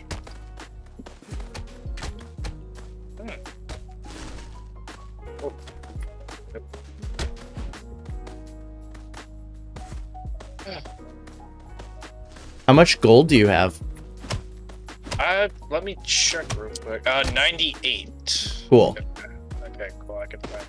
You're at 98. I'm at 96. So we can each open like 3 chests right now. I saw a gold one for 200. I'm gonna save up for that Okay. one. I'm gonna put a chest right here. Okay. Oh, there's a building on that hill. Yeah, I already grabbed the stuff out of there. Okay. So I'm gonna put all the stuff in this chest right now. Do the resources respawn, or are that kind of? I have no idea. Because maybe we should kind of hold off and kind of like maybe hoard a little bit. And I kinda feel like trees probably respawn. Yeah. And probably mushrooms too. Yeah. But we should be maybe a little somewhat guarded, maybe. Yeah. On where, because Can you come build a cauldron and a furnace for us? Yes. Let me yeah, I'm gonna go ahead and just on my way. Man, I am. Is there a way we can make farm plots? I don't know. Because we probably need that for the long haul industry. Picking up the rocks. Okay. And you said cauldron? Yeah, and a furnace. Okay. All right. I keep cauldron fucking placing my and tiles fucked up. furnace. Okay. So go ahead and put them on one of these wooden platforms I'm building. Okay. This is going to be our house. I'm gonna put in the center because that's right by God himself. Okay. And the furnace. Yeah, that's better. Chow. Okay. I got a whole ass ton of coal. Nice. That's going to go in the smelter. Yes. Oh, I got some gold ore in the thing. Yeah. Ooh, that's true. Oh, I already have gold bars. That's funny. Okay, there we go. Okay. Now it's being produced. Do you have any wheat? No, that's a negative, Chief.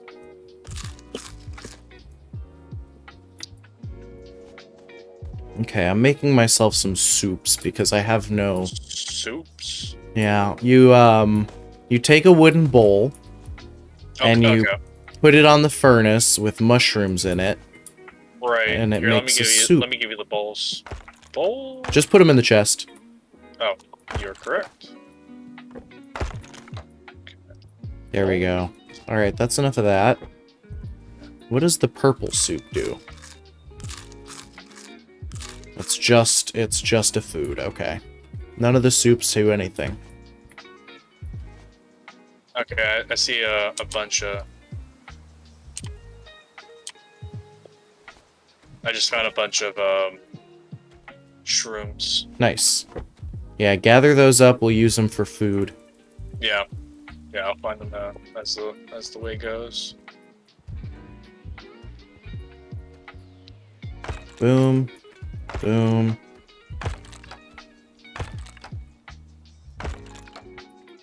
I hope there isn't a weight mechanic.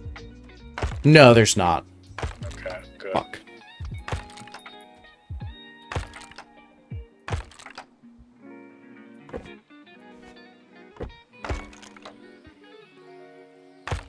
Oh, there's a start battle thing.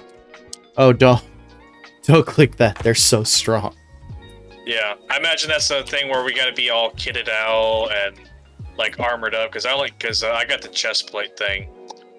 Nice. Adam says that natural resources respawn if we wait for them to. Okay, that's good. That's good. All right, come back to the house.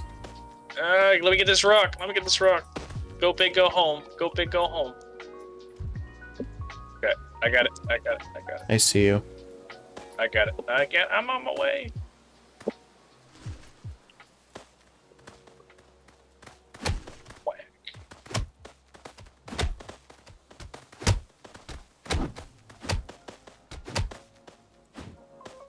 Oh, we got a Rocky boy.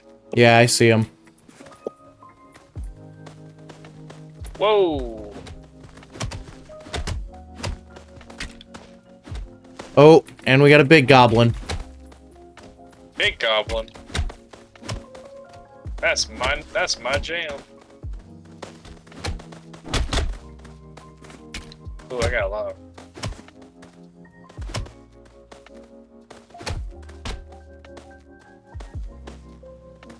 All right, I'm at 141 gold. So, did you hear the shit show on Wizard of the Coast has done? No, what have they done this time?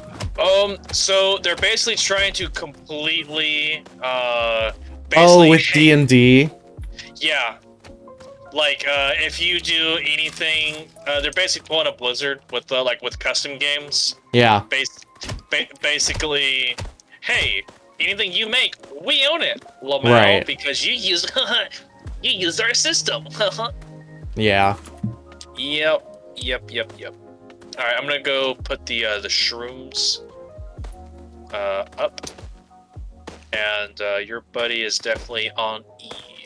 I love how it's like the exact opposite of their previous stance, which is just like, yeah, do whatever you want, you can monetize it. And now it's just like, no, you can't have nice things. Yeah, it's probably because that movie is probably getting to their I need stairs. You can jump. I can't. I have no stamina. Oh. Here. Yeah. Have an apple. Ooh, thanks. Ooh. Munch.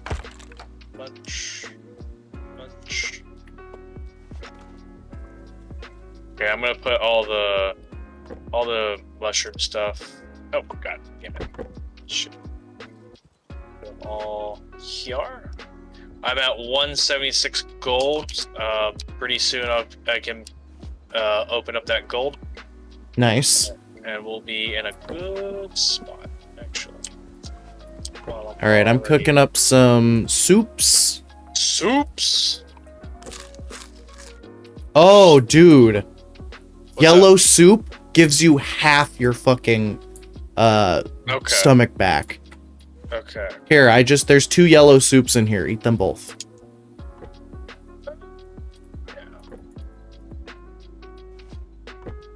Okay, I gotcha. How do I take? Yeah, because I just need one. Okay. Yeah. We'll carry some with you as well. Yeah, I got one. I got one. Cool. As long as I don't like super jump, like that's the thing. If you don't jump around a lot or sprint a lot, Right. you won't have to use a whole bunch. I'm gonna go ahead and drop my stones. I have 69. Perfect. And another 45. So there you go. And then flint. Yeah, 69 is the stack limit. Yeah. And then here are the iron ores. I did put some stairs for you. Yes, thank you. And I'm gonna go ahead and put the. Yeah, I'm gonna keep the coals. The coals are mine.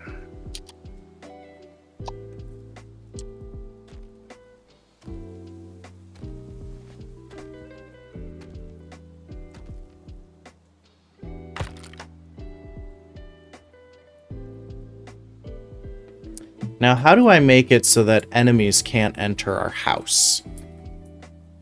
It's probably gonna be like a we gotta defend it kind of thing, probably. Yeah. It doesn't really seem like there are, you know. Conventional. Yeah. Well, from what it seems like if we just kind of like are somewhat away from the base, they'll come. Yeah, they won't go in it. Yeah, they'll come to us, so we can just be outside, fuck them up, and then go from there. Did you start smelting your iron ore yet? I already did that. All the ones I carried at the Oh, time. hell yeah. Yeah, I already. I'm already on that one. Okay, so let's see. And I left a heap of like 40-ish or 50-ish coal already in fuel. So when in need, it already has coal, a fuck ton of coal in. Awesome. All right, let me make us an anvil. All right, Just need it's some rocks. It is time. Yes, come back to the house. Boom. All right, now we need birchwood. Get in it now. Oh, come on. Son of a bitch. You fucking cocksleeve. Alright, I'm making my way now. Heard. I am currently defending the home. Yep. I'm on my way now. Okay. 199 gold. Nice. Alright, I'm gonna dispatch. Oh shit.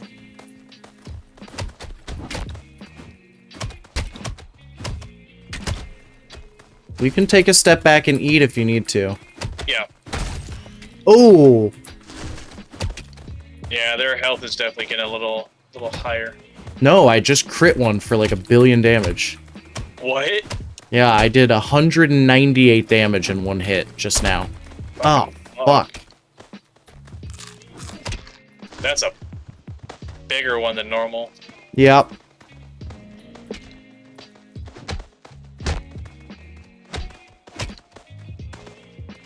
Oh, because he's a boss. Because he has a skull over his head. Yep.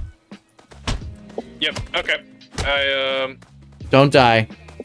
I got it. You killed it? Yeah. Oh yeah. I soloed him. Yeah, I played Ark Survival Evolve. All right, let me find one of those. I got Wings of Glory. Deal extra damage while falling. Well, yeah. It's kind of lame. Yeah, because that's. I mean, it'll pay off later. It'll pay off later. Sure.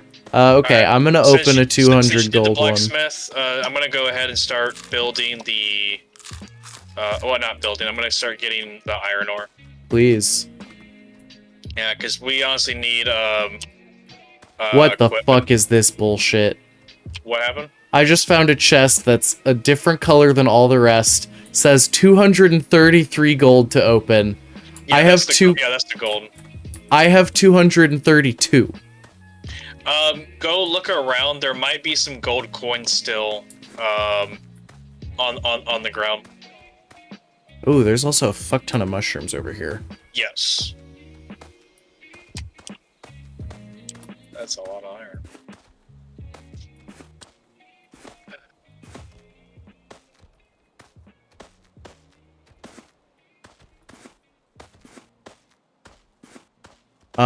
When you start getting the iron, will you make us 2 sets of iron armor?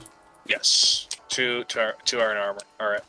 Yeah, because I have steel chest plate. I got coins, yay. Yeah. I have gold boots, but they're only +2 armor. True.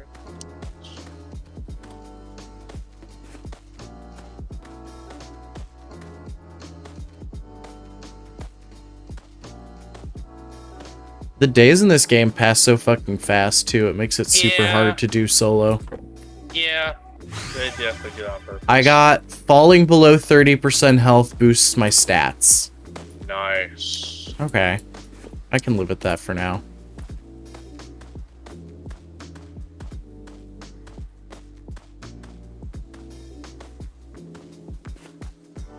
Alright, let me come back and cook you some fucking mushroom soup, because you are super low health. Yeah. Make your way back to the house before Yes. night today, Yeah. so you can heal up. Oh fuck, dude, there's a bunch of monsters like caught in our house. Ooh, that's scary. So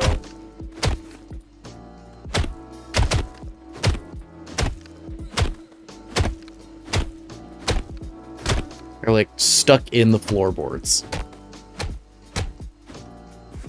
Alright. Red soups. What do they give me?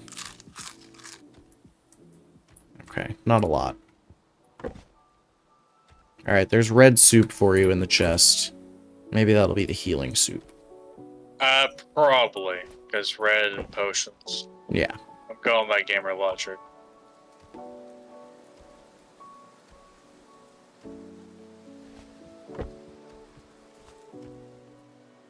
I wouldn't be surprised if like the yellow ones are maybe like for food. They are. Okay, like for bonuses. Okay, I am making my way now.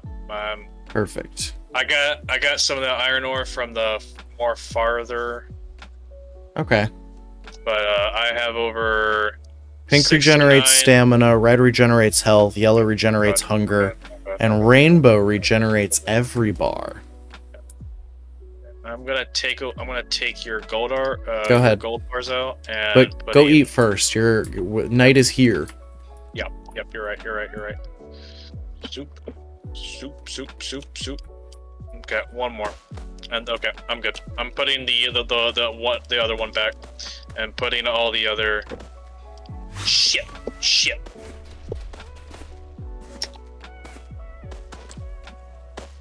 Whoa!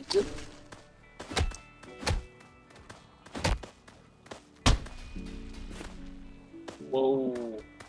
What's wrong? Big boss, Gronk. Oh boy. I'm coming. Oh boy. Oh my Whoa. god. He is a chunky boy, and he can throw shit.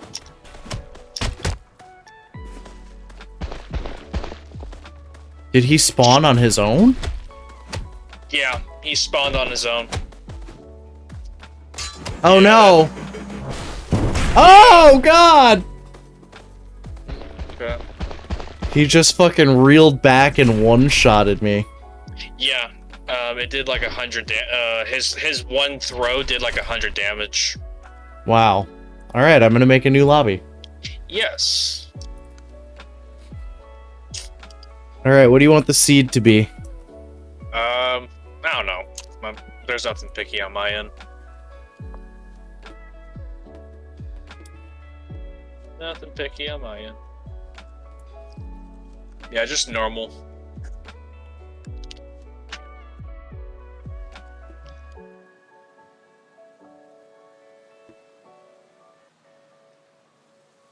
Alright. Definitely the.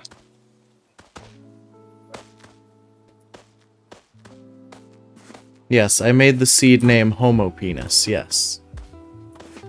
I don't judge. Because that's easy to remember. Ah, there's fucking monsters here! How? No! It's too late to apologize. Too late.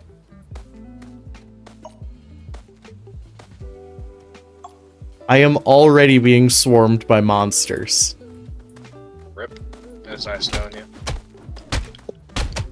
I have to fight them with a rock.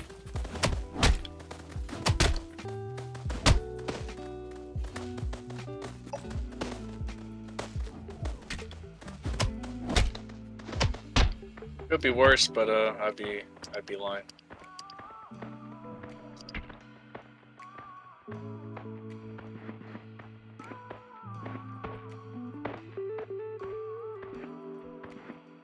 Just have to eat a bunch of apples back to back, no big deal. Yeah. No big deal.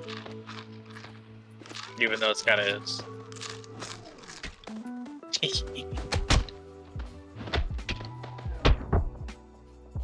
Okay, there's only one left. I have 3 health. Jeez. 8 health. 17 health. He's going all the way. Okay, I killed them all. Holy shit. Good job, man. Good job. Where are you? I am kind of where we were at, and I've already started hacking up. No, this is a completely different level. Yeah. I'm like we spawned near somewhere close. I actually saw you whenever you passed by. Yeah, I actually saw you when you passed by. Didn't even say hi. You didn't help me with my goblins?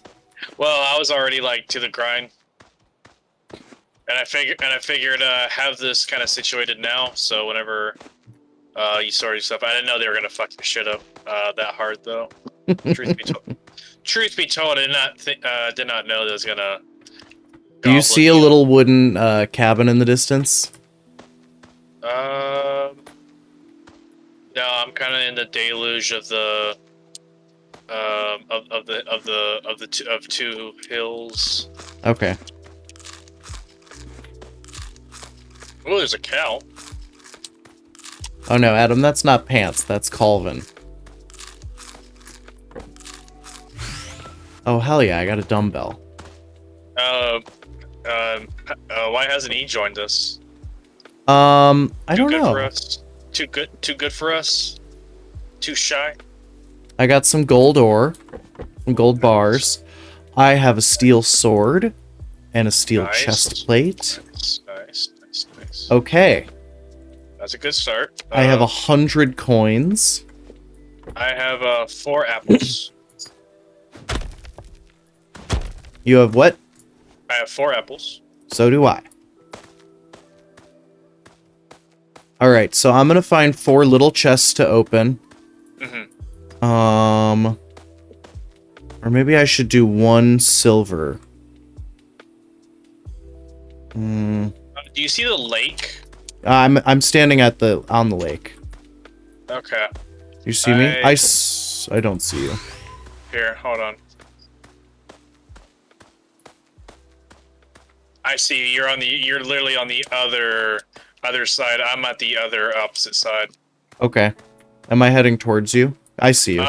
Yeah. I see you. I'm jumping up. Yeah, I have enough to create a wooden bench. And Okay. then we're gonna meet up and just kind of Defend the night, and then we'll... slap the fuck down. Does wood axes actually do damage? Yes. Okay. All right. I'm just slapping a fucking wood axe right here. Go ahead. Bench right here. Okay. I'll defend you while you craft. Yeah. I already have a pickaxe and a wood axe.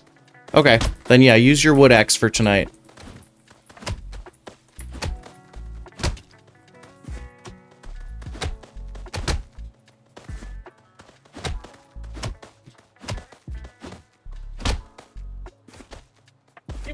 Bitch.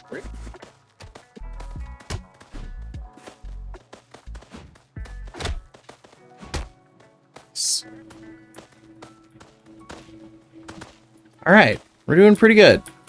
Yeah.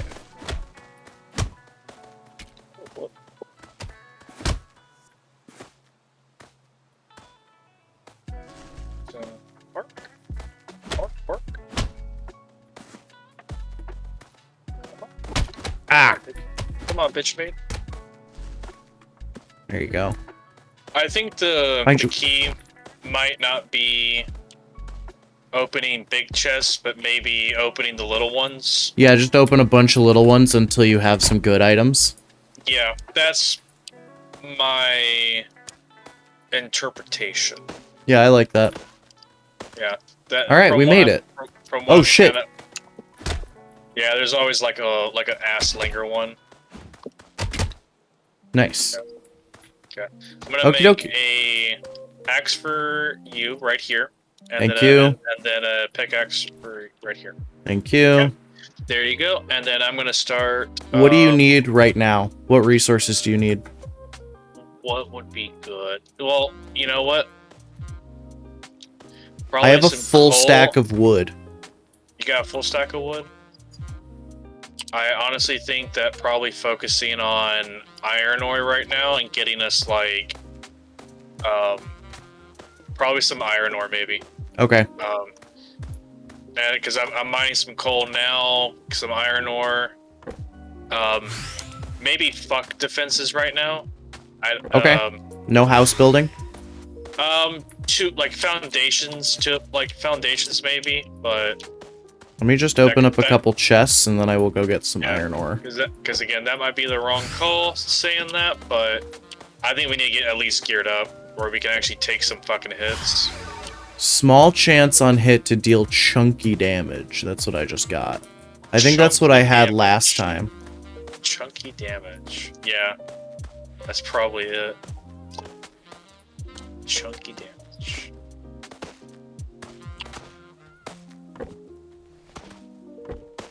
I also have 21 gold ore for some reason. There's an iron. Yeah, I'm not really having too low. Can you make iron walls? I don't know. I don't think so.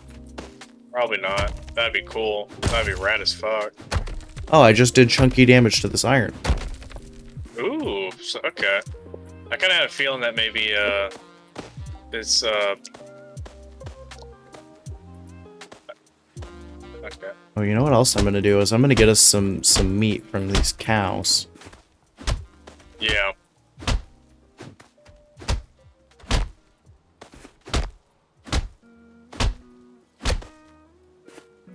I think might be. I've only seen one iron deposit so far. Yeah, we might have gotten. Well, we got a lot of mithril. Ooh, wheat. Yeah, grab all that. Yeah. This one kind of has some positives and some cons.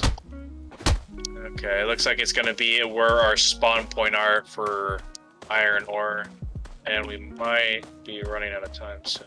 But we'll. Yeah, we're about to be out of time. Yeah.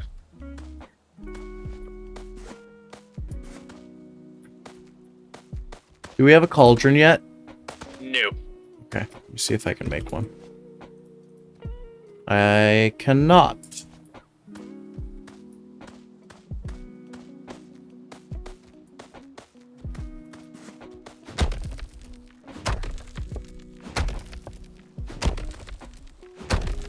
So if it looks like if resources are close enough to each other, it actually. Oh yeah, does you can alter- double mine. Yeah.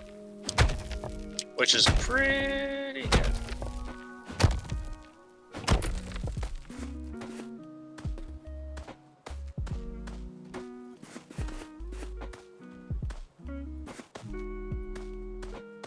Get that Okay. last iron ore, and then I'm beeline it right back. I got the cauldron. Okay. I am cooking meats. Meat will probably be a catch-all. Yeah, meat is really good. Oh, whoa, they're already out. Holy shit, they're already out. Swollen meat makes soup.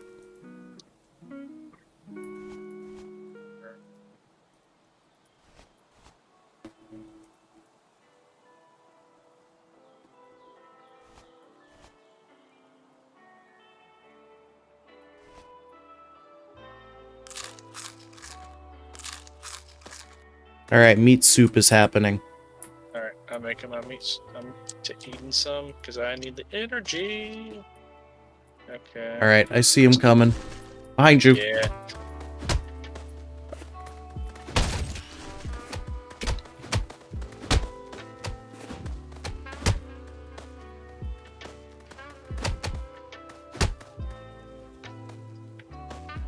Alright. How many chests have you managed to open? I've not gotten a lot of coins at all. I've only gotten to open up one. Okay. Let's try to get you some more coins this fight. Wow, already given us 2 golems. Yep.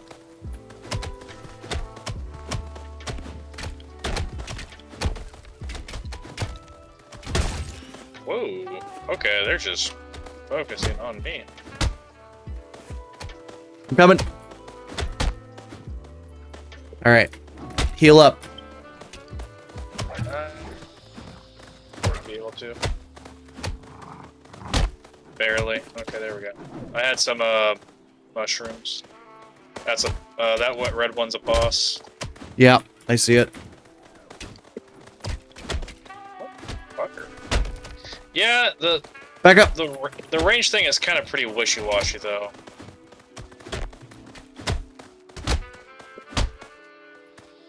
Woo! Okay. Go ahead and grab all the coins. There we go. I got 82 now. Nice. So why don't you go open 3 small ones? Yeah. I'm gonna open a silver one.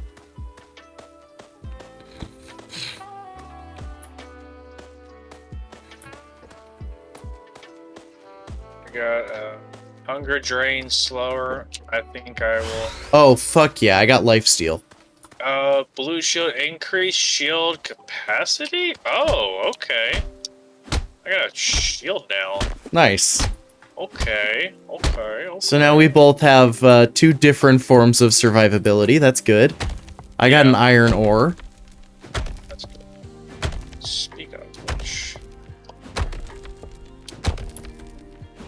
I think our agenda for today should be to get some walls up. Yeah. Oh, you know what? Maybe fuck all that. Look, there's a whole village over here. Oh, yeah? Yeah, okay. Like three buildings. Yeah, maybe fuck that noise. Help me tear down our stuff over here and we'll cart it over there. Okay. I'm a little on the far end, but I should be good. Where are you? I see you. I see you. Yeah, You're good, actually. I'm right here. Yeah, I'm gonna pick up mushrooms. Rocks. Give me the rocks. Rock. I'm sorry. Alright, I'm gonna take all our stuff over there. Yeah.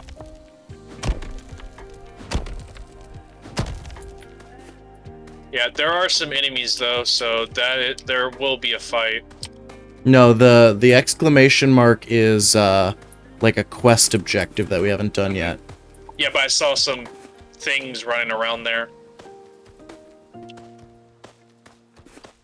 So I don't know if those are friends or foes, and I'm gonna assume Oh, those are little villagers. They're not hostile unless we attack them. Gotcha.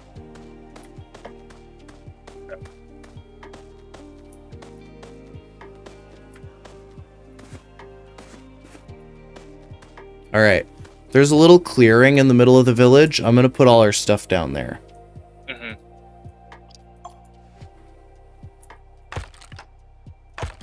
Boom. Now I'm gonna start ransacking their houses.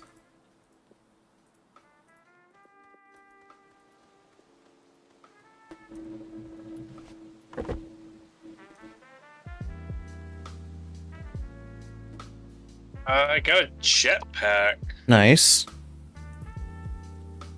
I don't know how it works, but I don't know if it's I just also extra. have never figured out the jetpack. I think it's much considerable jumping distance. Okay. I think that's the winner. God damn. Mithril, yeah, just a lot of fucking mithril. But that's not really doing a lot for me. Just makes you jump better. Okay.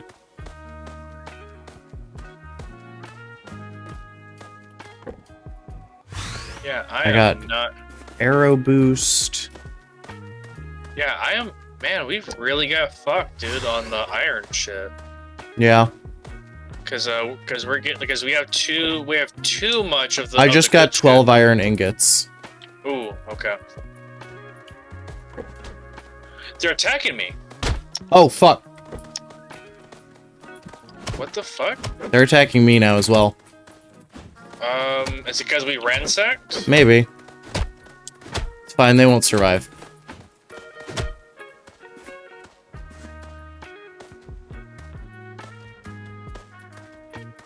I'll start none. You don't want none. Yeah, yeah. I took a little too much on that one that I did not want. Here. You want, soup? Yeah. 2 soups. I just dropped them right behind you. Okay. Oh my god.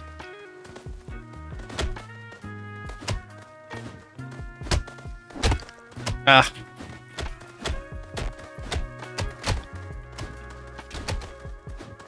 The range.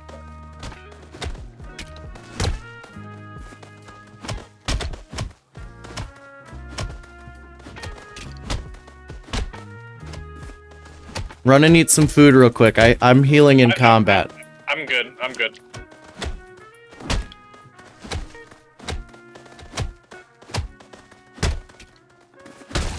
Ooh, dinosaur boss just got fucking one shot. Yeah. Get fucked, nerd.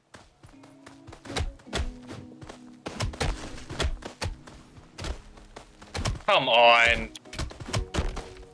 Got him.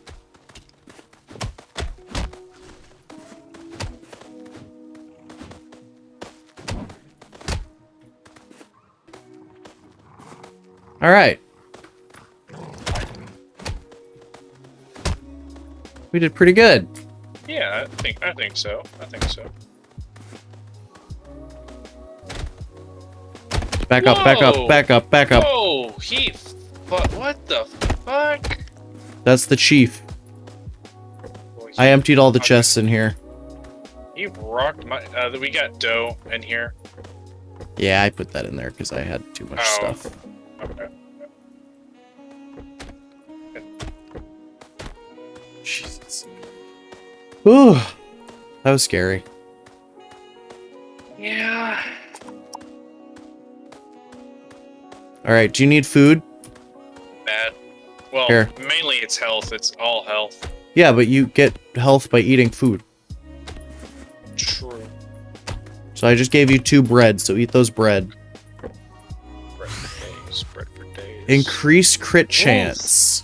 That's good. That's good. That's good. That's good for you. We got Phalanx. I don't know what the fuck that is. I think it's for bow and arrow stuff. Probably. Maybe.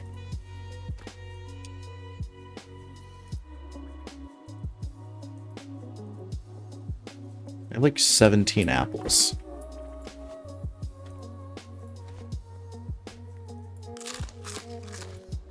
You know, I wouldn't be surprised if probably doing the fight, the initiated combats probably gives us even more rewards for gold. For Oh, I bet it does. yeah, but like I said, we got total dicked on the iron ore shit. Like Yeah. total dicked. Oh, I got shield capacity. Nice. We're probably honestly going to probably change land. Honestly. Let's see. Wait, I see some crazy shit off in the distance. Let's see. I've got 24 iron ore actually. Okay, that's good. I got 32. I got 32 coal and 27 iron ore. Okay, so come over by the chief's hut. There's a smelter. Okay. We'll just dump all our stuff in there for a minute. Okay, I got me another jetpack. There you go. It's all in this smelter. I'll let you be the Yeah. metal guy. Certified. It's it's already in use. There we go. There we go. Okay. Certified dwarf welding. And then we're I create a bench right for that. Yeah. Okay, and Oh, anvil. Okay. Anvil. Anvil, come on. Okay, do you want tools or armor? Steel sword, steel sword. I have a steel sword. Okay, I got a steel sword now. Oh, thank God. Oh my God, thank God. Oh, right. You didn't have a mithril sword this run. Nope, I've been using my wooden axe this whole time, by the way. Okay, so now you need to make a steel pickaxe so you can harvest mithril. We can make, okay. I'm gonna create, okay, we need a lot of iron to make steel chest plates, and then we'll be in total, Do you have a steel pickaxe yet?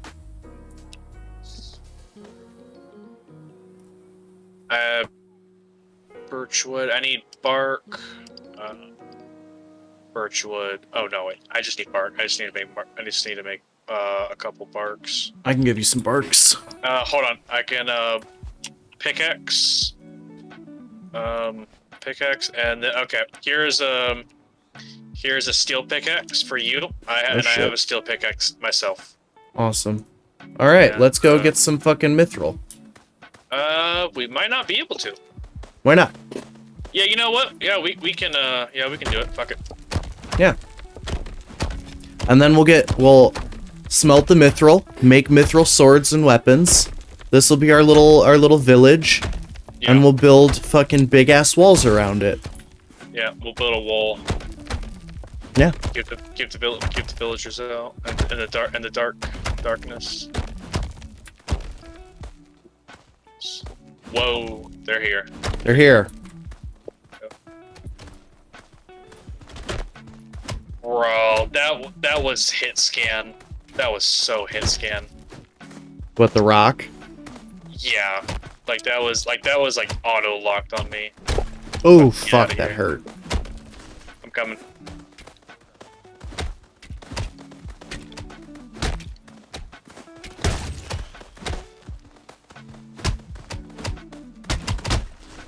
Yeah, that was aim.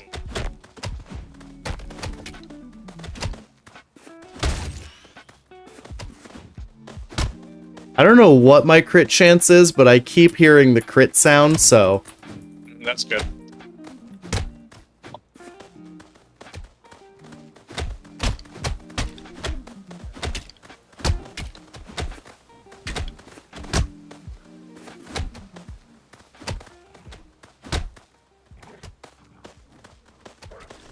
I'm coming. Honestly, the jetpack thing is such a godsend right now. Like, not even joking.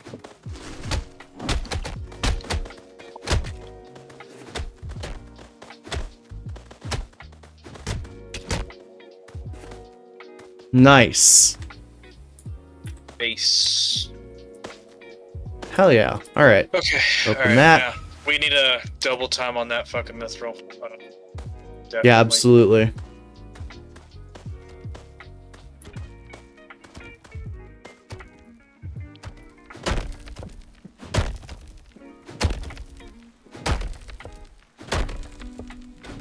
Alright, cool. Adam will be able to play this tomorrow.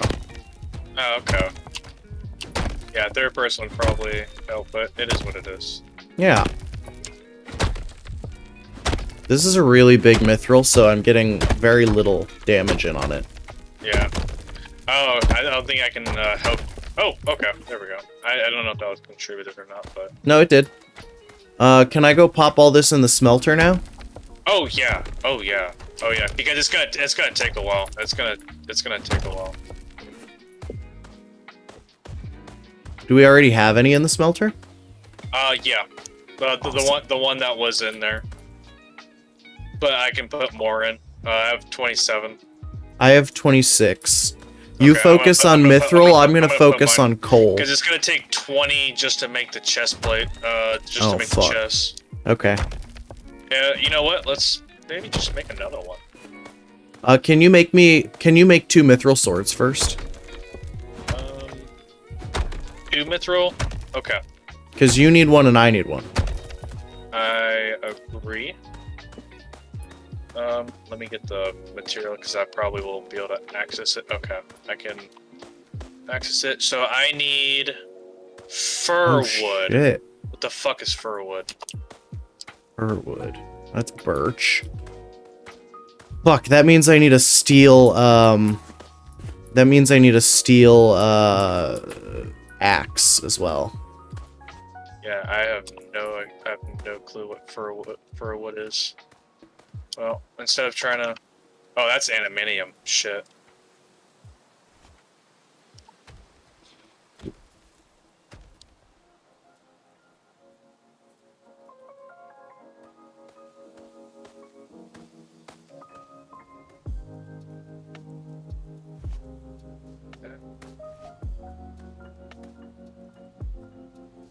Do you have any idea?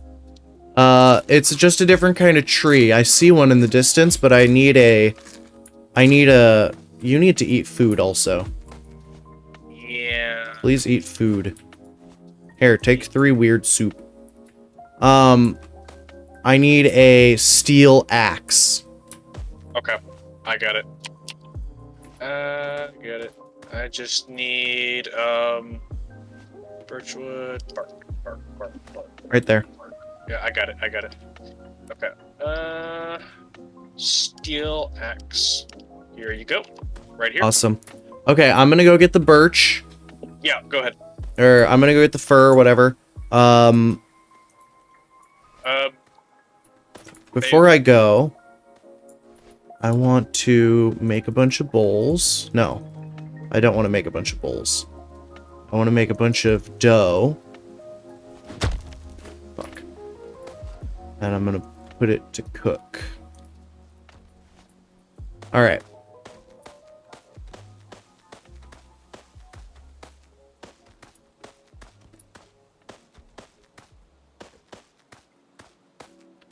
Can you take some of the extra wood that we have and start building, like, as a hut of some sort? We have no time. Yep. No time. You might just have to pull. Shit, that's dark oak. Maybe that blue shit. I see it. Blue. It's right here. Okay. Yeah, because it looked bluish on the. Firs are the ones that look like pine trees. How much fir wood do you need? Oh, that's a demon! Oh my god! Alright, I'm coming. One-shotted. Oh no! Guardian's like a literal fucking ethereal demon and fucking one-shotted me. That's Oh, I see it. Why is it here? Oh, Jesus! I don't know. I didn't even have a chance. Oh! Like, honestly, I'm gonna be, like, dead ass. I don't know even if we had done everything right on that. Bro, that thing fucking obliterated us. Yeah, I don't even know if having armor would have done anything with that.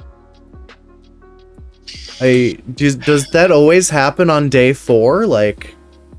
Yeah, it seemed, but that boss was way more cracked out than the other one. Gronk was just a regular, Yeah. or bigger super. Maybe it's random. Okay, I'm gonna grab more water and I'll be right back. Okay. Yeah.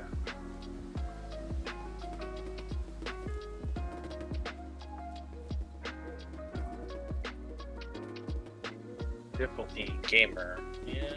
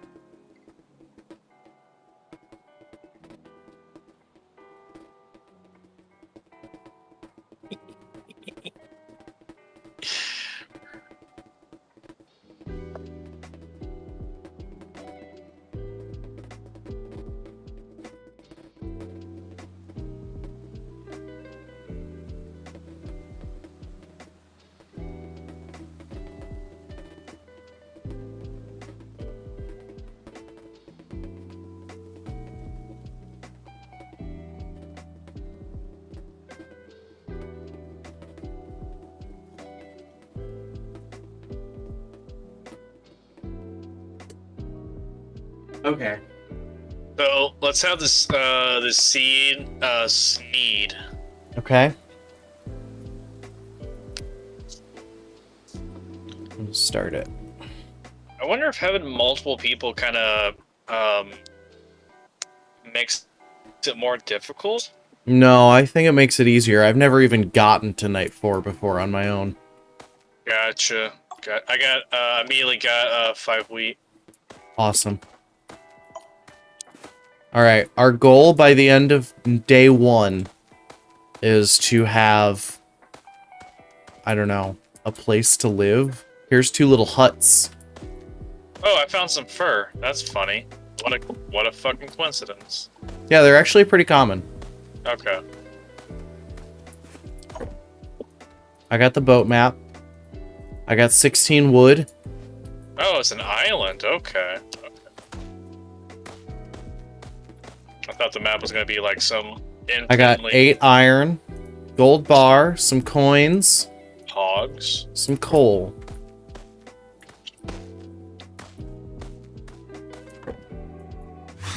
Got peanut butter.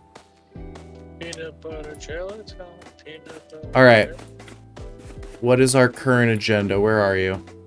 I'm hammering some trees. Okay. Okay. I'm on my way now. Making a workbench. Work. Right here. There is despair. We can make wood axe. Here you goes a wood axe. Here is a pickaxe. You don't have to make it if you haven't already.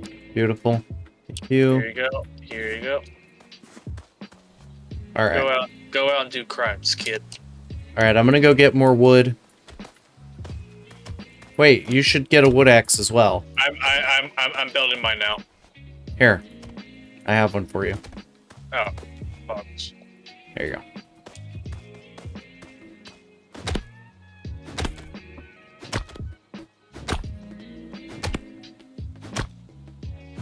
Assuming we can make maybe charcoal for fuel when we have excess. I've literally never tried it. I mean, I'm literally thinking in Minecraft logic, so... I mean, that's what the whole game runs on. Well, and also Dwarf Fortress logic, because that's the same thing. Rocks.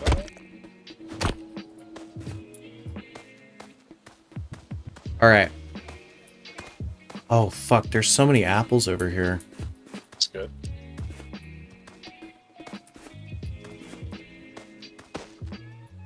So we need to get to iron as fast as possible. I agree.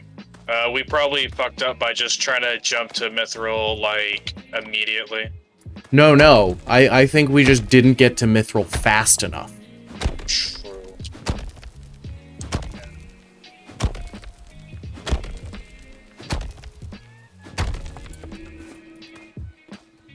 Alright, I see iron ore over here.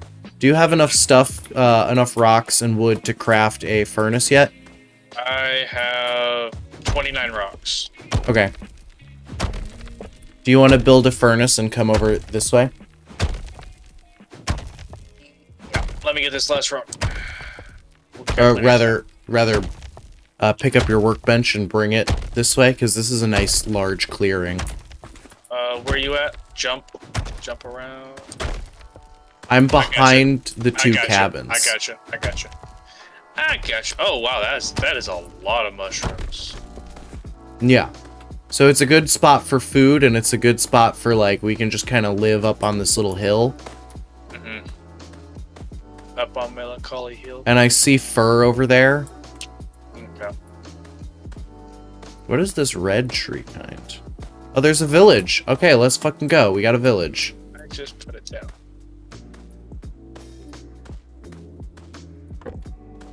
I got a free peanut butter. So, I think maybe fucking with their shit maybe provokes them. Maybe. Or maybe smacking things. Might be smacking things. Oh, got 10 iron bar. Got. Hell yeah.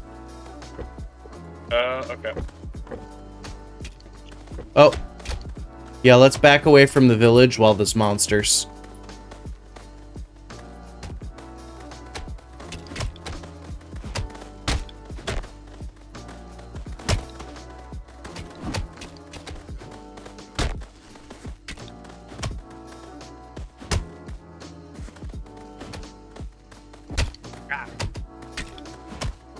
Oh no, I'm out of stamina. Oh, we got a boss. Deadly. Nice.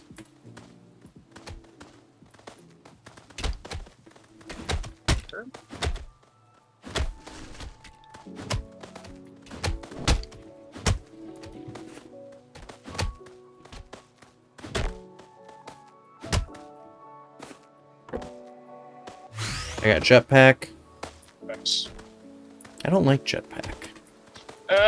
It has a lot more utility than you think. I really liked it. Hmm. It had a lot more. And I got orange juice, which is attack speed, which is just damage. Yep. Which is honestly kind of like crit. Yeah. Now I just need to stack crit. Mm-hmm. I got another free item. Hunger drains slower. Alright, you want to go back to raiding the village and I'll get us some meat? We don't have I don't have the gear yet. Okay. Increase max HP. Okay. Fine by me.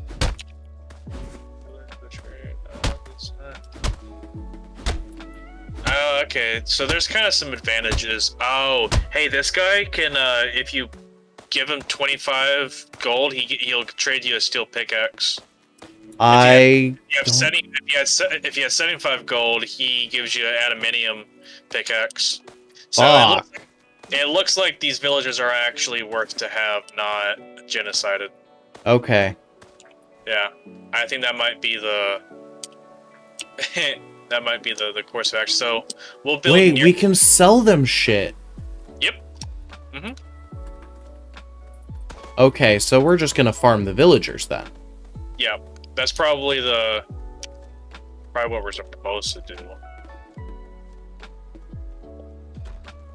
Okay.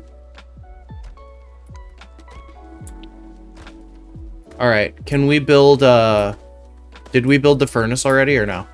No, we haven't even gotten to that stage. Okay. I'm gonna put another right here. Okay. I can make one now. Sending it out right now. Beautiful. Putting, and then I already put coal in, so just need to put that fat metal. Anvil is being put down. Alright, we're gonna have 25 iron ore. Okay, good. Because we need birchwood now. We need birchwood, you said? Yep. Before I can get you birchwood, I need a metal thing. Shit. Alright, I put all my resources that are relevant in the box.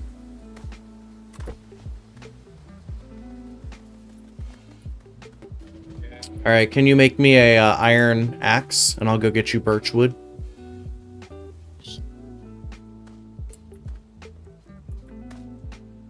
We can only make steel. Okay, can I get a steel one, and I'll go get you birch? I still need 10 birch. Because I need 10 birch to make a steel axe. Oh, okay. There's some steel ore over here if you want to come get that while I find you a birch. Okay, where is it? Oh, Right- I see. right here. I see. Okay.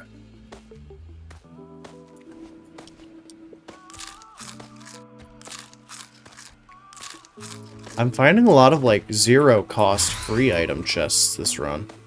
Yeah, that's good. That's good. Yeah, get stacked.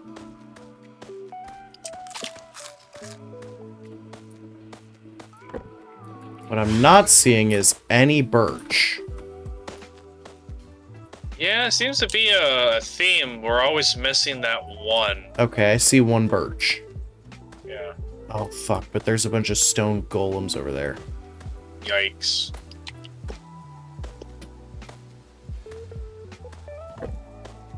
I got another jetpack. It's time. Yeah, it's too late. I'm already super far. I'm gonna get the birch. Yeah, go ahead and commit. How much do you need for one axe? It was 10 birch wood, and then one.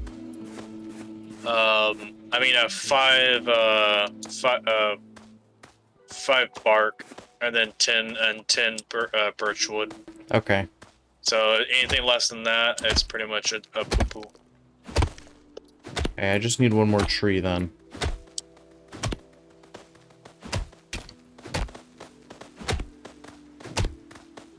I'm just gonna have to solo fight one night.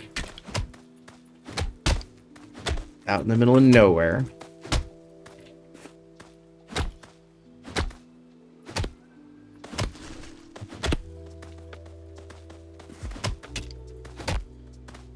Man, I don't like how they honestly attack. It just makes no... The only attack that I don't like is the throw that they do. Yeah, that one's a little too accurate. Yeah. When they want to be too accurate, they'll like spin and like not even an animation, just instantly spin. Yeah, like yeah. Fucker.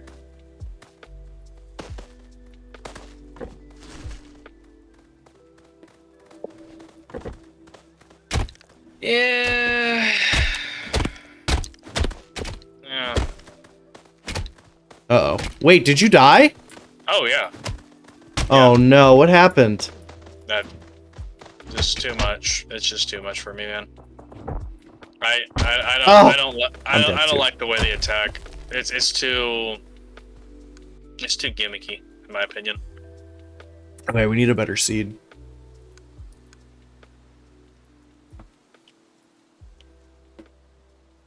Man, I wish Zep was on. Zep would play this with us. Yeah, this is probably a purely you get a bunch of players. I wonder what the max is. Probably 4. More than most likely 4.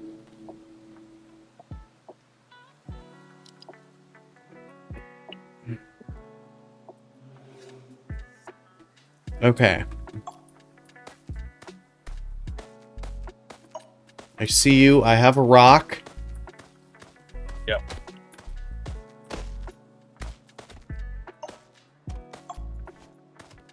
I found a spot where I can hit 2 trees. Fuckers.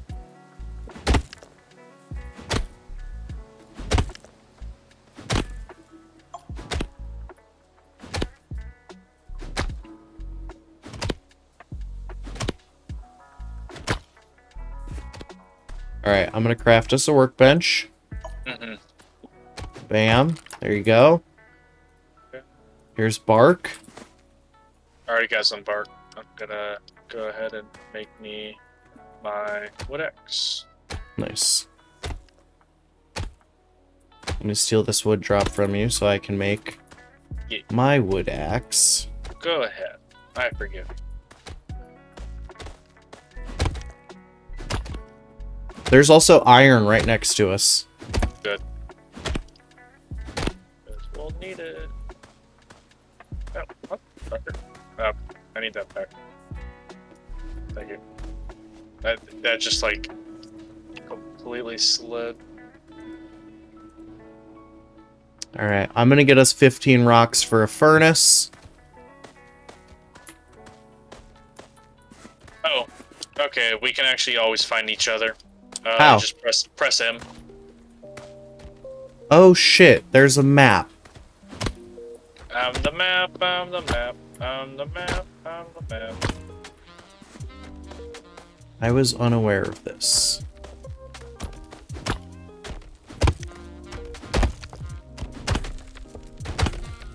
Don't worry, the only thing I did was just press M. Like, nothing really on my end.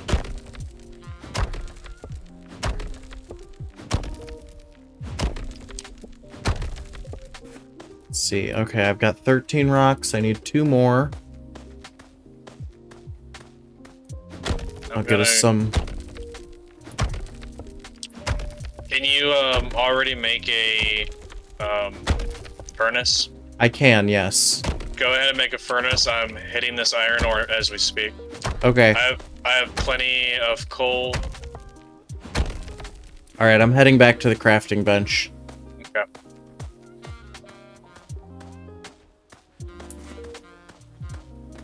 I think I can actually make both the cauldron and the furnace. Yeah, go ahead.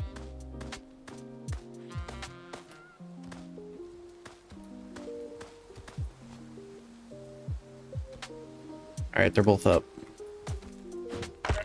After this last chunk, I'm gonna head back. Yeah, I have plenty of coal. I should be fine.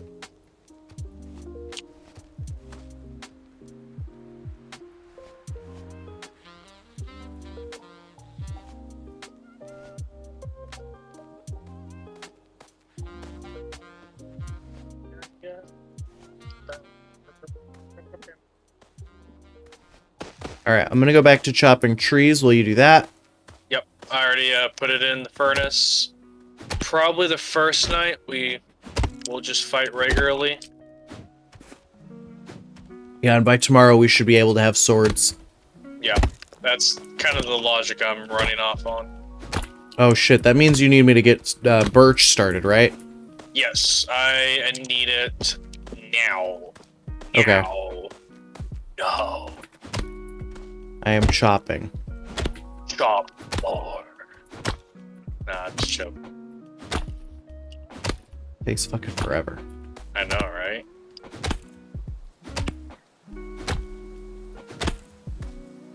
Can we even fucking make bows? I have Yeah, you not can. made bows.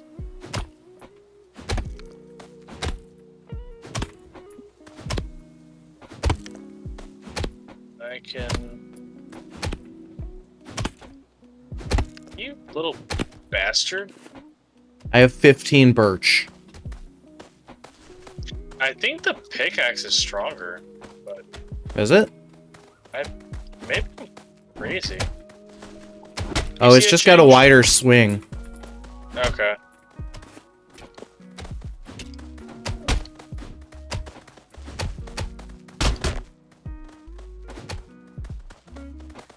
Oh my god, we got a boss goblin on night 1. Yeah, that's been happening.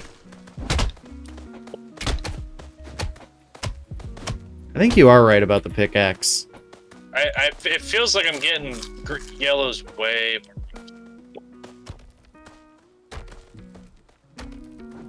Oh.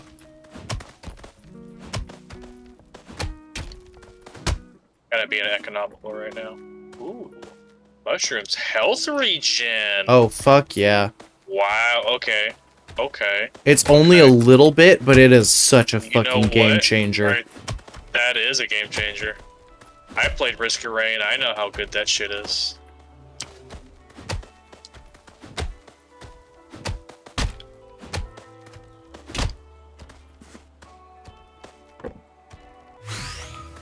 Permanently increase max HP on kill. That's a great early item. Yo, that's what's up. Okay. Alright, here is give me 15 the birch. Okay, we should be able to make one. We didn't make an anvil, right? We did not make an anvil. Okay. False alarm. We might only make. We might be able.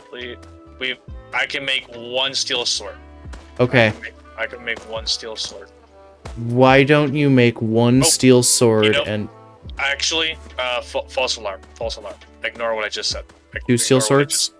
Yes. Ignore. Ignore what I said. By the night, we will have our steel swords. Okay. Who joined? Who's Can the I fellow? have a steel sword? You can have a steel sword. Thank Here you you. go. Alright, I'm gonna go kill us some cows. Rip. Because we need food. Yeah, a little bit. Okay, I got me my steel sword. I got my. So now we get more steel so that we can have armor, right? Yes, yes. We at least need to not be wet kittens. Exposed wet kittens. So what do we need for that then? Just more iron? 20 iron for chests, and it gets much lower from the other 3 other pieces. But that's if we don't get mulligans again. Okay. I have another iron right here. Mining. I see a village. I'm approaching it now. Yeah. Do you want to take all our stuff over there? No. No. Well, honestly, I don't know. That's fine. We'll stay at our current location. Boat map.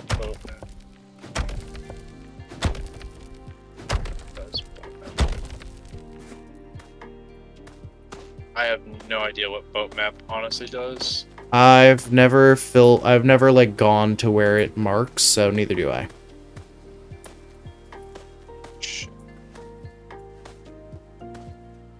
Strange. I found another iron ore. More wheat, found arrows. Actually, this is actually not bad.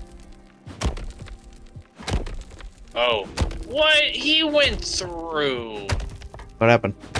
He went through the fucking building. Come on. A golem just literally just no clipped. Oh fucking. Alright, I got us 12 more iron.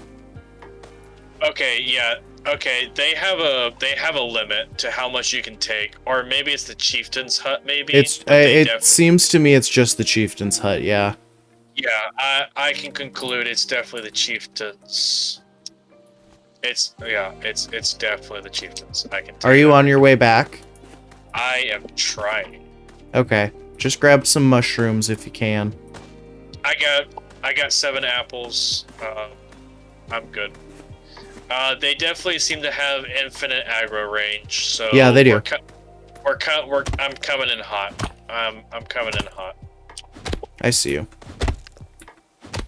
Actually, I think they. No, they're following you. I see them. They didn't run away that fast. Look at a bunch of mushrooms. Oh my god. Okay, all right. It's time. So, didn't exactly accomplish much, but I got 19 wheat. All right, come back to the base. How bad are you on food right now? Not bad. Okay. Well, I am. Oh. But I'm good. I'm good. Trust me. I'm good. Whoa, that was a one-shot crit. Yeah, the crits are fucking nice. Okay. Okay. I just need to get as many kills as I can, because each one makes me stronger. Yeah, this steel sword is honestly... Yaw. Can't fucking get me. Okay, he got me a little bit. Ah, damn it. Steel sword definitely hits way faster. Oh, yeah. The attack speed on the swords is crazy.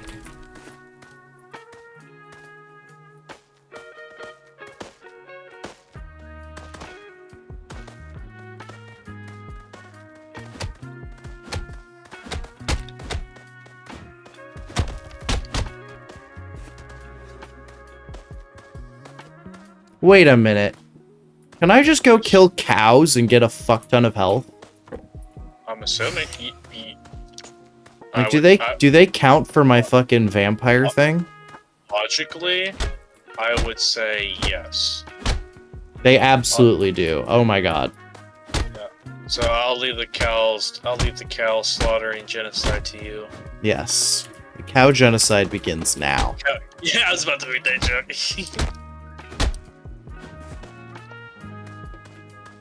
Ooh. Oh, also check the furnace. I loaded it up for you. Oh, well, I don't have anything of note. That's why I'm out. That's why I'm out here right now. kinda in the far distance. Yeah, I see you. Oh my god. Jesus Christ. Where is the...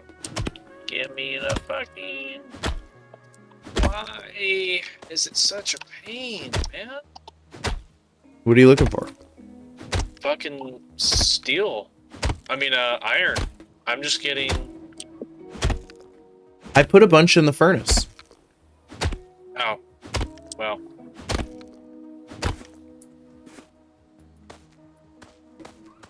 I'm full.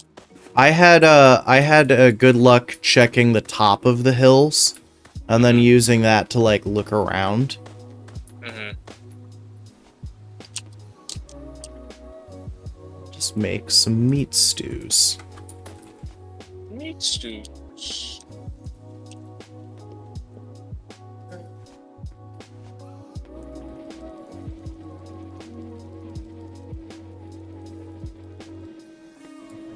All right, I'm gonna start putting fucking walls up. Yeah, go ahead. Go ahead.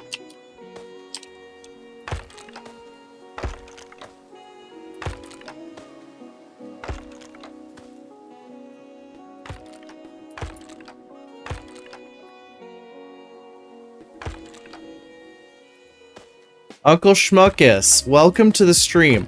I was actually fucking debating popping into your voice call and asking if you wanted to play this game with us. It's called Muck. It's on Steam. Suffer with both of us. Please come suffer with us. It's pretty good. We're having a time. Not a good time, but a time. It is a 400 megabyte free game on Steam. Come pop into my fucking Discord server and join our voice call, buddy. I saw you and Dojin were streaming together earlier.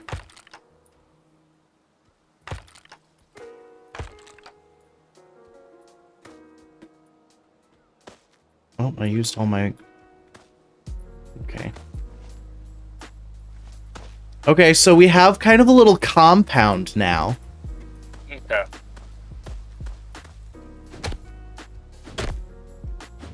Oh, alright. That's fine then. I think we're probably going to wind up playing this tomorrow. What day is tomorrow? Tuesday. Okay, yeah, we'll probably wind up playing it tomorrow. I just have to make sure, because I'm on quarantine right now, so I don't actually know what time is. Yeah. It's an illusion. It is an illusion. Who joined the voice call? Is that Lemon? You mean who's been sitting here saying nothing? Like a... Yeah, the whole time. Wow. Like Lemon, why haven't you downloaded this horrible game to play with us? Because I'm currently debating whether or not I want to go to sleep. No, you should play this game with us. But I'm also looking through Steam to see if there's any game that I feel particularly interested in. Muck. And not including Muck. Muck. I would say maybe tomorrow. But Wow. not tonight. All right, come back to the base, please. I'm coming. I'm just I did notice that this game is basically Minecraft, but obviously it's not. Minecraft and the other one. Not Minecraft. You mean the other one? Hyrule? No, the Viking one. It was really popular for a minute. Frost? Wait, that's No. not Vikings. Why did I even... I hope that works. I put some Valheim. Valheim. Thank you. Oh, Valheim, yeah. Yeah, here we could be playing Valheim, but here we're suffering. Listen, Valheim is much more involved.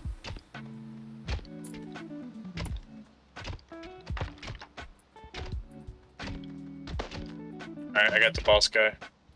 All right, you're at the base. Yep. I'm trying to build stairs down for you. Oh, I have no fucking health, actually. I did watch a bunch of anime today. How is that different from the rest of your life? Because I don't actually watch anime all the time. I just watch it in not a significant portion of the Alright, I just dropped 40 in the furnace now. Hell yeah. I'm clearing out the guys around our base, and then we're in a good fucking spot. I watched the most anime at the start of any given season anyways. I watched a couple episodes. How much birchwood do you have? I will give you an answer to that shortly. I have 16 birchwood. Gimme. I have 5. So, Okay. Here you go. Hog champ. I need to make a couple bowls so that I can make some healing stews. I'm gonna make a steel axe so we can just farm birchwood more. Okay. Birchwood. Do you want to farm the birchwood, or should I farm the birchwood? Up to you. Caught me. I didn't even think about it. Yeah, you go ahead and make it. Yeah, you go ahead. You have to make it. You have all the stuff. Yeah. Here, But I will farm the birchwood. Here you go. Go do crime. I will. Thank you, Father. I will zap to the extreme. I will make a steel pickaxe for me though. Okay. Here we go. Yeah, you go do the steel pickaxing. I'll go do the birch gathering. And the next tier as well, right? Like, yeah. What's it called? Fur? Yeah, fur. Yeah. So if you see that on the way, definitely tag that. But I also need to kill a lot of cows. Yeah, get yourself fed. Yeah, get yourself carrot, because we're probably gonna need. Oh, come on. Okay. Even with steel, this is really fucking slow. I know.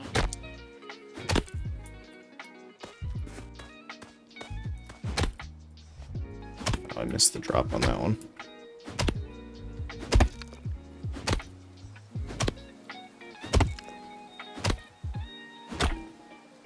Do you guys see what engaging gameplay this is? I know it's emergent. Alright, I've got 18. How much do you want?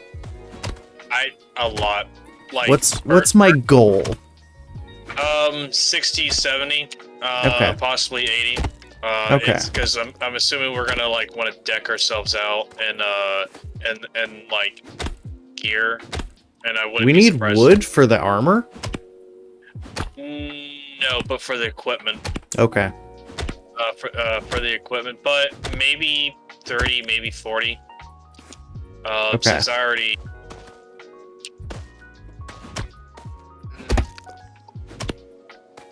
How much fur do you have? 0. Okay. Not looking good on steel right now. I have on 40 iron. birch. 40? Yep. Okay. Yeah, I'm not seeing anything good right now. Iron, this is bad. Jesus Christ. See, this is like the one problem I am having with this game is that there's almost a deficiency, like trading one for what? No fucking way, it's already. Come on. It's already fucking. Wait. Is this iron? No, it's mithril. Fuck. Yeah, we got plenty of mithril. What do we need to skip straight to mithril? Fur. Lots of fur.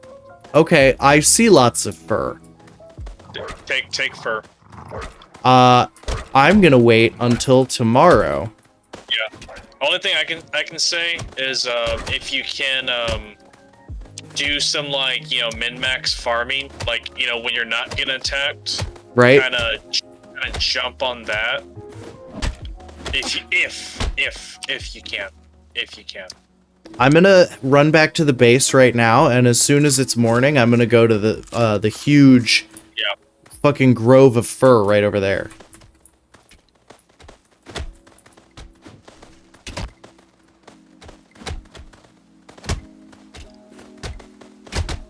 Actually, this night in particular is a really good opportunity for us. Yeah. It's kind of my mindset. Biggest thing too is the fucking hunger. I've always thought the hunger thing added. Oh, keep opening small chests. You get those little red beans that make your hunger go down slower. Yeah, that's honestly probably the mechanic, honestly. That's probably what's supposed to actually happen. Hell yeah, I just kited the fuck out of that golem. Nice. Yeah, if we're gonna go ahead and just skip, I'm just gonna go straight to Mithril. Go ahead, go get the Mithril. I'm gonna, oh my god, I got another one that... So now I gain 2 max health per kill, right? Hell yeah. Yep. Hell yeah. Alright, let me grab some food, and then I'm gonna go get all of the fur. Alright, I found a spot that's pretty lucky with Mithril and Steel, so I'm gonna go jump on that. Okay. For the rest. I have should be plenty of coal. Okay. If you have free time and it's literally on the way, if you're already done with your objectives. Get coal? Yeah, if you're already done with your objectives. Okay. How much fur do you want? We haven't even fucked with Mithril, so... Like 60? 40, 50. 40, 50. We got 10.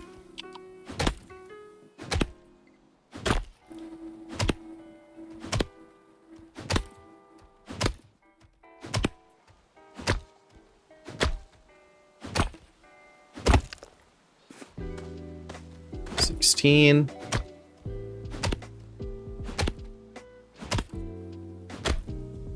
Oh shit, there's goblins out there in the daytime. They haven't seen me yet, so it's not an issue, but they're out there. We got 24. Out there goblin. They're goblin.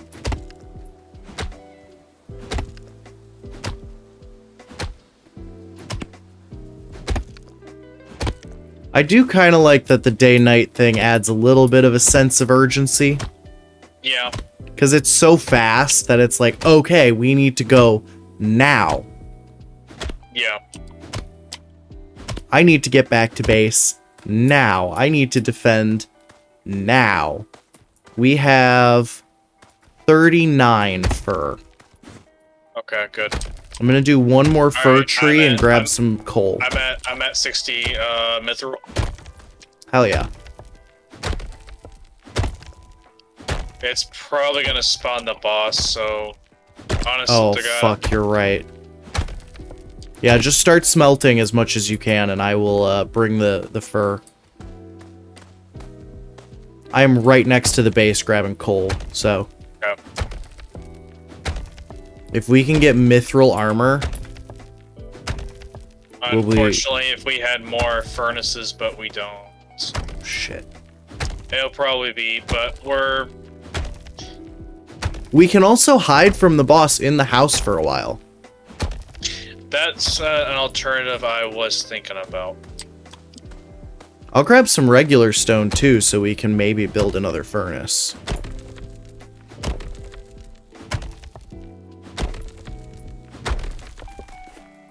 How much stone do you have on you? A lot. Good. Well, then we'll build. Yeah, I have 2 stacks of rock. Okay, so go ahead and build some furnaces. I'm getting coal right now. Yep. Okay, it's time. Grab some mushrooms. I'm on shroom. I'm coming. Yeah. The hummus. Okay, cool. Oh no. No, no, no, no, no, no, no. Do you see this bullshit? I don't know what they fucking want from us, man.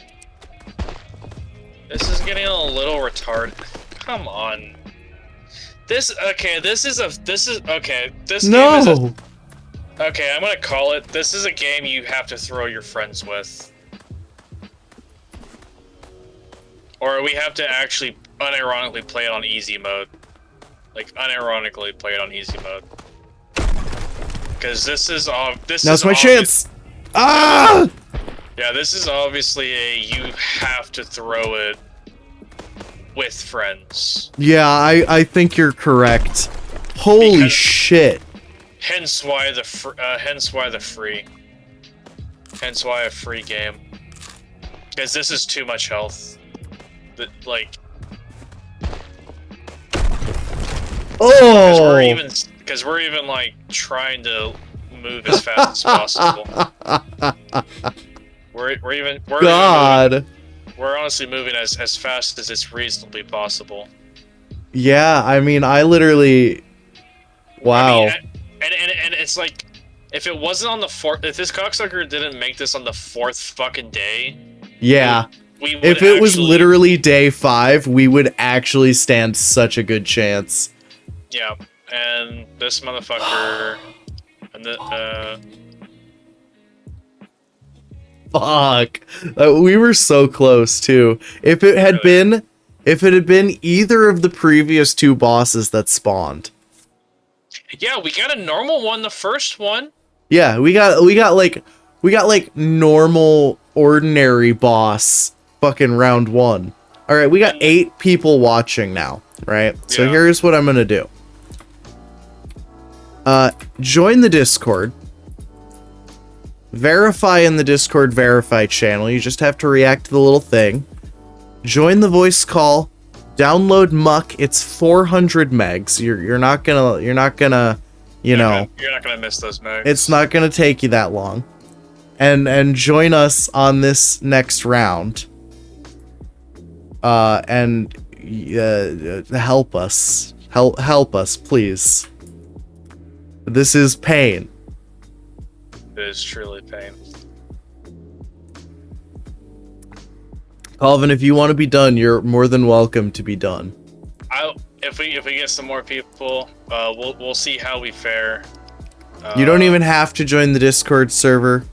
Just you get the game and pop in that little string of numbers I just dropped in chat, and you can play with us. Yeah, because I almost have a sneaking suspicion we need a lot of people. I feel like, because there's that shrine that's like pay 20 coins to revive your friends, right? Yeah, there's plenty of them. I feel like you're supposed to use your friends as a disposable resource, you know? Like in like Rust, or like how most people don't really give a shit. Thing to yeah, do. like don't give a fuck about your hunger until like you die and they just respawn, you know, that kind of mechanic. Yeah, I feel like those shrines are most likely gonna be like one-time use though. Maybe. Lemon, download this fucking game. Petty. Yeah, I know. Now download the game.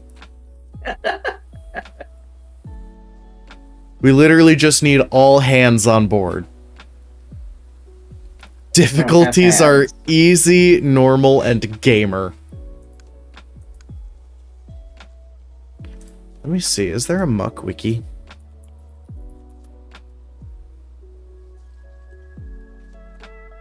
There is a Muck Wiki.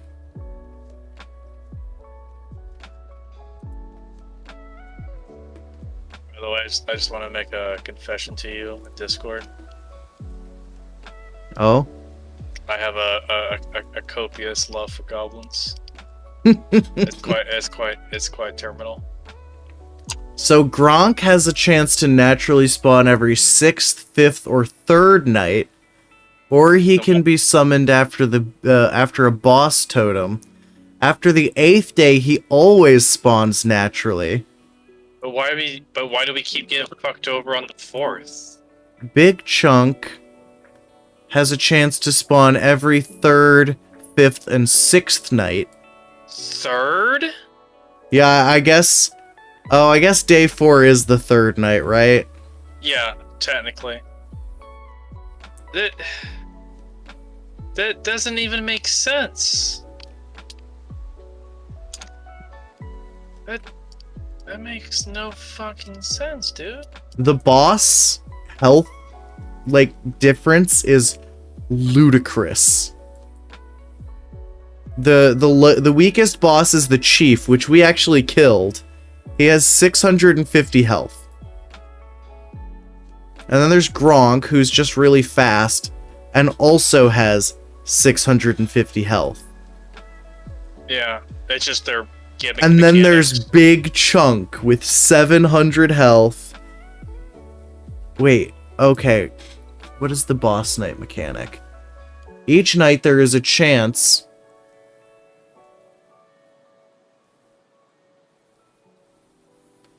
A boss night. Okay.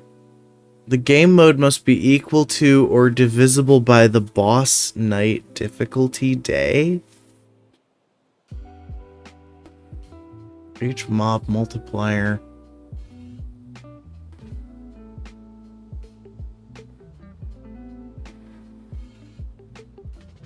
Revive price.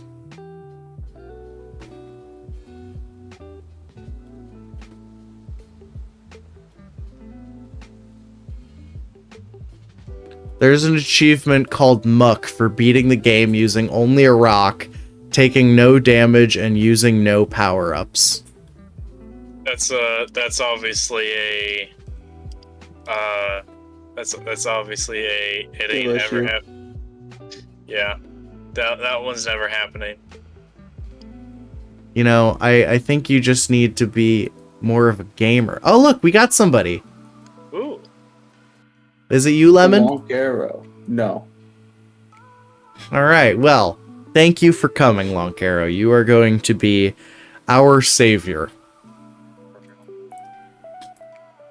Real poggers. Real pog champ. All right, find a rock. Find a big What ass is this? rock. What? Yeah, what? Look. Did we just get lucky? We got a little lucky. I have 8 mithril ore. What? Okay. It can't be used to knock down a tree. Well, of course. It's not a rock. It says it is rock.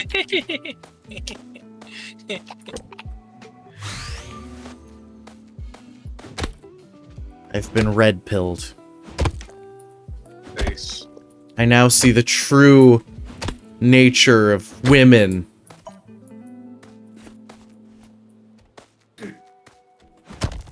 I'm rock-pilled. You know, I am curious though about how much wood we can actually, I mean, a chest we can get. Like, do those respawn? I don't know. I don't imagine they do. Mm-hmm. But I mean, there's so fucking many of them. This is true.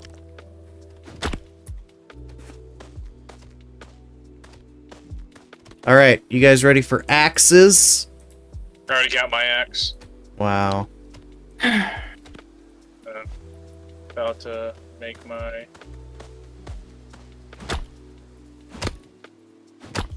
Okay. All right, so where's our boy Long Hero? Oh, he's out there doing stuff. Yeah. He knows the assignment. He knows. He knows.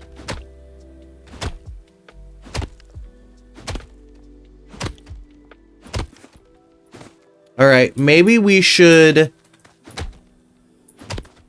Maybe our goal should be to... I don't know, where should we build our camp? That is a good question.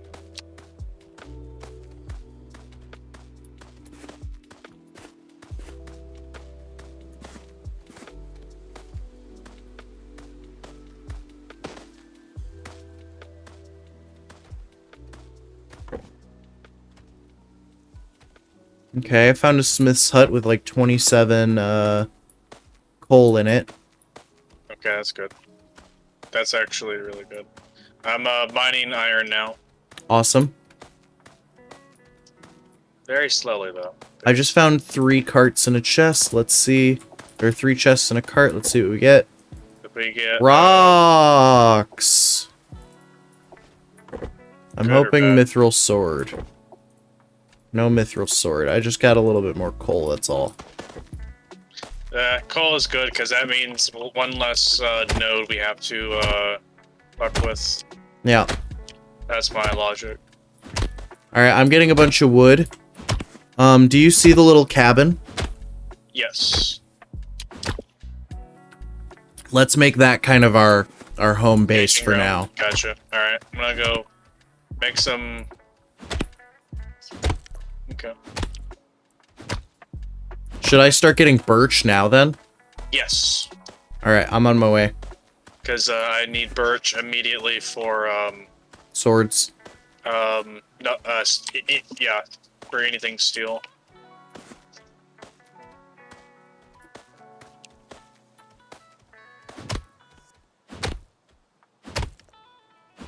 Alright, I see you over by the house. Yep, I'm just knocking down some trees.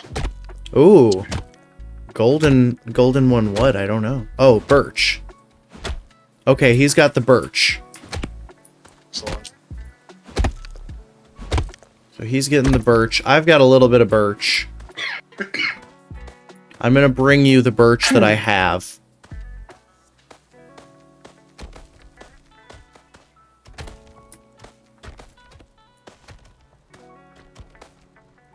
Alright guys, gather around.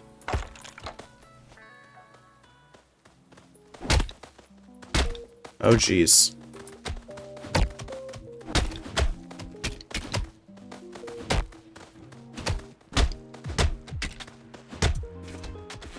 Nice, nice. Hell yeah. Fuck 'em up.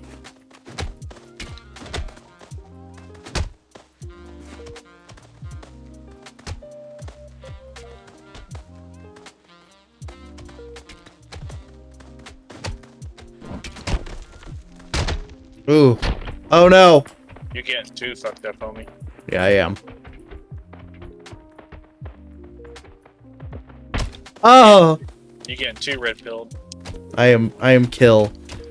Okay, just survive and use a shrine to revive me when you can. Yep. Whoa. Go Lonk, I believe in you. Yeah, get him.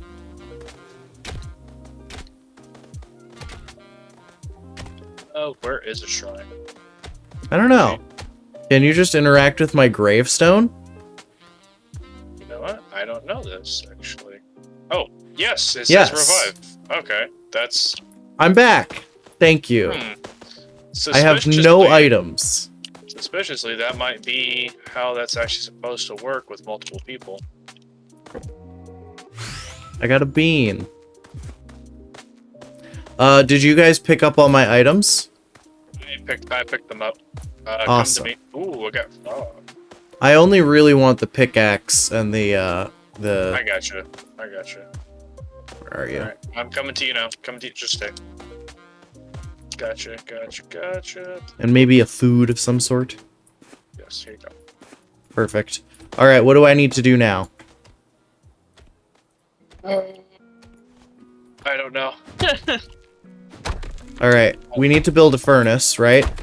Yeah, oh, yeah, I already have the steel for that. Let me... Shit. God damn it. But we need a furnace. I got it. Okay. Furnace. Two furnaces. And a cauldron. Yeah. Well, let's put half here. Don't you have to use coal in the furnace? Yeah, Yes. Well, yeah. I don't know if you have to use wood or not, but oh yeah. Okay, that's in production now. I'm just gonna go ahead and keep your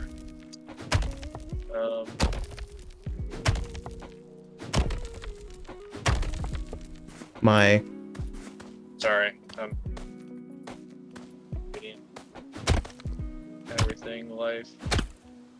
Okay. Anvil is placed. Perfect. Now. How'd you do that? What? You made a blue exclamation mark on the screen.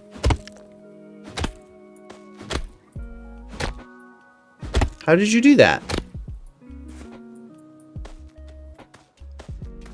A wizard does not show until. Oh shit, dude, there's 3 boss lizards. Hurry.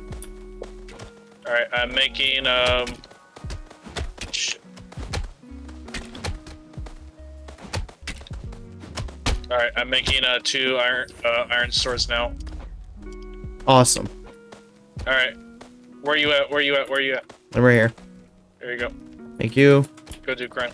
We gotta make another one for Lonk. Yes. Yes, it should be in production now. Okay. Did you make a cauldron yet? No. I have not. But I am making the... Oh, we have 2 anvils. I'm a baka. Okay, I made a cauldron. Where you at, homie? Where you at, Lonk? I see where you are. I'm making health, potions. They're gonna be in the cauldron, so please everyone take at least one. Lonk! Come along, Lonk. Lonk you later. Lonk, I got you. Come over here.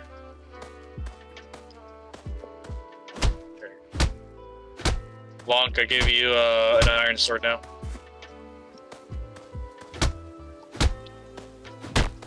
It's so much faster and better than every other weapon. It really is. Alright, I am going to start gathering wood again. Yeah. We need walls up, honestly. And then we need to start working on getting mithril.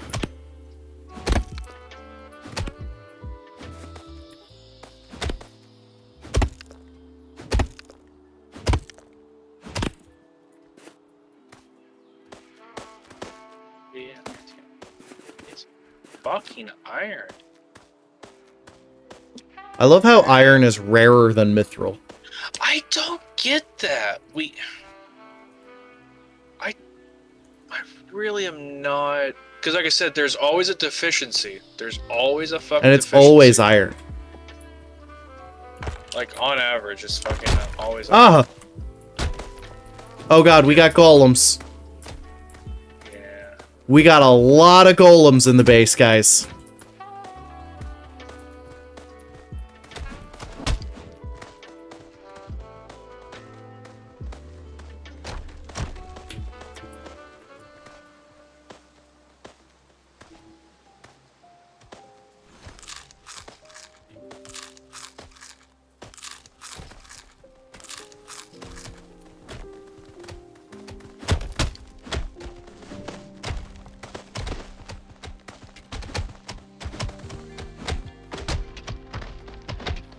Nice, nice. Oh, an item.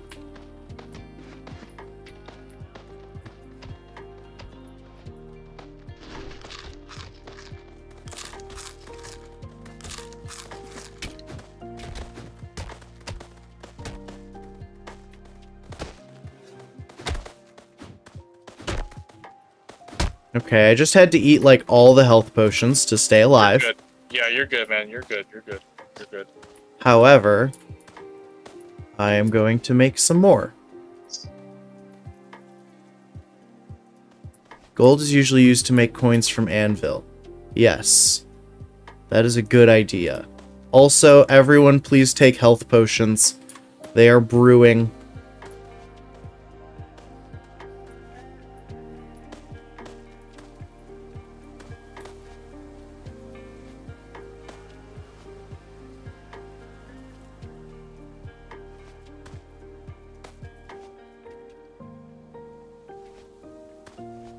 Okay, I used some of the gold bars. I'm gonna go open 3 small chests. I got jetpack. That is not bad. Oh, okay. When you do those battles, you get an item when you do a battle. Oh, did we trigger one of those? I did. I just want, you know what? I was like, you know what? Fuck it. I tried it, and I got an item after its completion. What did you get? I got milk. Oh. Strong bones. And then I opened up a chest and got a dumbbell. Nice. So that is good. Ooh, another dumbbell. Okay. There you go. Okay. I'm grabbing more coal. Mm-hmm. What's our current priority? Survive. So cow genocide, herd.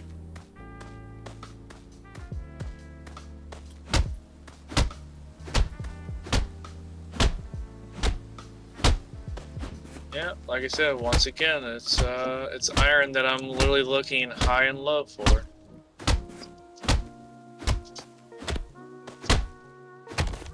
Oh good, you made walls, I will go get them.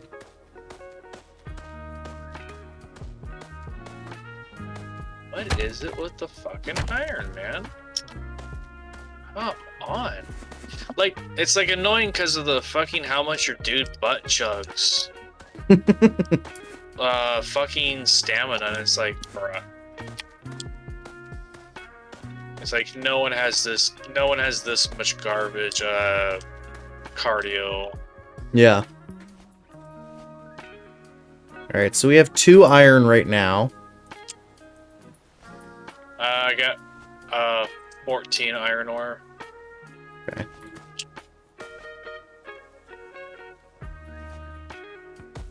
Got some bread. I'm gonna make some dough. Put that over there. Boom, boom, boom. Found a steel helmet. Got another 14 34 ore. walls. Okay. Alright, I'm gonna spend most likely the rest of my day constructing walls. That's good.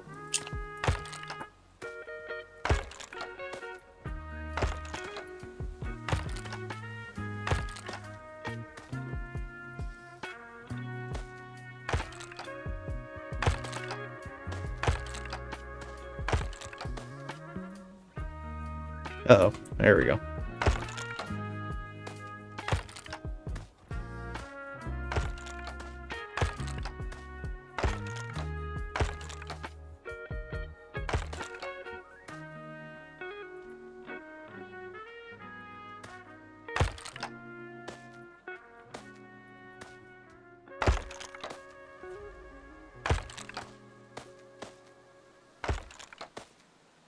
Ooh.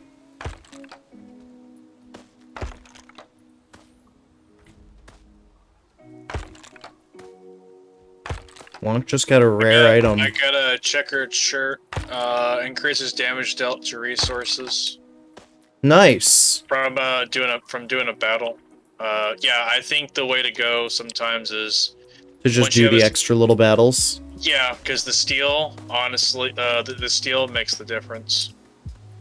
Like, oh fuck. Yeah, it makes a night and day difference.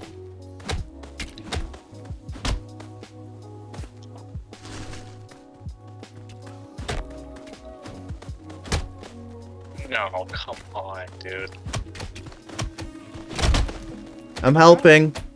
I know. It's just literally the instantaneous running 1080. I mean, 180. It's Do you just- want this health potion? Yeah. I Take need it. it now. It's right behind you. Yeah, you got it. Just...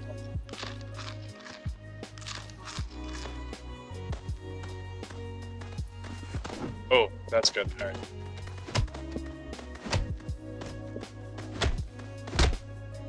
Nice. Hup. Into the base I go. Now I'm gonna eat a food or two, so I don't die again.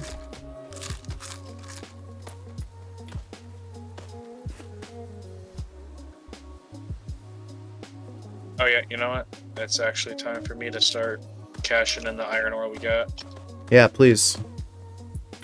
Yeah, that's the reason why I was even came back. I'm gonna go get more wood so I can actually build us stairs to leave the base with, Yep. so that I can fully close the base out. Also, keep in mind this is our last day. Yeah. I just hope we get the fucking easy boss tonight.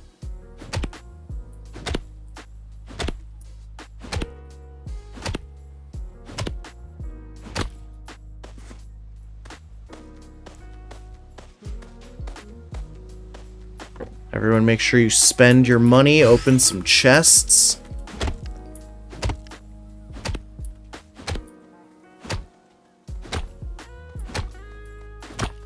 Yeah, that's the thing. Mithril is really easy to find. But to get access to it, you need to find iron, which is much more difficult to find. I mean, which makes no sense. Yeah. Oh great, another jetpack.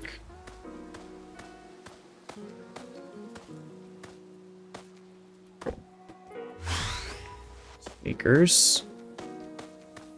Alright, last item. Fucking archery item. You know what? Fuck it, start a battle.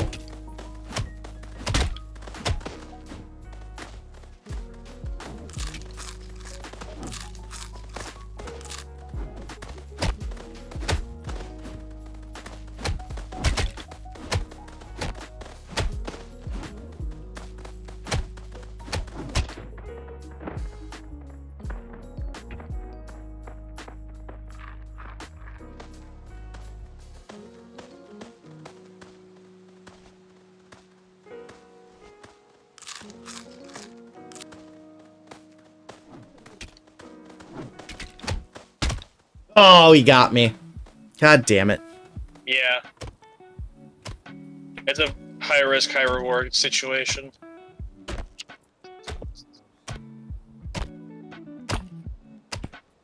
What happens if I don't get revived in the next 45 seconds? Probably have to revive you.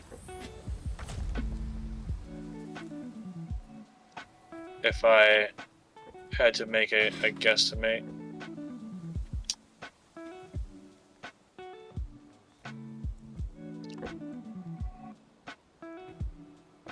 Oh, hell yeah, another checkered shirt.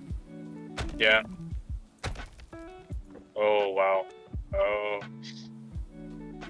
Okay. I think I'm starting to get the idea.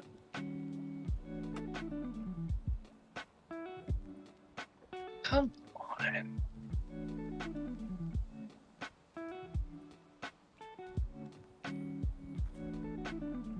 Oh. Oh, yay. Thank you. He used a shrine. I'm alive. Let me pick up all my garbage. Oh yeah, the checker shirt makes all the fucking difference. Holy shit. Really? It's, even with wood pickaxe, it's literally game changing. So yeah. Okay. Alright, we gotta get back to the base.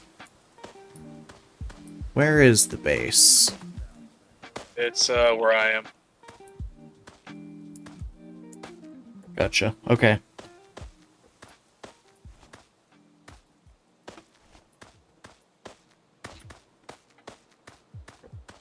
Alright, here it comes.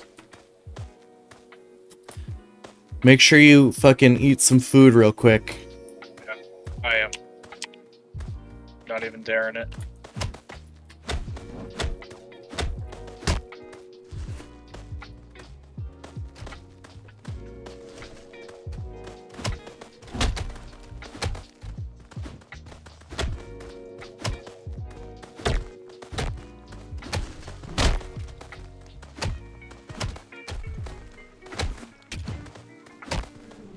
So what boss did we get?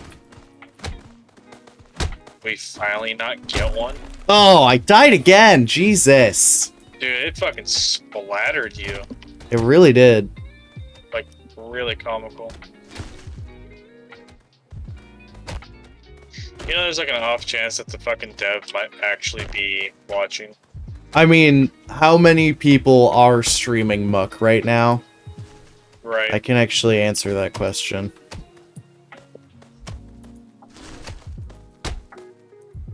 Are you still dead? Yes, you are. I am still dead. There are 5... Okay, I can't revive you until Am I- 80 seconds. Am I too expensive? No, it just literally says can't revive. Oh, okay. That makes sense. Am I too expensive? Oops. No, it just literally says can't revive. Can't revive. Oh, okay. Vault again in 60 seconds. Cool.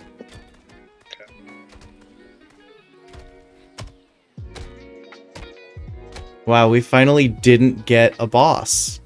Which pisses me off. Because we were so prepared for it. That's so annoying. Okay, we have fur, we just need the blue ore, Lonk says. What? Lonk says he got fur. Okay. Cool. Yeah, he's been super fucking. He's been super awesome. He's been the game changer. For real. Like, for real.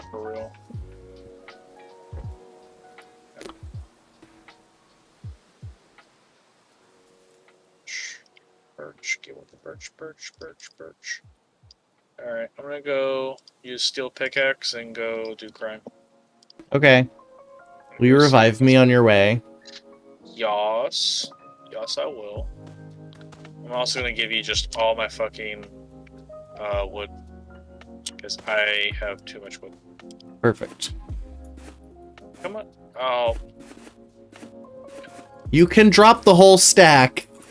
I was doing right click and it was literally doing it. I was like, really? Come on, dude. Oh yeah, the checkered is I literally just killed a rock and 2 strikes. Nice. So okay, it's the getting the special items is where it matters. Yeah. Yeah. Okay. Okay.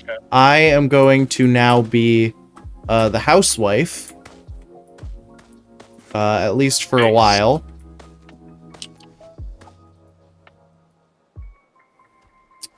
Oh, I do have a lot of wood. Okay. So here's what I'm gonna do. I'm gonna make this staircase properly connect. Boom.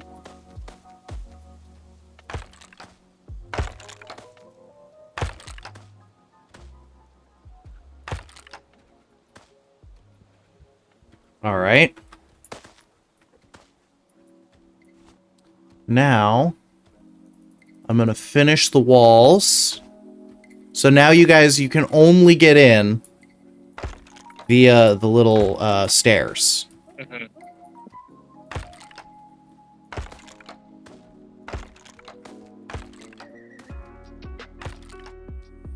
All right, now...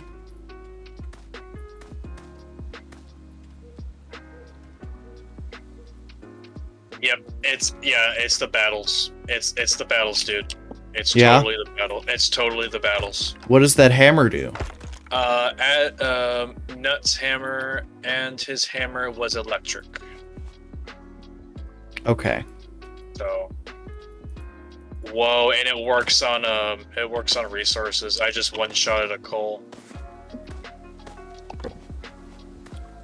Very nice. Alright.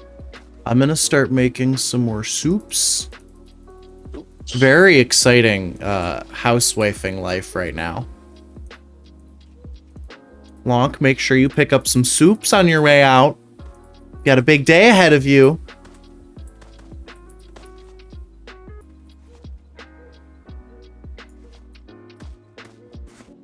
Will you grab coal on your way? Another hammer. Another hammer. Yeah, like I said, it's literally and another 200 horseshoe. coins. Thank you. Yeah, like I said, I'm gonna go buy one of the expensive boxes.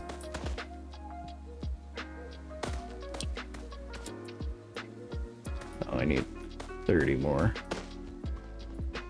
Okay. Now. Bro. What happened? Boss. All right, I'm gonna bring you some soup. I don't know if I can survive. Just run towards the base. He is literally on my dick, and he is fast, and he has a range attack. He is on my dick. Where are you?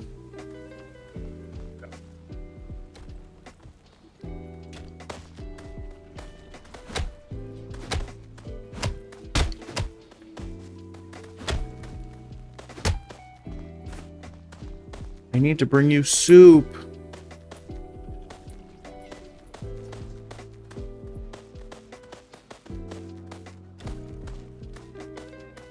No.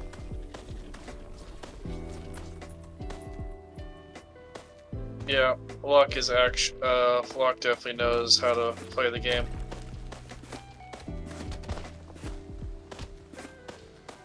Damn, that's the first time we've even got close to that. Lonk is fucking strong. Lonk is definitely strong. I got you. Oh. All my stuff. I need my stuff. Here. I have steel should be- chest plate. Yep. And That's all I picked up. really that's it? Okay. Yeah, it kind of scatters all over the place. You got to run around and find it. Yeah. I have your and then- sword. Yeah, give me the sword. Give me the sword, and there should be a pickaxe. I haven't found the pickaxe yet. Okay. Well, that's fantastic. Jesus Christ. Oh, I found my sword. I found another sword. Wait. That one might steel be swords? mine. Okay, I'll here take you go. a steel sword.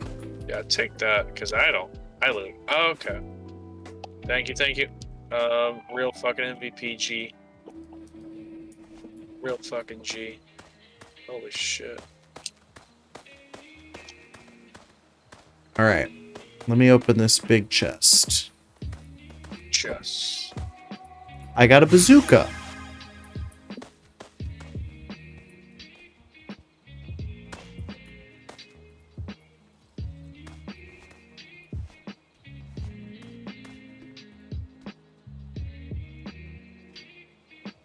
Okay. This has literally been the longest day we've... Well, we made it, so now we get another couple of days. Yes. So that's like really good. I don't know what Piggy Bank does. Does Long know? No, neither do I.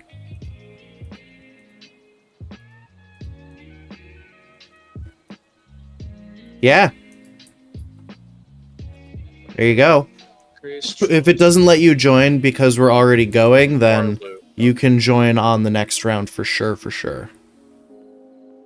Yeah, I don't think it's probably one of those. And if you want to join the voice chat, it is in my Discord server. Yes, we can make stuff with Mithril now. Yeah. It's probably the right course of action.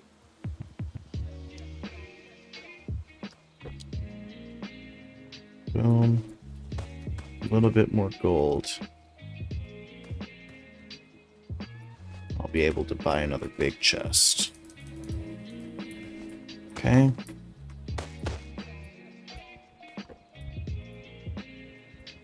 You could just type !Discord and you'll be able to join. Oh fuck, I don't have a pickaxe for getting coal. Oh wow, I got another piggy bank. What does it do though? More loot. That's what Lunk said. More loot. Oh. Busted. On God. Cheers.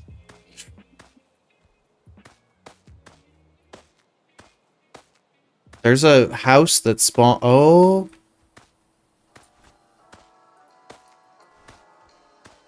Alright. There's 3 golems over here.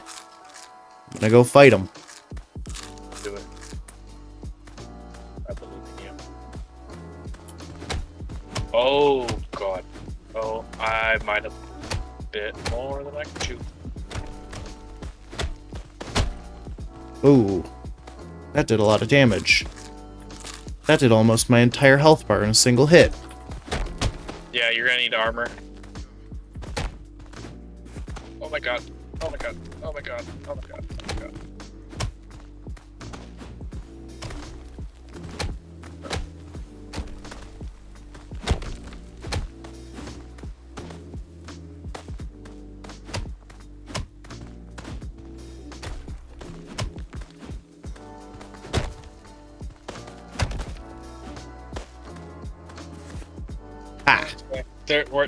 They're gonna start spawning elementals now. Oh, good. Not good. Because the cow motherfuckers can shoot fucking fireballs. Great. Alright, let's all run back to the base.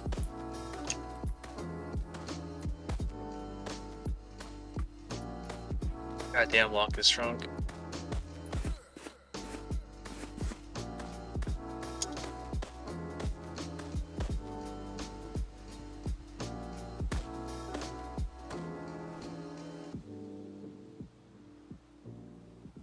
Five iron bar, 5 bark, 10 birch. I only need bark.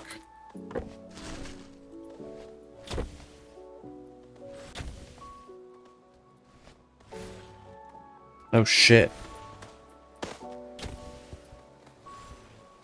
There's lightning elementals attacking the base.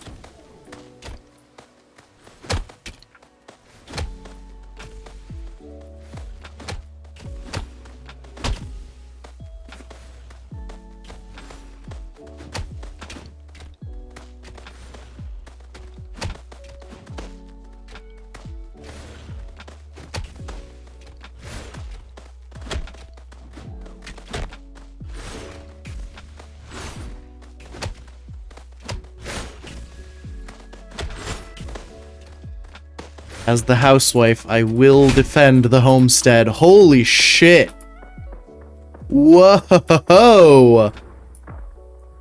Yeah. Now that's a lot of damage. Yeah, the elementals are no joke. Oh fuck, he just phased through the wall! Yeah, they also do that too. As I was talking about the golem, the couple Oh my god, no, they're destroying our furnaces! Yeah. This is not fair. Yeah.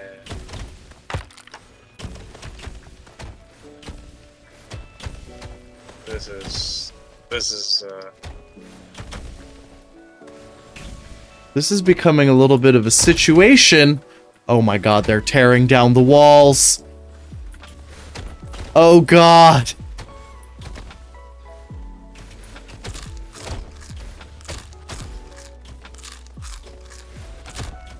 The walls! I spent so long building these, you fuckers! No!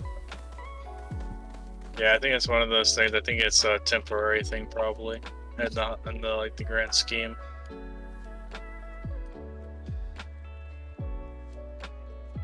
It's like, it's daytime, but there's fucking 50 enemies outside the base, so just be careful.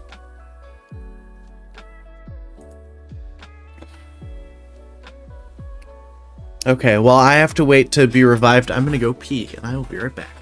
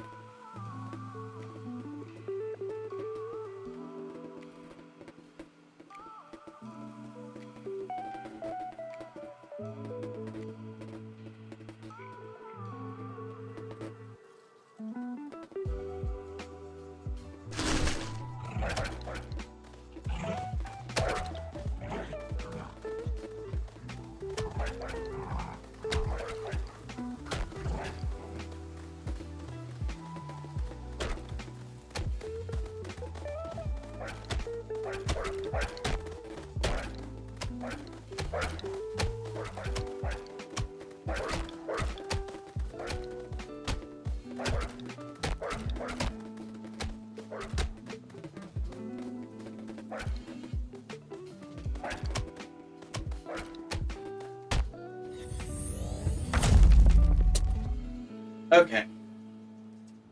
I am back. Welcome back.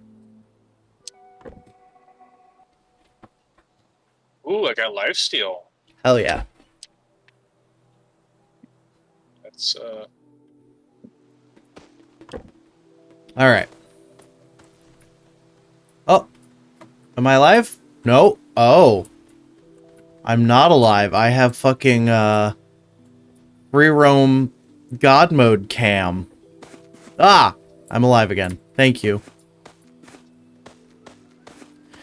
Alright, are we abandoning the homestead? What are we doing? Shit. My sword. Ugh.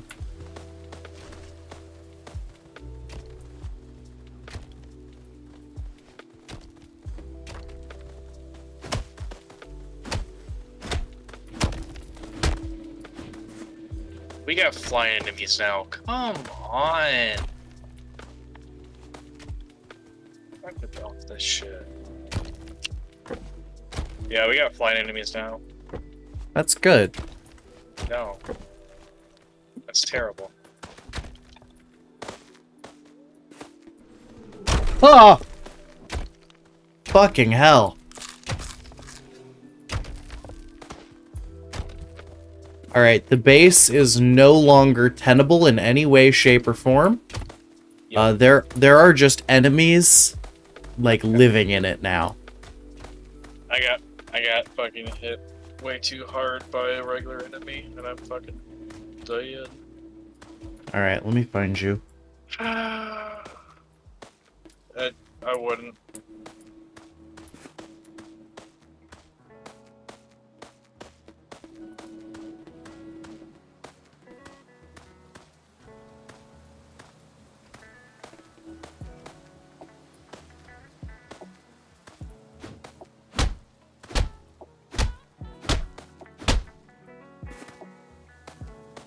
I wouldn't be surprised if we're supposed to probably have like one super Giga God while being kind of like the... Like, just kit one dude out in, like, all of the, all the upgrades possible. all the items, all the... Oh, fuck. All the gear. Yeah. I'm getting that impression. All right, it's all Lonk now. He's the only one. Probably entirely sold with skins. I mean, he is completely out of hand. He's like Wushu like levels of like out of hand at this point. I mean, he was literally Can able we to... see his items? No, I wish I could, but he is probably pretty Decked out. Oh, he's probably pretty decked out.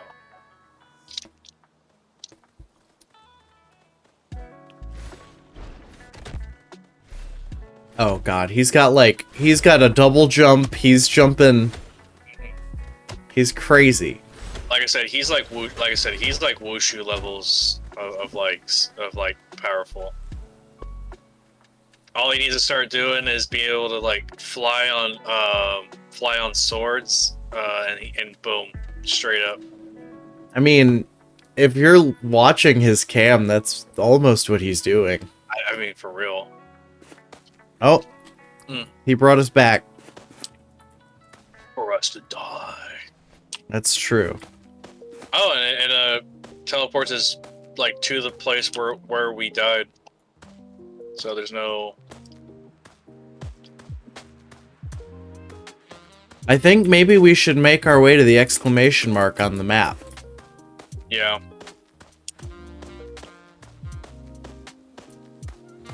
Yeah, unfortunately for Long, he's kind of having to clean up our messes a little bit. Yeah. I think he should try, in my opinion, I think he should try out the challenge totems. And because I bet you he could probably solo. That would probably be the advantage on his end, getting more and more powerful. We might have to kind of surrender to the Lonk. That's fine. I'm fine with that. When yeah. Well, yeah, I died again. No, I am not well equipped enough to handle anything. Yeah. I have no armor.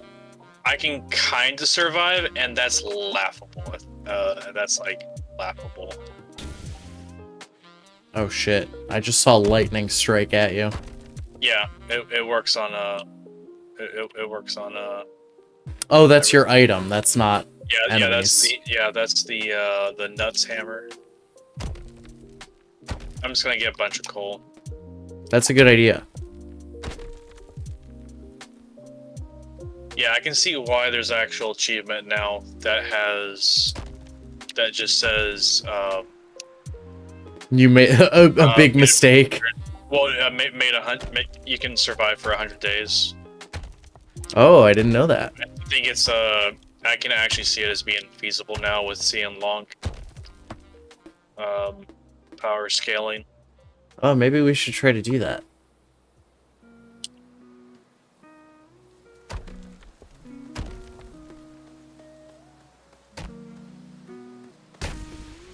Damn. I got a 17 iron ore from that. Nice.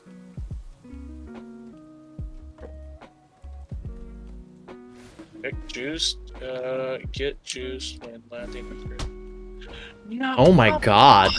dude. I saw that. You took one small hit and just got fucking 70% of your shit gone. Yeah, that's. Do you have broccoli? Are you slowly healing? Nope. I've not gotten lucky on it. Come on.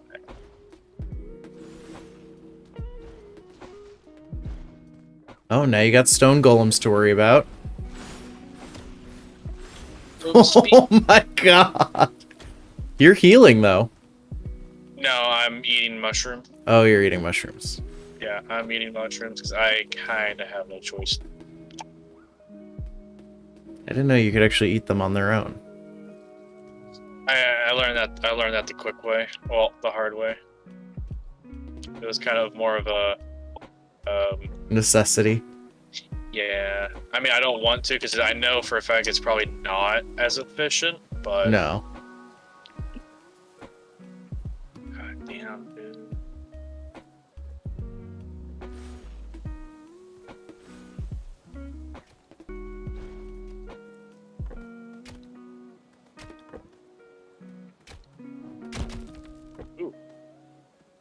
Okay. Yeah, the enemies are starting to scale up their health too. Yep, exponentially. Like, I can maybe take one hit, and that's literally. Well, but the enemies are getting tanky. I know. Yeah. Oh, there you go. This is everything you need. Oh, he's reviving me again. Thank you, Lonk. I'm gonna, make a beeline back to the base, I suppose. Which is... Well, let me check these little chests over here.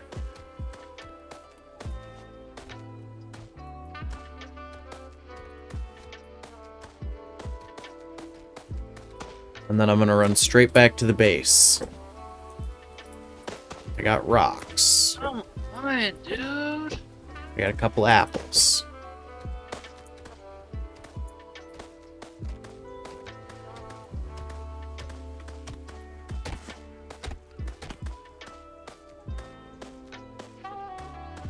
Yeah, I can't do anything. It's getting kind of boring on my end. Yeah, I'm gonna make it back to the base and see if we can't upgrade our armors. Yeah, honestly, it's probably gonna... I think it's not just armor. I think it has to be based on the perks that we are picking up ourselves. Yeah. Because I think the weapons are just at base, and it's matters... It's all about the multipliers. I really think so. I really think so. Makes sense. Yeah, I can't even fucking touch these guys. This is getting boring. Alright, we'll see how, well, next time I die, we'll just call it. Okay, here's the fucking base.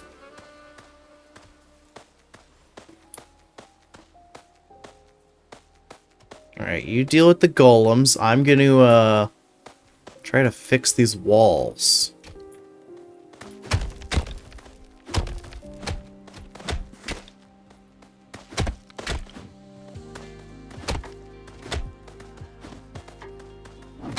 Oh, fuck.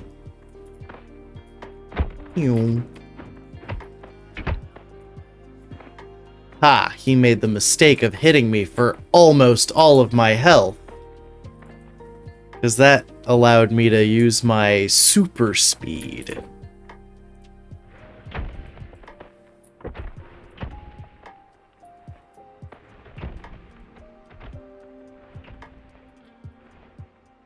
Shit, Lonk is almost getting fucked up. Oh no, never mind. Never mind. False alarm. Okay, Lonk is beginning to smelt adamantine. I'm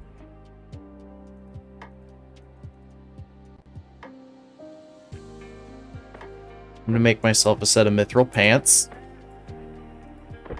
Boom. Some healing.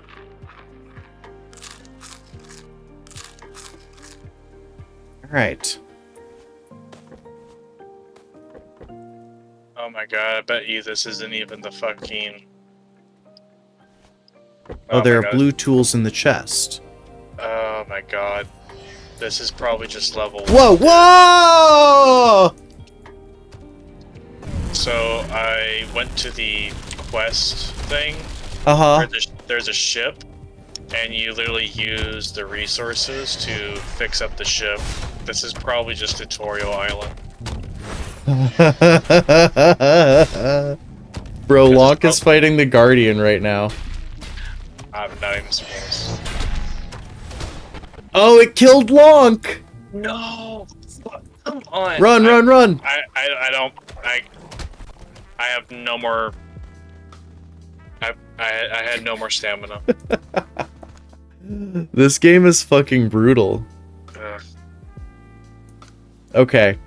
Alright. It's almost 2 in the morning. I am gonna call it here. I will play more of this tomorrow. Thank you for coming, Lonk. That was super fun. For sure. No, that was cool. Colvin, I will at you tomorrow for more of the same. No, I'm not playing this again. No, that was a one time. What is this file you just sent me? Oh, which one? I don't know. Oh. Why did it save as a dot? GIF? What? Oh, that's a... What? I don't want to click that. That looks really sus. No, it's... What is Twitter doing? Man, Was that supposed to be a tweet? Is Elon being a homo? Elon is being a fucking homo. Did he make the Twitter images proprietary? I don't... Alright, well, either way, good night, everyone. Lonk, Good thank night. you for fucking carrying us. And I'll see you all tomorrow. For real. Yeah, it's saving as a .jfif. GIF?